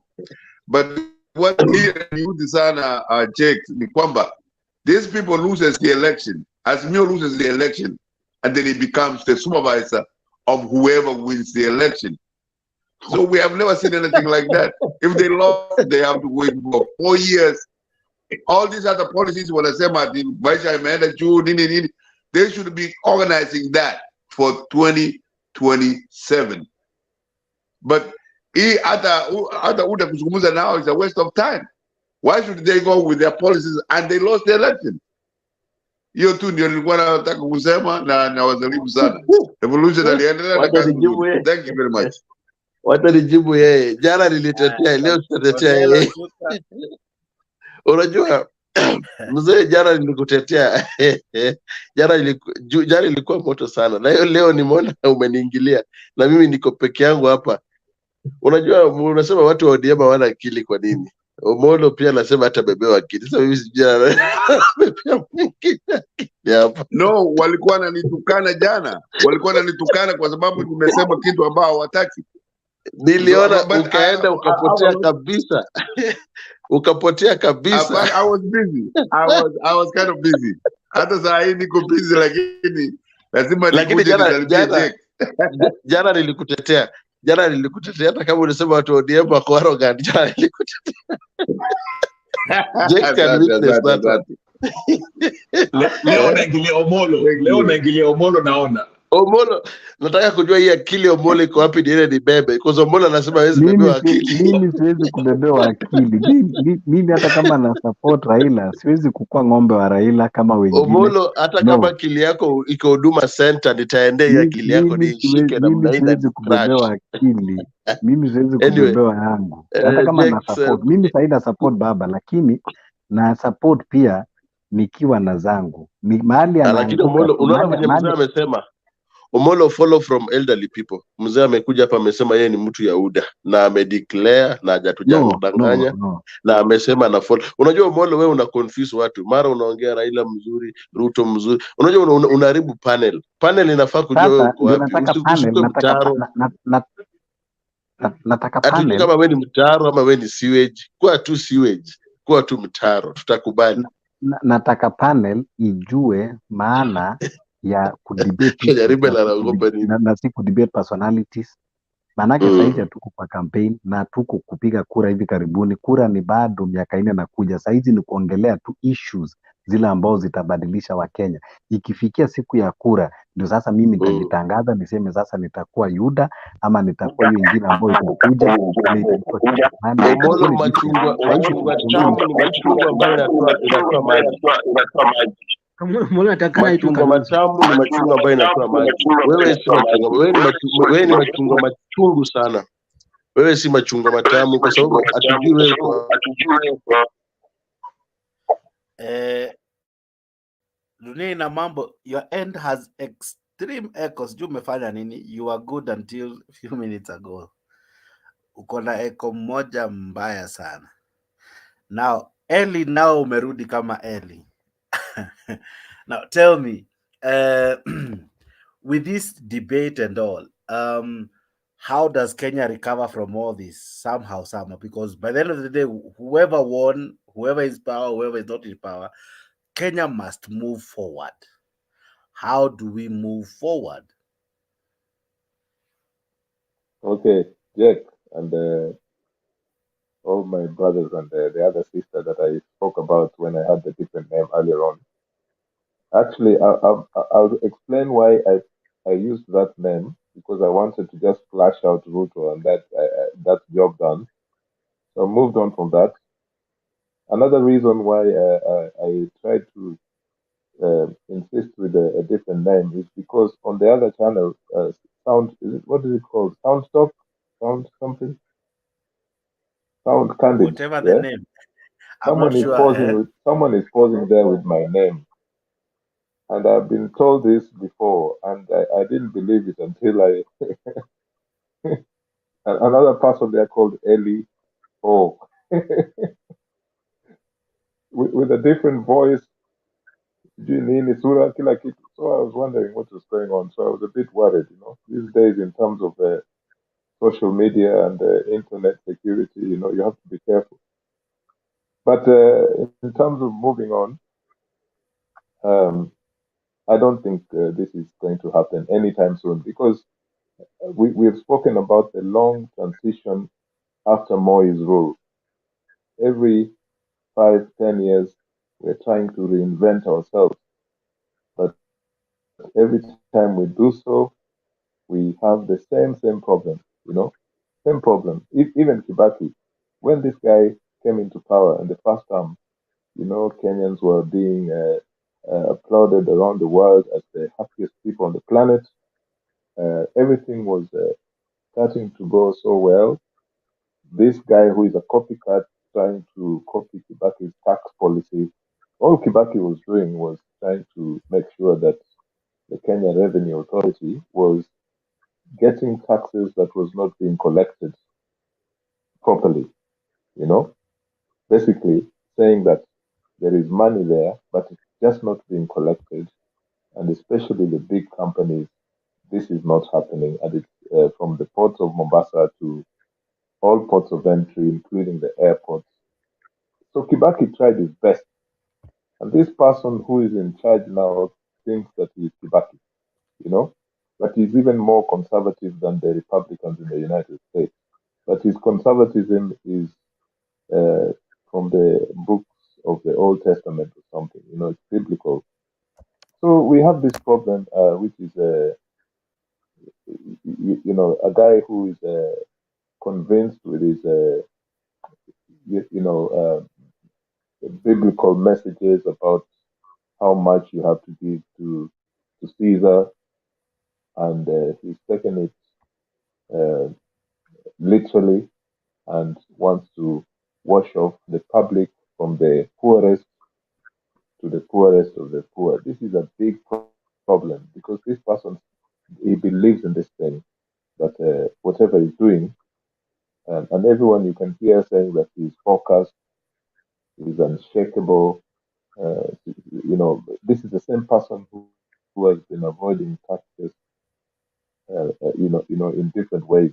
His company, you name it, from insurance to livestock, anything that he does, is always primitive accumulation of wealth.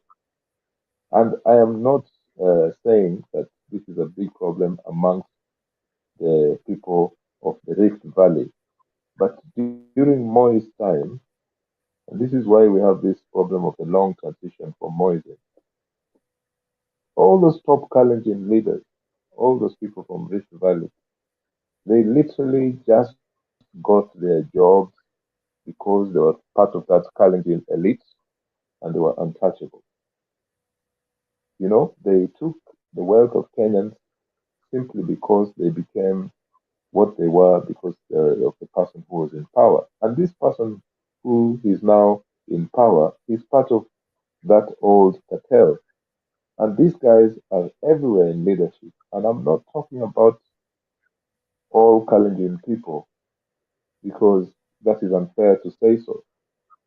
You can say the same thing. I mean, I had Rigathi Gachagua saying one day that hawa watu wanapiga makelele ati sisi wa Kikuyu tumechukua sijui tumenyakua kila kazi, lakini mbona wasiseme ati sisi ndio wengi kule jela kule nini Kamiti, which is a very primitive way of responding because no one suggested that or even no one took a data to say that Kikuyus are the most that you can find in any prisons in Kenya.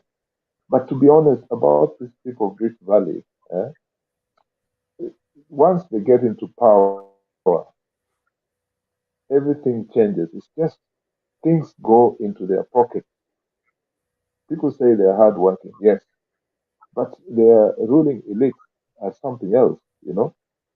And this is a very dangerous thing, in fact, for the stability of any country, because that means that when you hear people talking about splitting the country into half, they're not just saying it because they're saying it for fun. They're saying this because of the experiences they have. They're trying to get jobs, you know, they're trying to you know, to be treated equally. They don't want to be second-class citizens. This is a big problem. So when, Jack, you ask me, how can people move forward, especially after an election, let me just say an election, it is difficult when you find that if that election in itself was so controversial, people will not move forward. The constitution just need to have a radical, change. Something needs to be done that is going to change the way people are elected. I have spoken before several times about proportional representation as a way of addressing this problem so that this winner takes all does not apply. Because, for example, you find that even the small political parties will gain advantage when you have a proportional representation system in elections, where, for example, a person who is leading as say, for example, in a region where you have 3 people that need to be, say, a district where 3 people should be elected out of 10 people as, for example, members of a legislative assembly in a given area. 3 people in a given area. So every legislative assembly has to elect 3 people. So you will find that in that system of election, one political party might have 2 top candidates who get elected, and then a smaller party gets the 3rd person. So this thing about proportional representation is not just a national project. In the national project, it means you have a president from the winning political party and a deputy president from the losing political party. That's just how it works. And it has been tried and tested in many conflict zones in the world. But when you speak about this in the way I'm saying it, the problem with Kenya is that we have been so used to the British style of elections, first past the post. It is so ingrained that the people who are candidates, they will feel bitter that they have to share slots with a second or third person. You can't have 3 slots for the same position in a local area. The most important thing, the most difficult thing for me in in placing this in the constitution is how much it will cost Kenyans. It will be a very expensive affair for Kenya, for example, if it is something that is spread across the board in the country. But in terms of the national leadership, the deputy and the president, I think it is an appropriate way of dealing with this problem. In fact, this is what the BBI wanted. But the people, like Paul Mwangi and the other guys who were running the show in the BBI, they did not want to speak in real terms what they meant by KEC, if you like, or the national leadership should be shared. They just didn't, they were afraid to say this, but this is what they were saying because they knew that this has been tried in some countries, because in the next election in 2027, we will have the same problem. In fact, the rigging will be even worse than the ones that we have here. It will probably be artificial intelligence rigging because we have experimented with the IT and the way the votes are sent to the National Tallying Center in the last 10 years, and we've seen what else we can do to corrupt the system. So I think 2027 will be even worse. So they must sit down and find out how they can address how power is shared. A coalition government is what I'm trying to say here. That the two bitter sides can form a coalition where the second party becomes the deputy of that system of government. It's being run in some parts of the world, including where I'm staying. I'm not saying that it's the best, because, for example, here we've had a situation where nothing has been moving for the past year because the two sides have disagreed. They are not at war, but they have disagreed because one side that was, that won the last election is so much feared because it has been associated with the, with the revolutionary independence of the past. For example, so Sinn Féin, the political party, was associated with the Irish Republican Army, and they had conflict here for 40 years. Here in Northern Ireland, it is still the jurisdiction of the UK. And the problem is, the unionist side, they don't want Sinn Féin to take the position which they won as, for example, first minister, which is similar to being president of the country. So the people who are number 2 have refused to take a seat in government since May last year. But this is only the second time this has happened in the last 20 years. In those other years, this system was perfect in terms of the election. So my last call there is to say that, Jake, if you're asking me what is the best system in Kenya for a country that has so many ethnic groups, I think we need to look at this proportional representation and a coalition government where the winning party is the president and the set number 2 is the deputy president, and power is shared that way. If one of them steps down, there is no government, whether it is the deputy or the president. Whichever one steps down, government stops. That's my suggestion. Thank you. Jake, if I may, before I know Black is here and Ochuk, I'll just reply shortly. A coalition will be a disaster for this reason. I know it has worked in places like Germany and perhaps maybe Ireland, if you're in Ireland, I think. But no, we don't have to accommodate everyone. The winner does not have to accommodate anyone in the government. In fact, it should not. BBI was going to be a disaster. Reason why? If, for example, let's use 2017, for example, the majority of the Kenyan people, rejected President Uhuru Kenyatta. Okay? If we are to vote Raila in and he became president, why should we accommodate someone from Uhuru's government to become like the deputy president or anything like that? No, we rejected them because that government was disastrous as far as their policies towards economy and so forth. So no, I don't agree with that.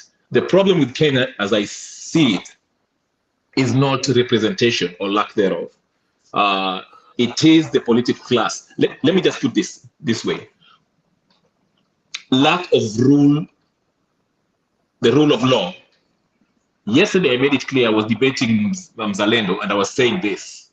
If this president is serious about this housing initiative, okay, he should first demonstrate, because he has to tackle this corruption issue. Because why should I give my 3% and think that I'm guaranteed I'll receive it back after 7 years if I decide to withdraw it? Okay? And I gave the example of KEMSA.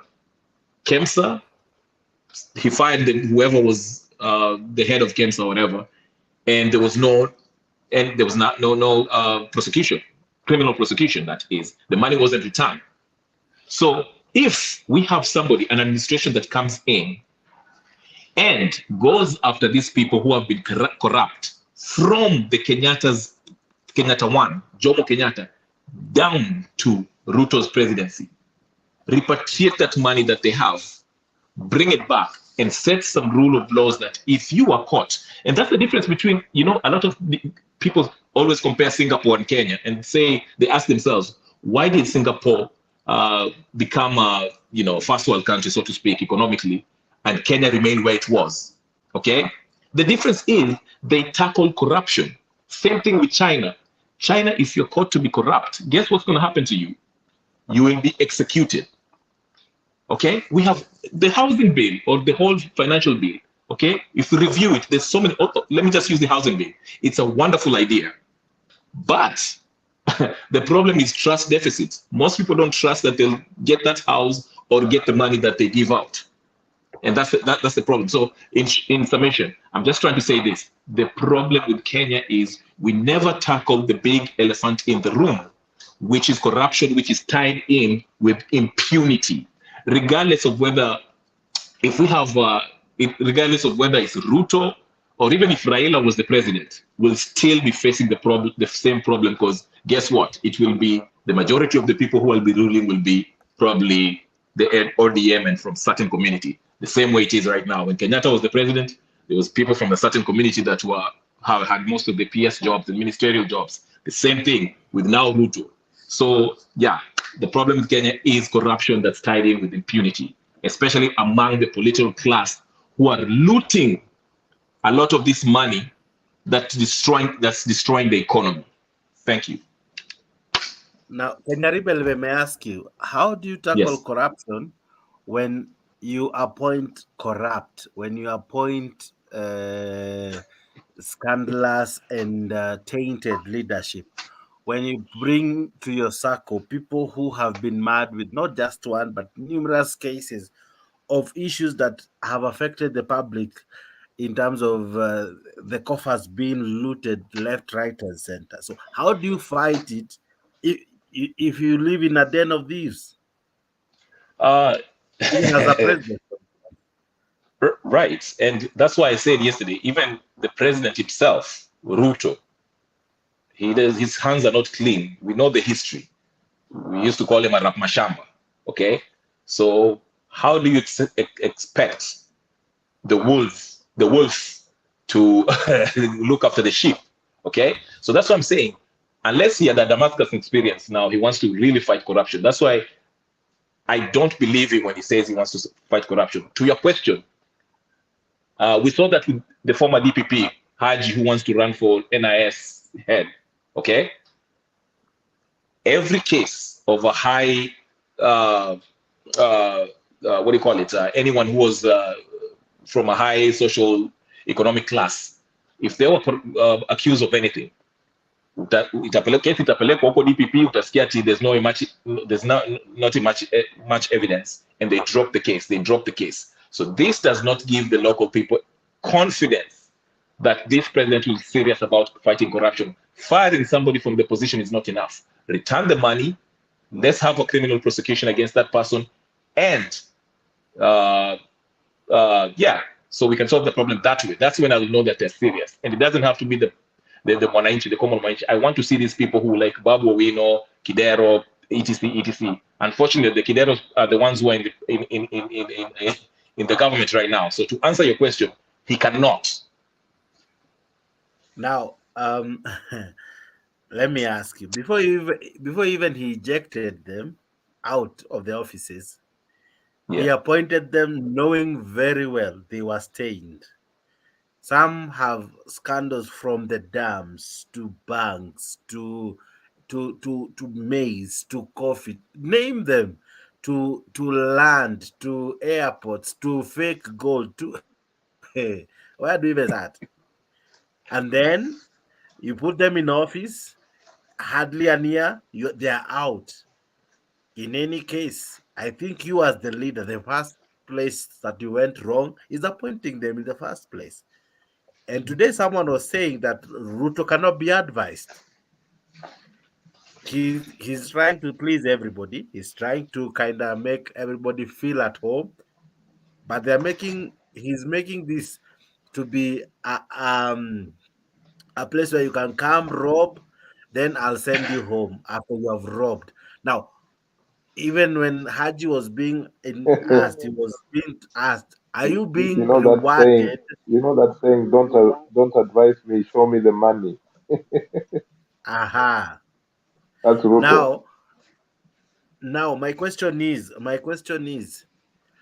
at what point will we be serious as a country to tell even the president, Mr. President, we cannot be losing money, even if, and I've said this in this panel before and I'll still say it, I have no problem with the financial bill, even if they chose to deduct even more. My problem is the managerial part, the wastage, the looting, that no coin is safe with them. Even if they reduced the taxes, not just increase it, even if they reduced the little that they are charging, is it safe?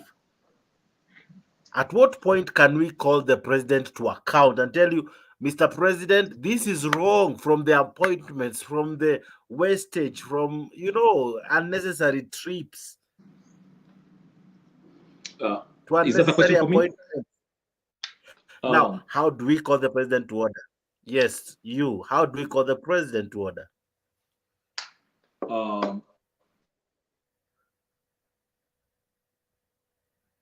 The way we can do that, it's a very difficult one, because Maandamano is not the solution.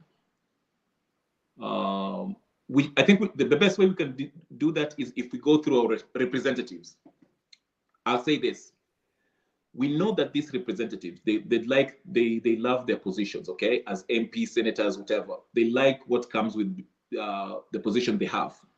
Now, if the Kenyan population, wananchi, are as outraged by what the president is doing, how about they put pressure on the senators, governors, and say, hey, this is what we expect from the president, okay?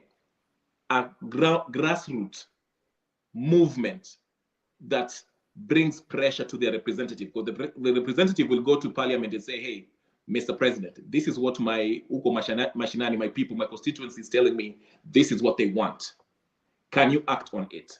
Because that's the only way I can see. Because even if you look at the Maandamano by itself, as inconsequential as it was, it has some effect. It made Ruto at least sit down with the people, whatever, that arrangement, what do you call it, bipartisan talks.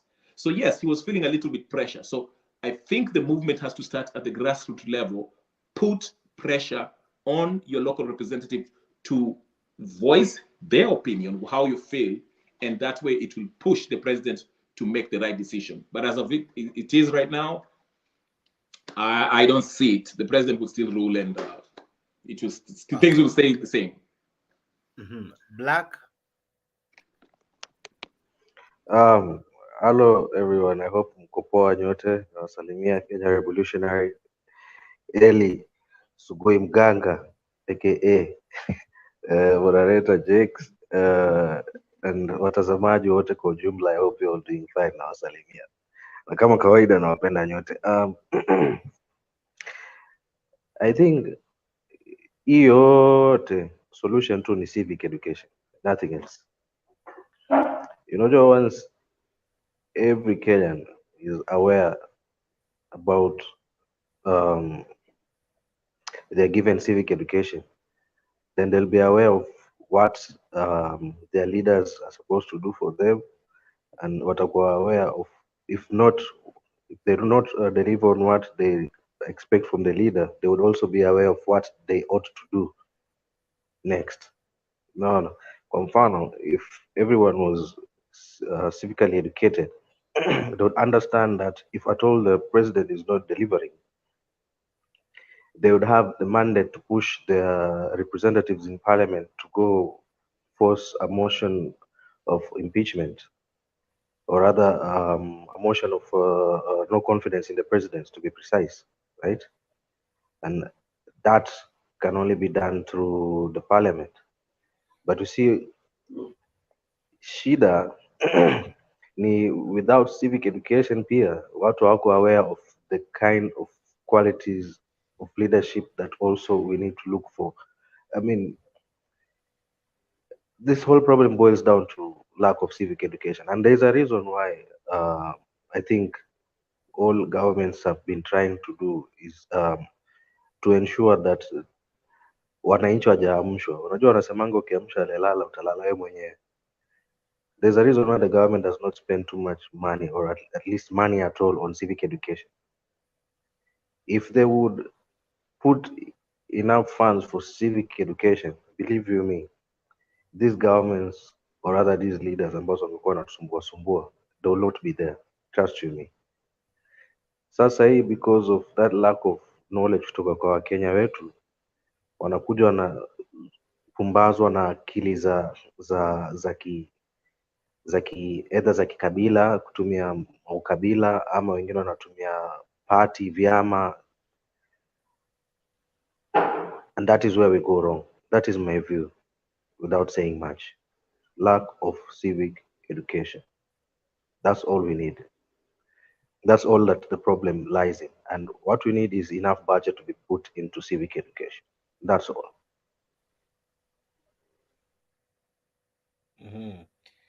Now, I saw a certain constituency. I'm yet to get the video, but I think I'll get it.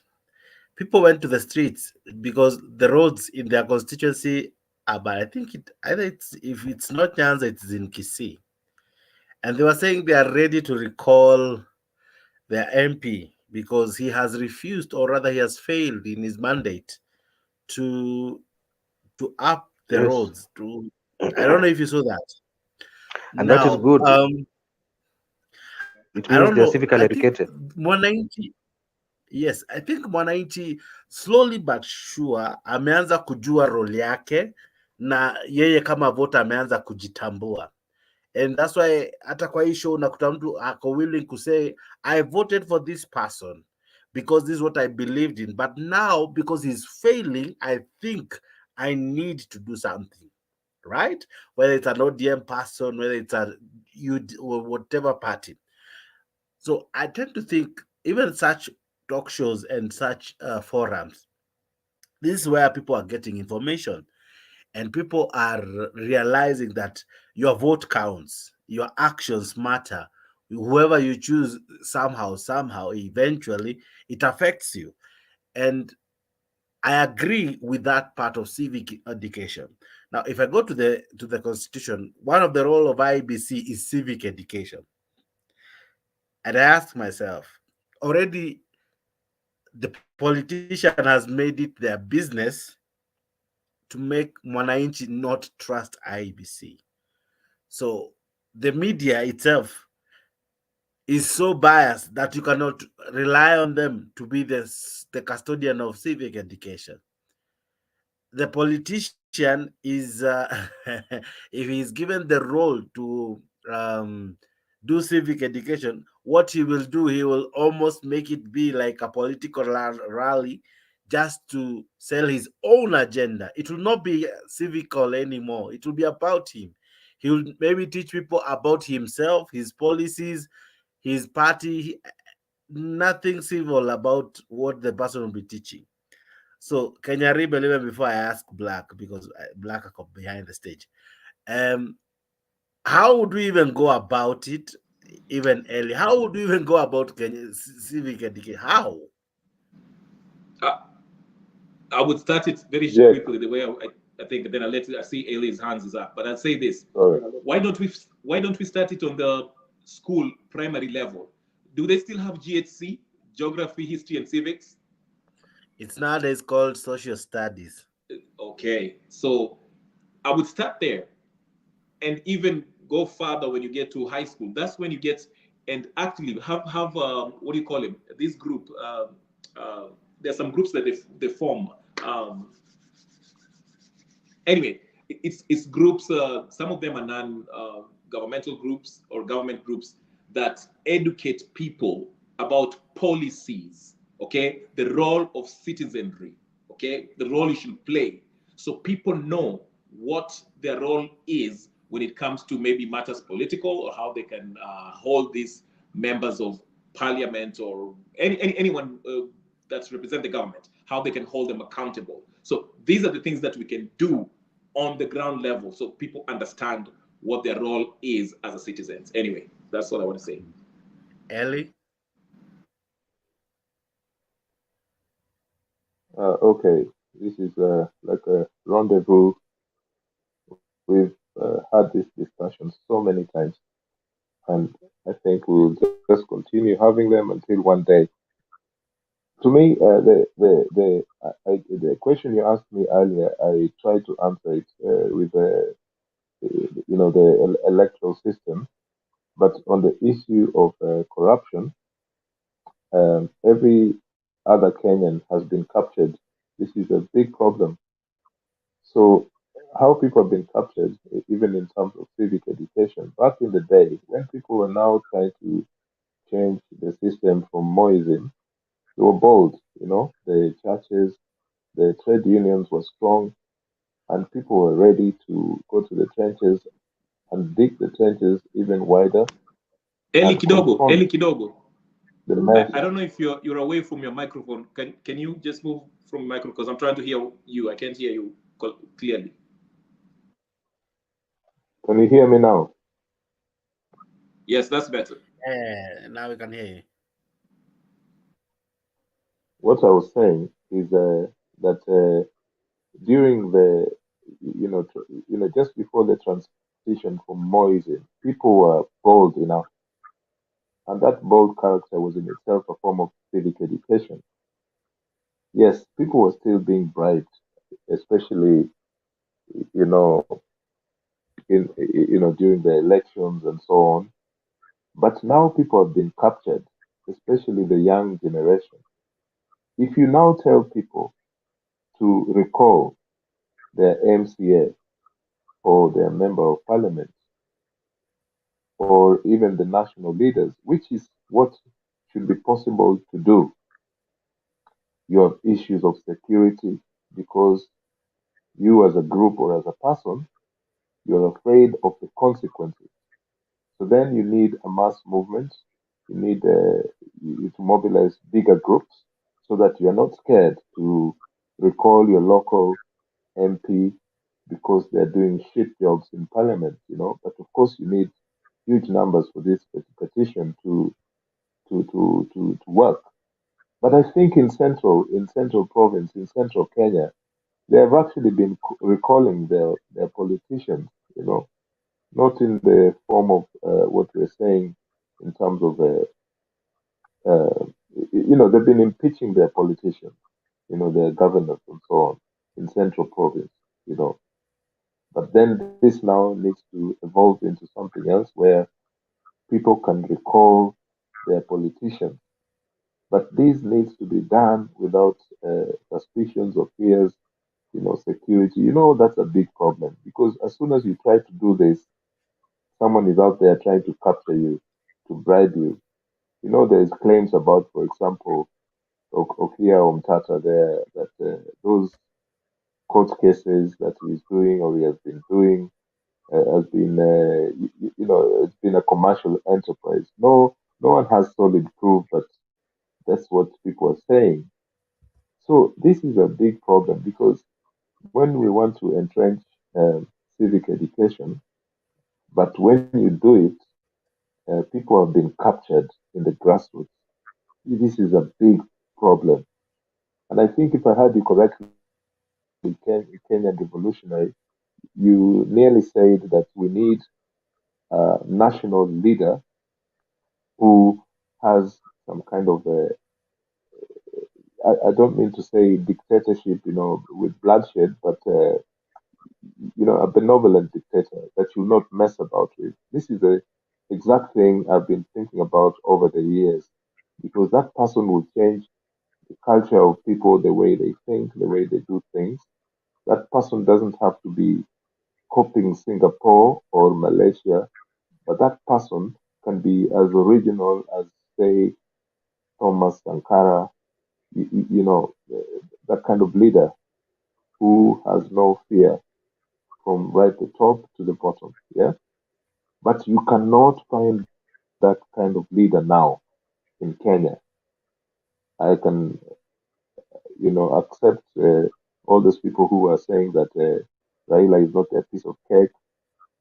They can also compare him to Ruto and Kibaki, and Uhuru and all those previous leaders. In terms of that, I agree with them because you cannot find that kind of leader. For example, now you see the people that Raila Odinga is associated with or has been associated with in the last, say, 15, 20 years.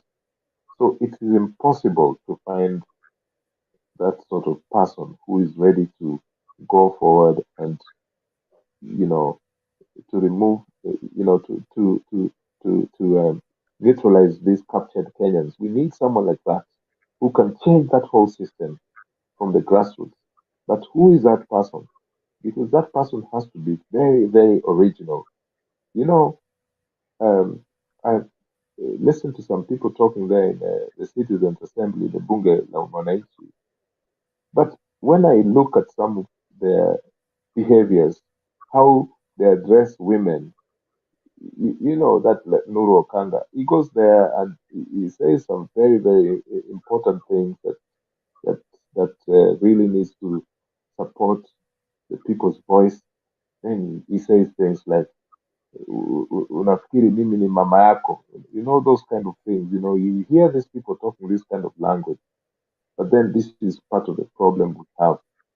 So yes, there is a possibility that eventually Kenyans, not this generation, maybe in 10 years time, Kenyans will find someone or they will mobilize and say, to hell with this kind of political class, because the problem is the political class. And that political class has captured people. When I look, my last comment here is when I look at the example of William Oduor, the deputy governor of Siaya. That guy, honestly, I don't know him one-to-one in person, but that is the type of leader that we need across the nation, you know, and that's enough said. You know, you've heard him speak, you know what he's talking about. See how he's being persecuted now because he's head to head with James Orengo, who people know, but they're afraid to say he's like, you know. But we need someone like William Oduor.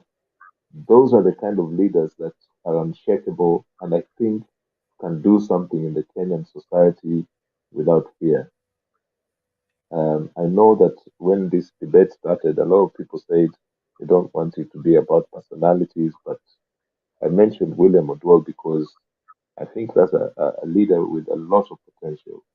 There are leaders in different communities in Kenya with a lot of potential, but they were captured on both sides. I mean, look at someone like Omar Hassan. You know, even the guy Mohammed, you know, the former journalist. Um, terrible piece of work. You know, it actually is an antidote of what he used to campaign about or against. So we have to reconnect ourselves. You know, stop the Kenyans being captured by every uh, known institution or individuals. It's a big problem. Some people say it's because of poverty. That's why people are captured. I don't know. I don't know. Thank you. Okay. We have like 30 minutes to wind up the show. So I'll give you guys some time to talk about issues. But this is the clip I was talking about. I think I found it of what Mwananchi can do because Mwananchi, as someone said in the show, you have the power, you have the say, you have what it takes to make your nation great because as the constitution rightfully states in the preamble that this constitution we gave it to ourselves so that it can govern us and it governs us through the people we elected and that power we gave them it's delegated meaning it still belongs to us we can use it. Now I saw these wonderful guys, ladies and gentlemen, coming out and calling out their MP. They were telling the MP, you know what, as much as you are in parliament and wherever you go, there is a duty you need to do. There is some work we gave you to do, and that work needs to be done, or else we recall you. I loved that. I think I would want to see more of this because in any case, these people we did just elect them to be in parliament to support William Ruto and to support Raila Odinga. We elected them to be our representatives. They were elected to be part of what shapes our country, not just because of their political affiliations in terms of their what do you call it, in terms of their political side or political party, but we elected them that they may work. They asked to work and we gave them the job they wanted. Now they need to work. Now, these people from Bombasi, today they took to the streets. Walikuwa wanalalamikia barabara. I just loved it. Look at these people. Street protests over the poor state of the 20-kilometer Igari-Nyacheki road, threatening to recall their area member of parliament if he fails to fulfill his election pledge of tarmacking the road. The residents said they will hold monthly demonstrations until area MP Innocent Obiri visits the area. And in Transmara County, sugarcane farmers also took to the streets, demanding the reinstatement of 18 workers fired from the Transmara Sugar Company Limited. Let's get more from our very own Martin Munene.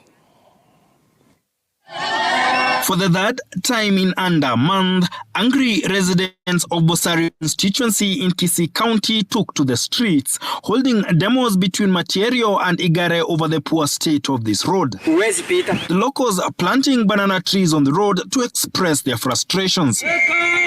To them, tarmacking this road is an unfulfilled election promise by the area lawmaker Innocent Obiri. Cha kufanya moyo wako mgumu, njoo tembea kwetu, tazama wewe mwenyewe, pita ongea na watu wako.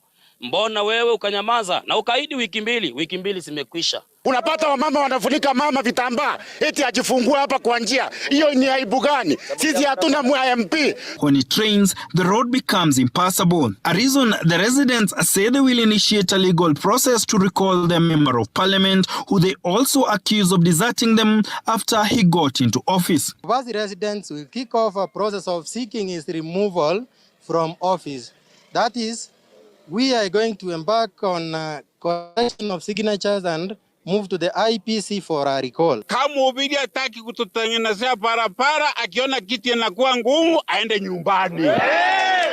They also plan to petition Roads Cabinet Secretary Kipchumba Murkomen, while adding that they will not stop the demonstrations until their voices are heard.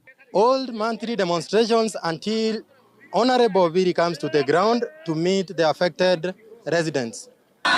In the neighboring Narok County, sugarcane farmers in Transmara West were up in arms, protesting dismissal of their colleagues from the Transmara Sugar Company and demanded the exit of the company management. Anafuta watoto yetu ofyo ofyo, na hii watoto yetu hafaidika na hii region, kwa maana mimi natoka kwetu na hii region ako kwetu.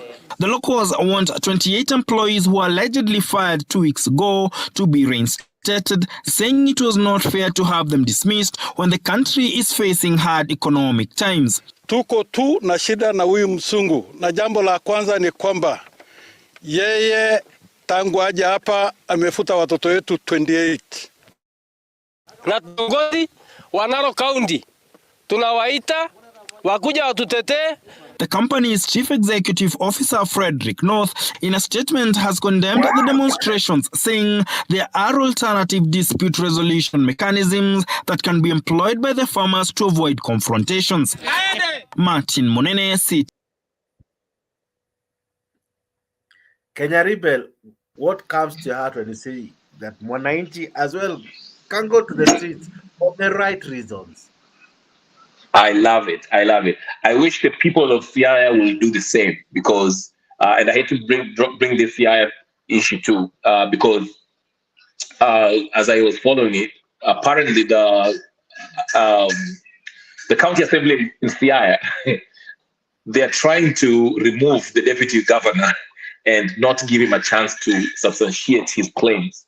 And the guy has the receipts. He's willing to deliver. So why can't the people of Siaya do the same thing that I've seen those people go out in there and say, hey, where is this money? Where is this, I don't know how many million, 100 million that was taken in 3 months? I wish I need more of that. I need to see more of that. I love it. That's a positive. I'm now excited. Yes. Mm-hmm.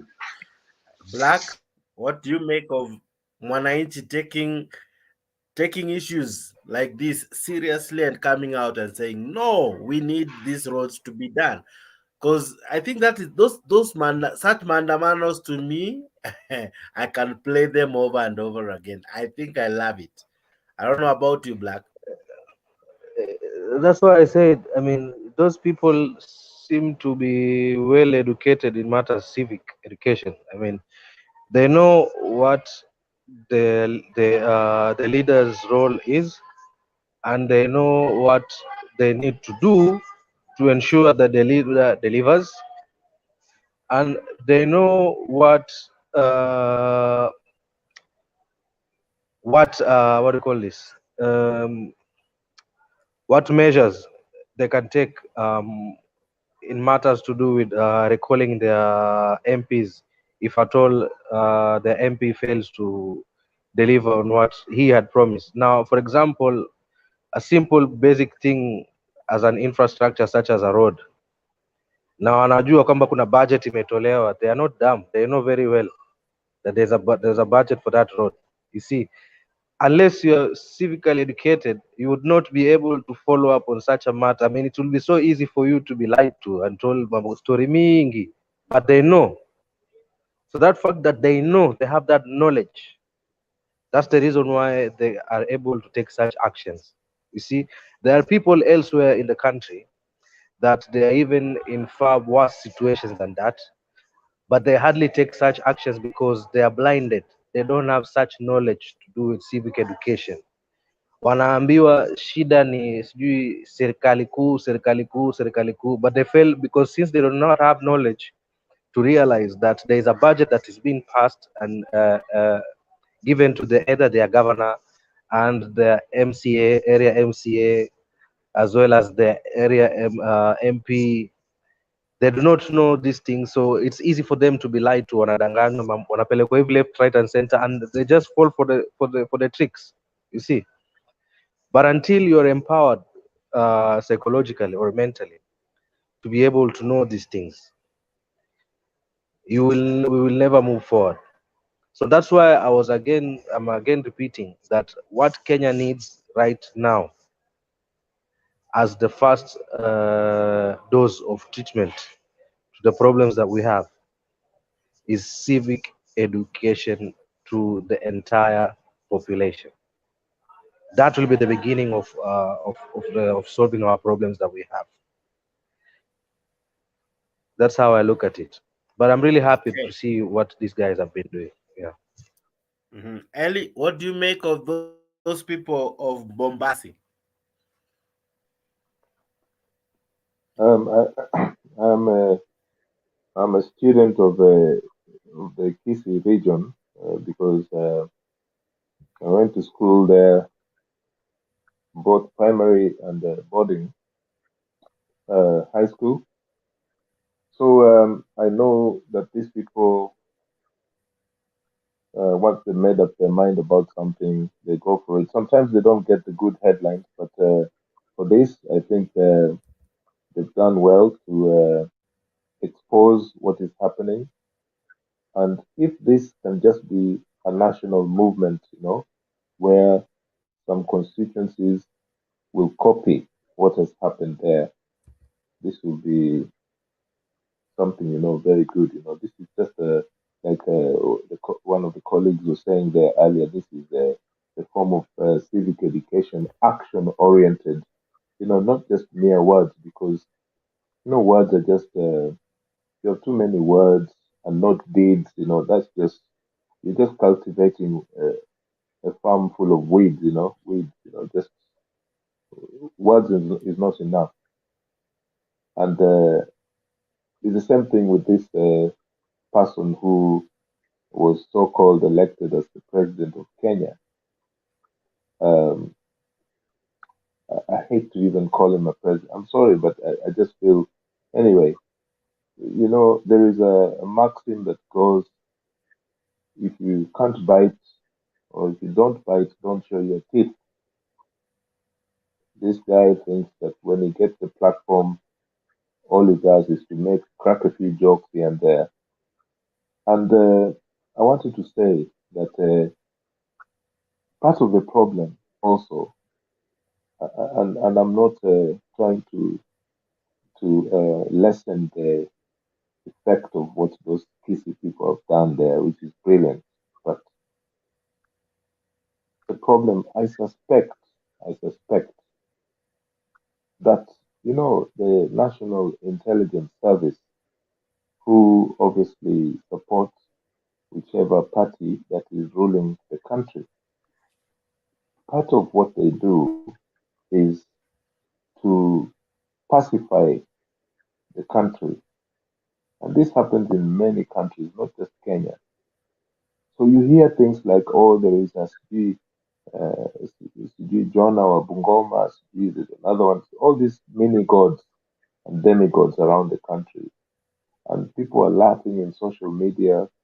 There's so much drama going around in the country, which is supposed to fill the vacuum where people would have mobilized and used their energy to, do the likes of civic education and change the country, but or whatever you call them, are involved.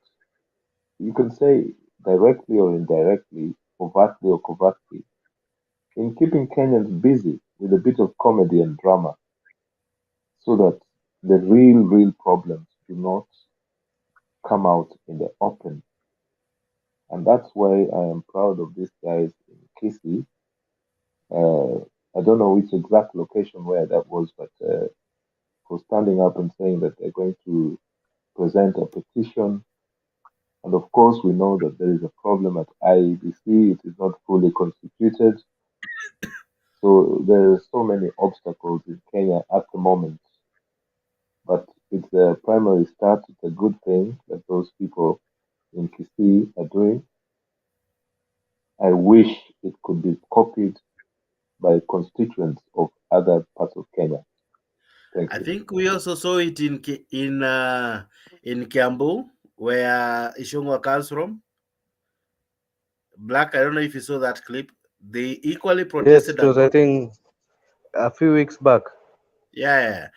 So Yes. some of these things are happening. I think people are now coming of age and seeing that these politicians, it's time we face them and told them the truth. We need services, not the dramas. Yeah, civic education. Mm-hmm. Go ahead, Eli. Oh, you're addressing Eli. Okay. Yeah, Go ahead, Eli. both I was of you saying, are. I was saying that you know, if you look at some of the cultures that we have, and when I say culture, I don't mean our customs and norms and traditions, but I mean culture of leadership, governance, management, and even just the timetables and the calendar of the day, week, month. If you sit down and do a data survey or collect, just a data of what the public officers or politicians do on a daily basis, if, for example, you look at national leaders and see what they do, and then compare to other countries, even within Africa, Kenya represents a very awkward moment because a lot of the politicians and public officers, they spend time addressing funerals, cutting ribbons, opening infrastructural projects, and all those are events that take the whole day. This is a big problem because this connects them to the grassroots. So the grassroots sees the presence of these people, even if these people are not genuine. This is a big problem that we must kind of address, come away from, because if you're going to open some infrastructural projects, just go and do it. It should not be an event where the national anthem has to be sung or things like that. Those things are moments that confuse the people, and it's even a form of ideology because people now believe that there has to be someone coming from Nairobi to open this thing, which is what devolution was about, to demystify public leadership, including national leadership, was supposed to be demystified by the constitution that was, the new constitution of 2013 or 2010, if you like. But you find that now we are still attached to these cultures where the program of a national or a provincial leader is to open things and people have to attend. It's wastage of time and it's a form of corruption because it's wastage of time and public resources. And I think this is one of the reasons it is easy to capture the people, our people, the people of Kenya, because they they feel attached to those moments, when those are the moments where they could attack these power elites and tell them the truth. I mean, even many African countries, these things don't happen. I know that such things happen in Uganda, maybe Tanzania, but there's some African countries where it is not a must that we have things that must be opened by some national leaders and things. It's a waste of time, you know. And I was going to mention other countries where this actually does not happen at all. And the building has been constructed, the project has been going on for the last 2, 3, 4 years. And one day, just an ordinary person will open this thing and people clap for a few minutes and people go home. For me, I find this as a national calamity because a lot of money goes into all these things in the national calendar. So I just wanted to add that, and I hope that I've not distracted your attention from what you were presenting on the video there earlier. Thank you. No, not really.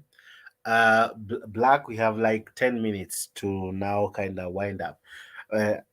Even as you comment on that, today, just some bit of politics as well. Baba today launched a Kenyan Obama. Sorry, like as a mwisho, I like to summarize on two funny clips. So Baba today launched a Kenyan Obama. And I think that's another one. It really made rounds and these people are not serious. Yeah. Who's that? I did not see that. I didn't watch that. You didn't see the Kenyan Obama. Let me. No. Who was that? Ellie, did you see the Kenyan Obama? No, the Kenyan Obama, I didn't see that. No. Today, Raila Odinga launched Kenyan Obama, and Kenyan Obama really spoke the English of the nose. And who was that? Who was that now? It was interesting. You didn't see that one. Let me. I'm just putting it just now. Just give me a few seconds. Let us see that. To Kenyan Obama. I thought some jokes. This is what I suspect. Kina NIS, the national security agencies, they actually produce drama so that Kenyans keep being busy. Instead of focusing on serious things. This one, it was Raila himself. So it was. And who told you he's not part of the security system? No. What happened is a friend of his, I think a lecturer in one of these, I think the US, came with his son to his function. Now, I don't know what caught Raila's mind. He had to introduce him as Kenyan Obama, or rather as Obama, and people really have made memes about it. It has gone viral. I don't know how you guys haven't seen it. But let me play it. Here it comes. It happened yesterday, or rather, yes, yesterday, because today is a different day. And I can tell you, people have made jokes about it. It has become interesting. The Kenyan Obama is talking English of the nose, and others were asking, will he be the replacement of the Akina Gaucho? I don't know why people compared this man to Gaucho and many friends of Raila, but here is the clip. Tuko tayari. Wangapi nasema tayari, unyoni mkono hapa. Sasa huyu timu Wanyonyi mwanaume kamili.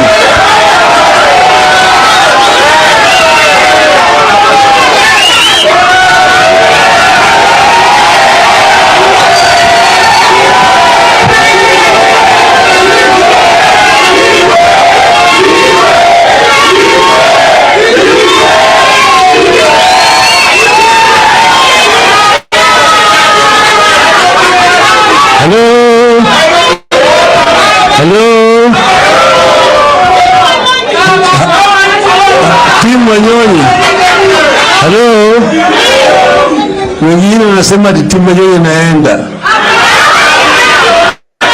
Timu Manyonyi haendi Bungoma.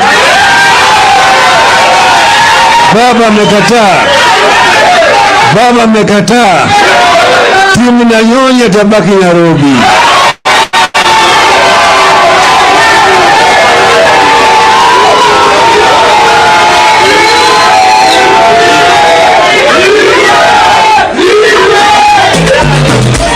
Tumeleta vizuri. Unakubali?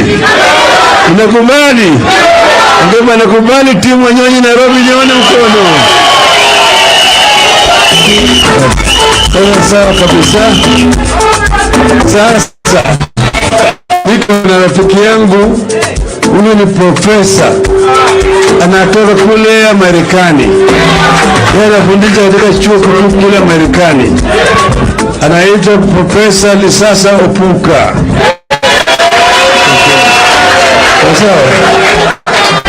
Na hapo na huyu ni kijana yake. Maana huyo kijana ya profesa. Yeye ni kama Obama.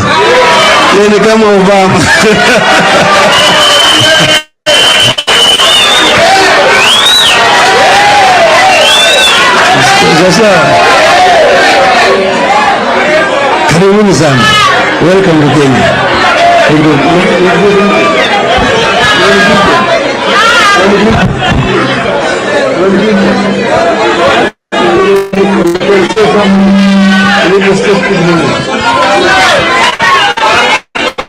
Habari.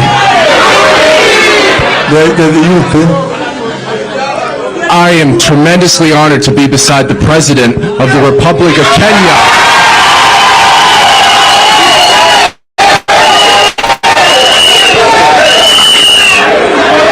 And I'm honored to join you all here today. It's my greatest honor. It has been my lifelong dream to see the Republic of Kenya. And since the day I arrived, I have been blessed. Mungu ni buena.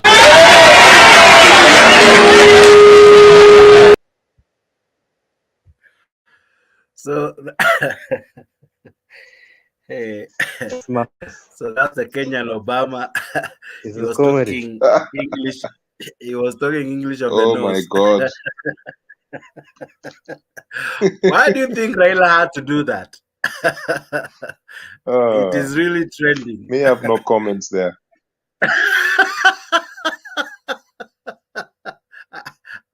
I'm amazed you don't That have kid a probably doesn't want to be there.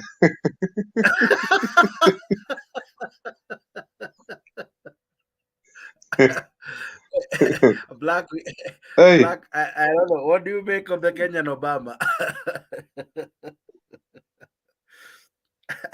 Black Lona Mehang. But anyway, but even before we talk of Obama, you remember that Tim Wanyonyi wanted to be governor, and then what happened that he was shortchanged? I don't know. Do you think Raila kind of regrets the action, and that's why probably he's now reintroducing Tim Wanyonyi again, because he wanted to be governor, had started quite well, people had embraced him, and then kidogo kidogo Jubilee brings out a Kafani guy all and because of the jokes, that's how Sakaja became governor. What do you think Raila is trying to do? That guy, what was his name again? The corporate guy. Tim Wanyonyi, no, the corporate No. guy can't naitwa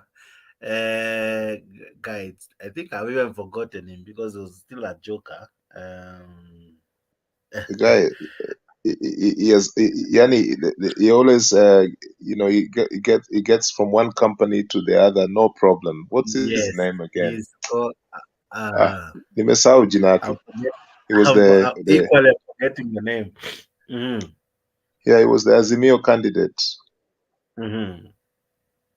But I don't know much about the Igathe. governor politics of Yeah, Nairobi. Igathe. Yeah, He was Polycarp called Igathe. Igathe. So No, I can't comment really about the governor politics of Nairobi because I don't have sufficient knowledge about that. Sorry. Mhm. What do you think Raila is Yeah, doing? First introducing Kenyan Obama and equally reintroducing Tim Wanyonyi. Tim Wanyonyi really wanted to be governor in the first place.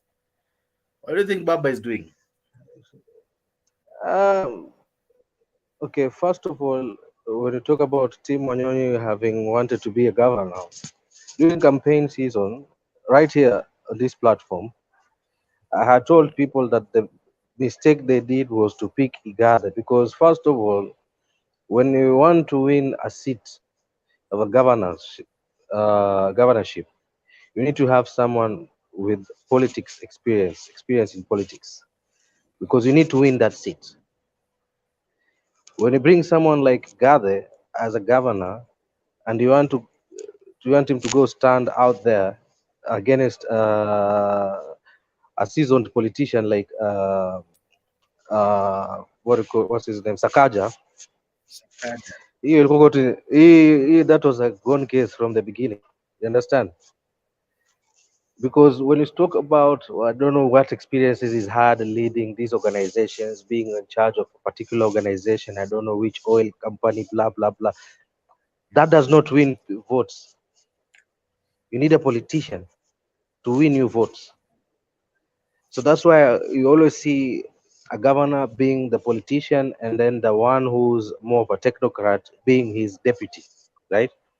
So Tim Wanyonyi would have been best to have been the governor because he's been in politics. So he knows what to do to get into people's hearts and minds to get those votes, right? And as well, we do know that he's partly a technocrat as well.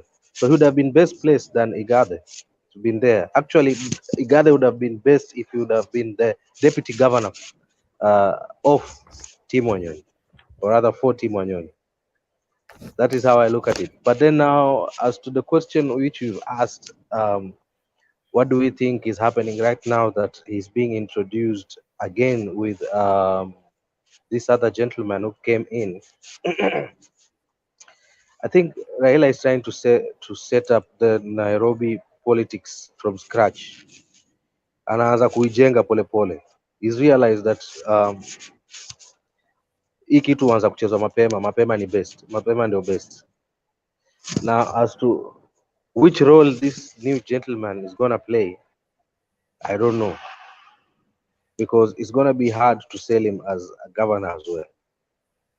So I don't know what seat, which role ameletwa pale for, ama pengine yeye ndo atakuja kusimamia, atakuja kuachiwa kiti na Raila. I don't know, but the point that he used the name Obama, it's not an accident, right?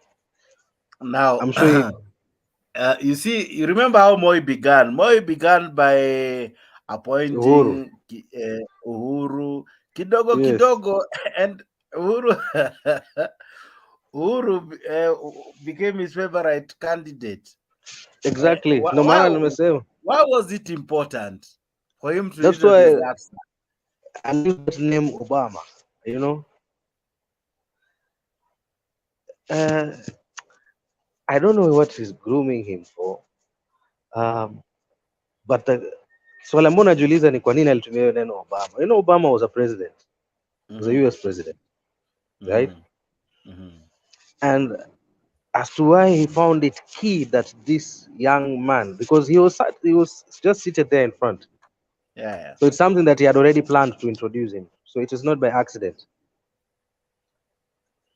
Sijui nini amepanga mzee, but inakaa amepanga politics yake mbele. Sitaki kusema kitu yenye sijui, but Obama to be honest. Finally, Baba is trying to do something that is worthwhile. I mean, by throwing us off the road. Okay. For the first time, leo ametuacha asking ourselves, what did he mean? Yes, exactly. And that's why I commend him for that. So now this is what he ought to be doing politically. We leo wametupa kibarua, nakwambia ina trend. People are asking why introduce the son, that guy like that. But anyway, now you guys, we have to wrap up. Actually, we have a show immediately after this. I think in around 4 hours from now or 5. Today we cover the Madaraka Day special live from the May platform, so you can be sure to capture or to catch everything that happens Madaraka Day. from Embu. So we wait for what Ruto will say. Ashapewa notice ya up to Monday. Madaraka wala yaki, to be honest, hizi holiday mimi zilinitupisha mbao, yani ni kama nimezisahau. Imenichanganyanga yani. Today is Ukishatoka Madaraka tu Day. nje tu Kenya, Hizi siku you keep nazisahau forgetting. sawa. Yeah. So today is Madaraka Day. We will have some Madaraka Day special here at Mtembei. Be sure to catch it live, and as well we will definitely play the politics because hakutakosa siasa. We await to hear what the president will say. I'm sure it will be an interesting show to watch. So maybe I give you guys some closing remarks even as we wrap up. I begin with Ellie, then to you, Black, then we call it a show. Okay, thank you very much, Jex and Black, and the people who were in the show earlier on. There was a bit of humor and banter and and disagreements earlier on, which was quite exciting. But for Kenya, I would say they usually say that Uganda is live, but when you cross to Kenya, it's kicking. So Kenya is always live and kicking, as opposed to Uganda and Tanzania. And as they say that whatever happens in Kenya, if it's just a little bit, it will spread. It will not be just a mere cold. It will be a flu in other countries around East Africa. So whatever we do affects other parts of East Africa so much. And I think that's why Kenyans should always not be afraid to censor what is happening within the borders. And also, if it's something that we can have consensus on, let's have it. And I think, Jake, you're continuing to steer these debates, very professionally. There's humor. There is no backstabbing. It's very, very good forum.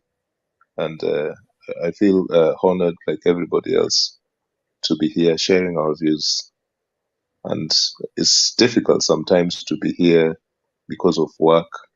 But tonight, I tried my best to spend as much time as possible to join you guys. And thank you very much. Thank you as well, Ellie. Before Black comes in, I want to also thank the many guys who comment. Where you guys? Wow. And those even who watch. Vicky Jones, Kamakawa, Asante Sana, Kevo TT, right? Kevo TT, I see you. Remesu Yegon, I see you. I see many still commenting and still watching. Sally Jumbo, I see you. Atticus Now, I see you. There was Black, you are in the comment na pia uko kwa show. Thanks.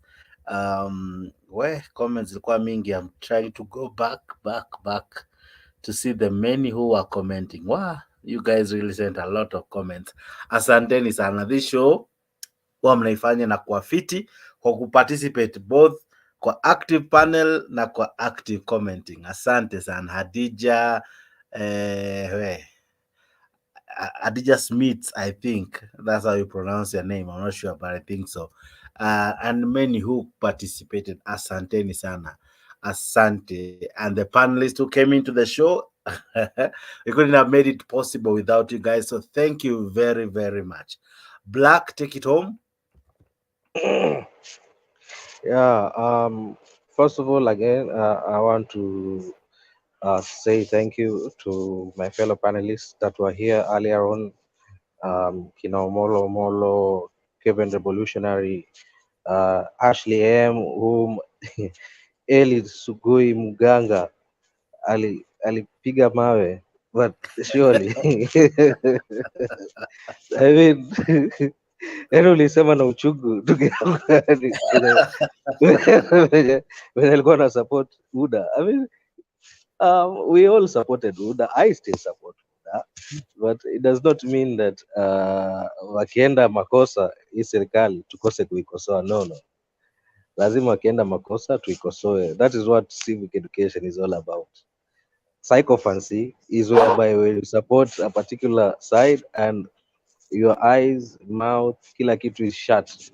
You cannot see any wrong in them and always going to get any wrong in them. So she's doing something right, just like we are doing right now. Kukosoa serikali where tunaona wanakosea. But I was in a lighter note. As well, thanks to my friends kwa huku kwa keyboard section, Vicky Jones, hi sweetheart, kina Jeffrey Ruto, my friends. Glad I hope you're all doing fine. Now, this matter of Maandamano that's coming up, I don't know what advises the Azimio leadership to take that route, but it's taking us backwards. You see, already tayari mambo ni ngumu, but I don't know why he finds it okay that he can ruin it for those people that would like to go about their regular businesses, their regular jobs, in trying to make the ends meet by bringing up these things, knowing very well that it would bring uncertainties, which would mean that shops will be closed, some people will not go to work, and it would mean they would sleep hungry that day for those that usually depend on daily wages. Unaona, because kuna watu, kwa mfano mtu ambaye amezoea kubeba mizigo within town kutoka hii duka mpaka hii duka, wale wa kubeba kwa migongo, vitu kama hizo, una imagine that day pengine hatapata hata kitu kidogo ya kukula. I mean, for what reason? Because someone says that we should have a maandamano on that day. I don't think that's the right trajectory. It's better even to have a walkout in parliament for the finance bill, or wale watu wake wote watoke pale, kosekane two-thirds ninio katika parliament, such that hiyo issue isipite. That would be a far much more peaceful way, right? Because the motion then would not go ahead. But then now, if we are taking this other route, someone is misadvising this man, and that's not right. Secondly, kumalizia, because I did not get the chance to respond to this title. Hiyo issue ya sijui what do you call this, sijui watu wa hustlers ndo wanaumia zaidi kuliko watu wa Azimio. I don't know who gave someone, whoever whichever that came up with such a notion that watu wa hustlers ndo wanaumia zaidi kuliko Azimio. Azimio haumii. Come on. If we are suffering as a nation, we all suffer as a nation. If we prosper as a nation, we all prosper as a nation, right? It does not mean for those people that voted for UDA, they suffer more, and those that voted for Azimio, let's say in Siaya and elsewhere, they don't suffer. I mean, let's not have that. I mean, for once, wacha tukue tu wa Kenya, easy divisionary politics tuachane nazo for once. And to finish all this, I want to wish everyone a great Madaraka Day, and I hope to see you again later on in the next debate. I hope tutakuwa tu hapa tu Bwana Jex. Kama kawaida, nawapenda nyote. Take good care of yourselves. Okay. Now, ladies and gentlemen, I wish to wish you a very fantastic new month, day being the 1st of June, where we are now half the year. I wish you the very best of this year. I wish you the very best, even as we journey on.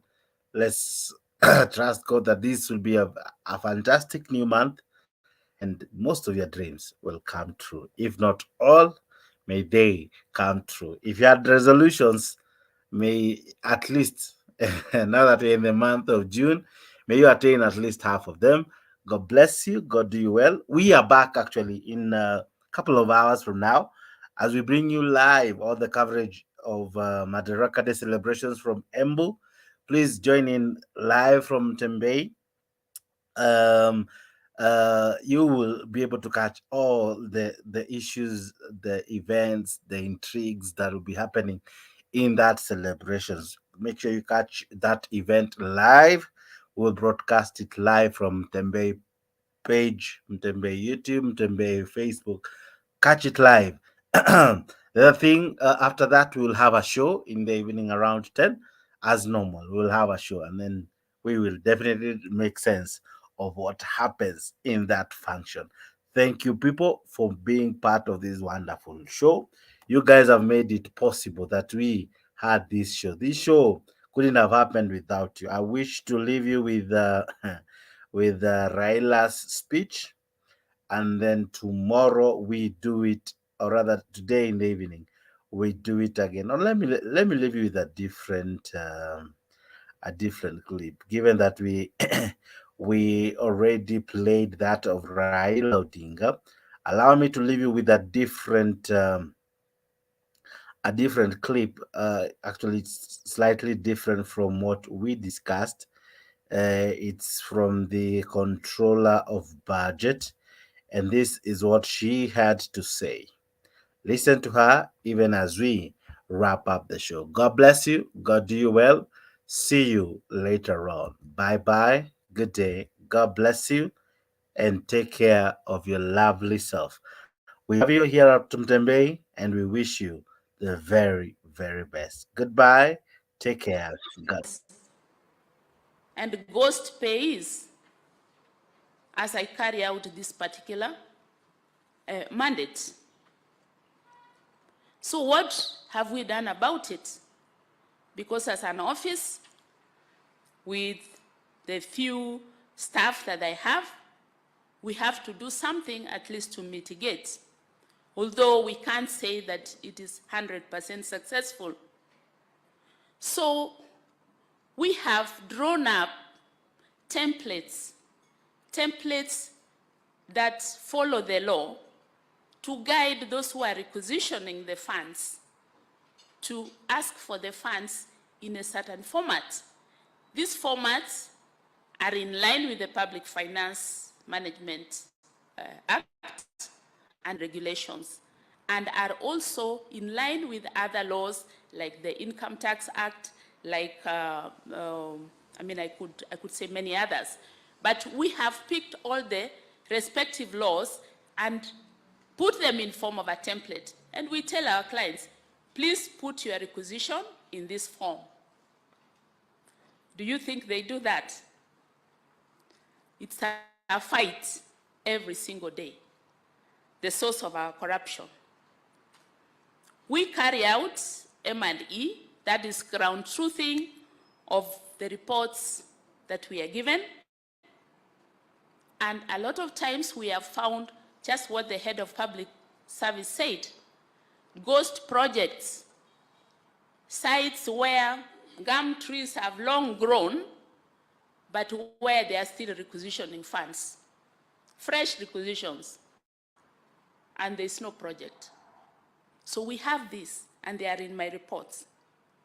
We also have whistleblower policies, and we have encouraged the public to come back to us and tell us whenever they feel that something is happening. This has been very helpful, because a lot of times members of the public have told us, oh, you remember that project that you are being told about? There is nothing on the ground. Sometimes we go there, we find the contractor running to the site with building materials. We have seen a lot of foreign travel, which is wasteful. MCAs who go in large groups to foreign countries, there is totally no accountability. They do not produce any reports on what they have learned from where they went, and such like things. We have seen distortion of car reimbursement. You find somebody bringing a 13-year-old car and saying they paid 4 million shillings. So generally, looking at the way the requisitions are made, you can see a deliberate effort to defraud public funds.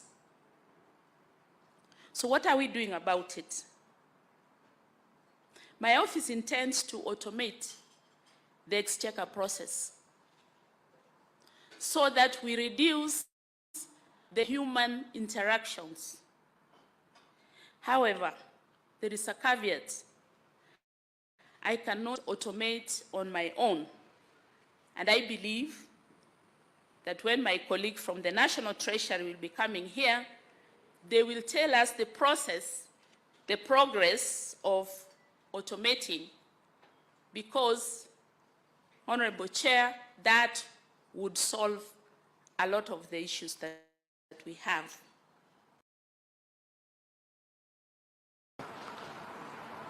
In transport sector,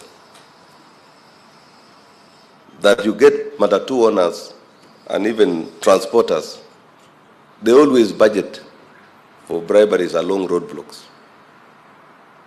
And it's official in offices. Chukua hii 2,000 ya leo ya polisi. They know every roadblock perhaps is 200. So they count all roadblocks and then they pay. So what else? What other evidence do you look for? Recruitment of our police, our military. Now it is obvious. When they hear that recruitment will be in August or July, people start preparing to sell their shambas. Because for sure, if you have 200,000 or 400,000, for sure you will get employed. And we've seen it across, all of us here know. That if somebody comes to, like chairman of public service, to be helped to get a slot, the chairman will not get. But somebody who has sold a shamba next door will get his child being employed. And for sure, you will know, you will connect the sale of the shamba, an acre, and employment. What else will wananchi think? This is obvious. KRA, people have gotten used to. They know that the first leg of demand is to make you get aware that you need to prepare for money, because somebody gives you a demand of 100 million, 200 million, money that you have never made yourself as tax. You are invited, then negotiation starts. And then they ask for bribes. And then all of a sudden, everything disappears in the computers, in the high tax, everywhere. You are clean when you've paid. All things have their form of corruption.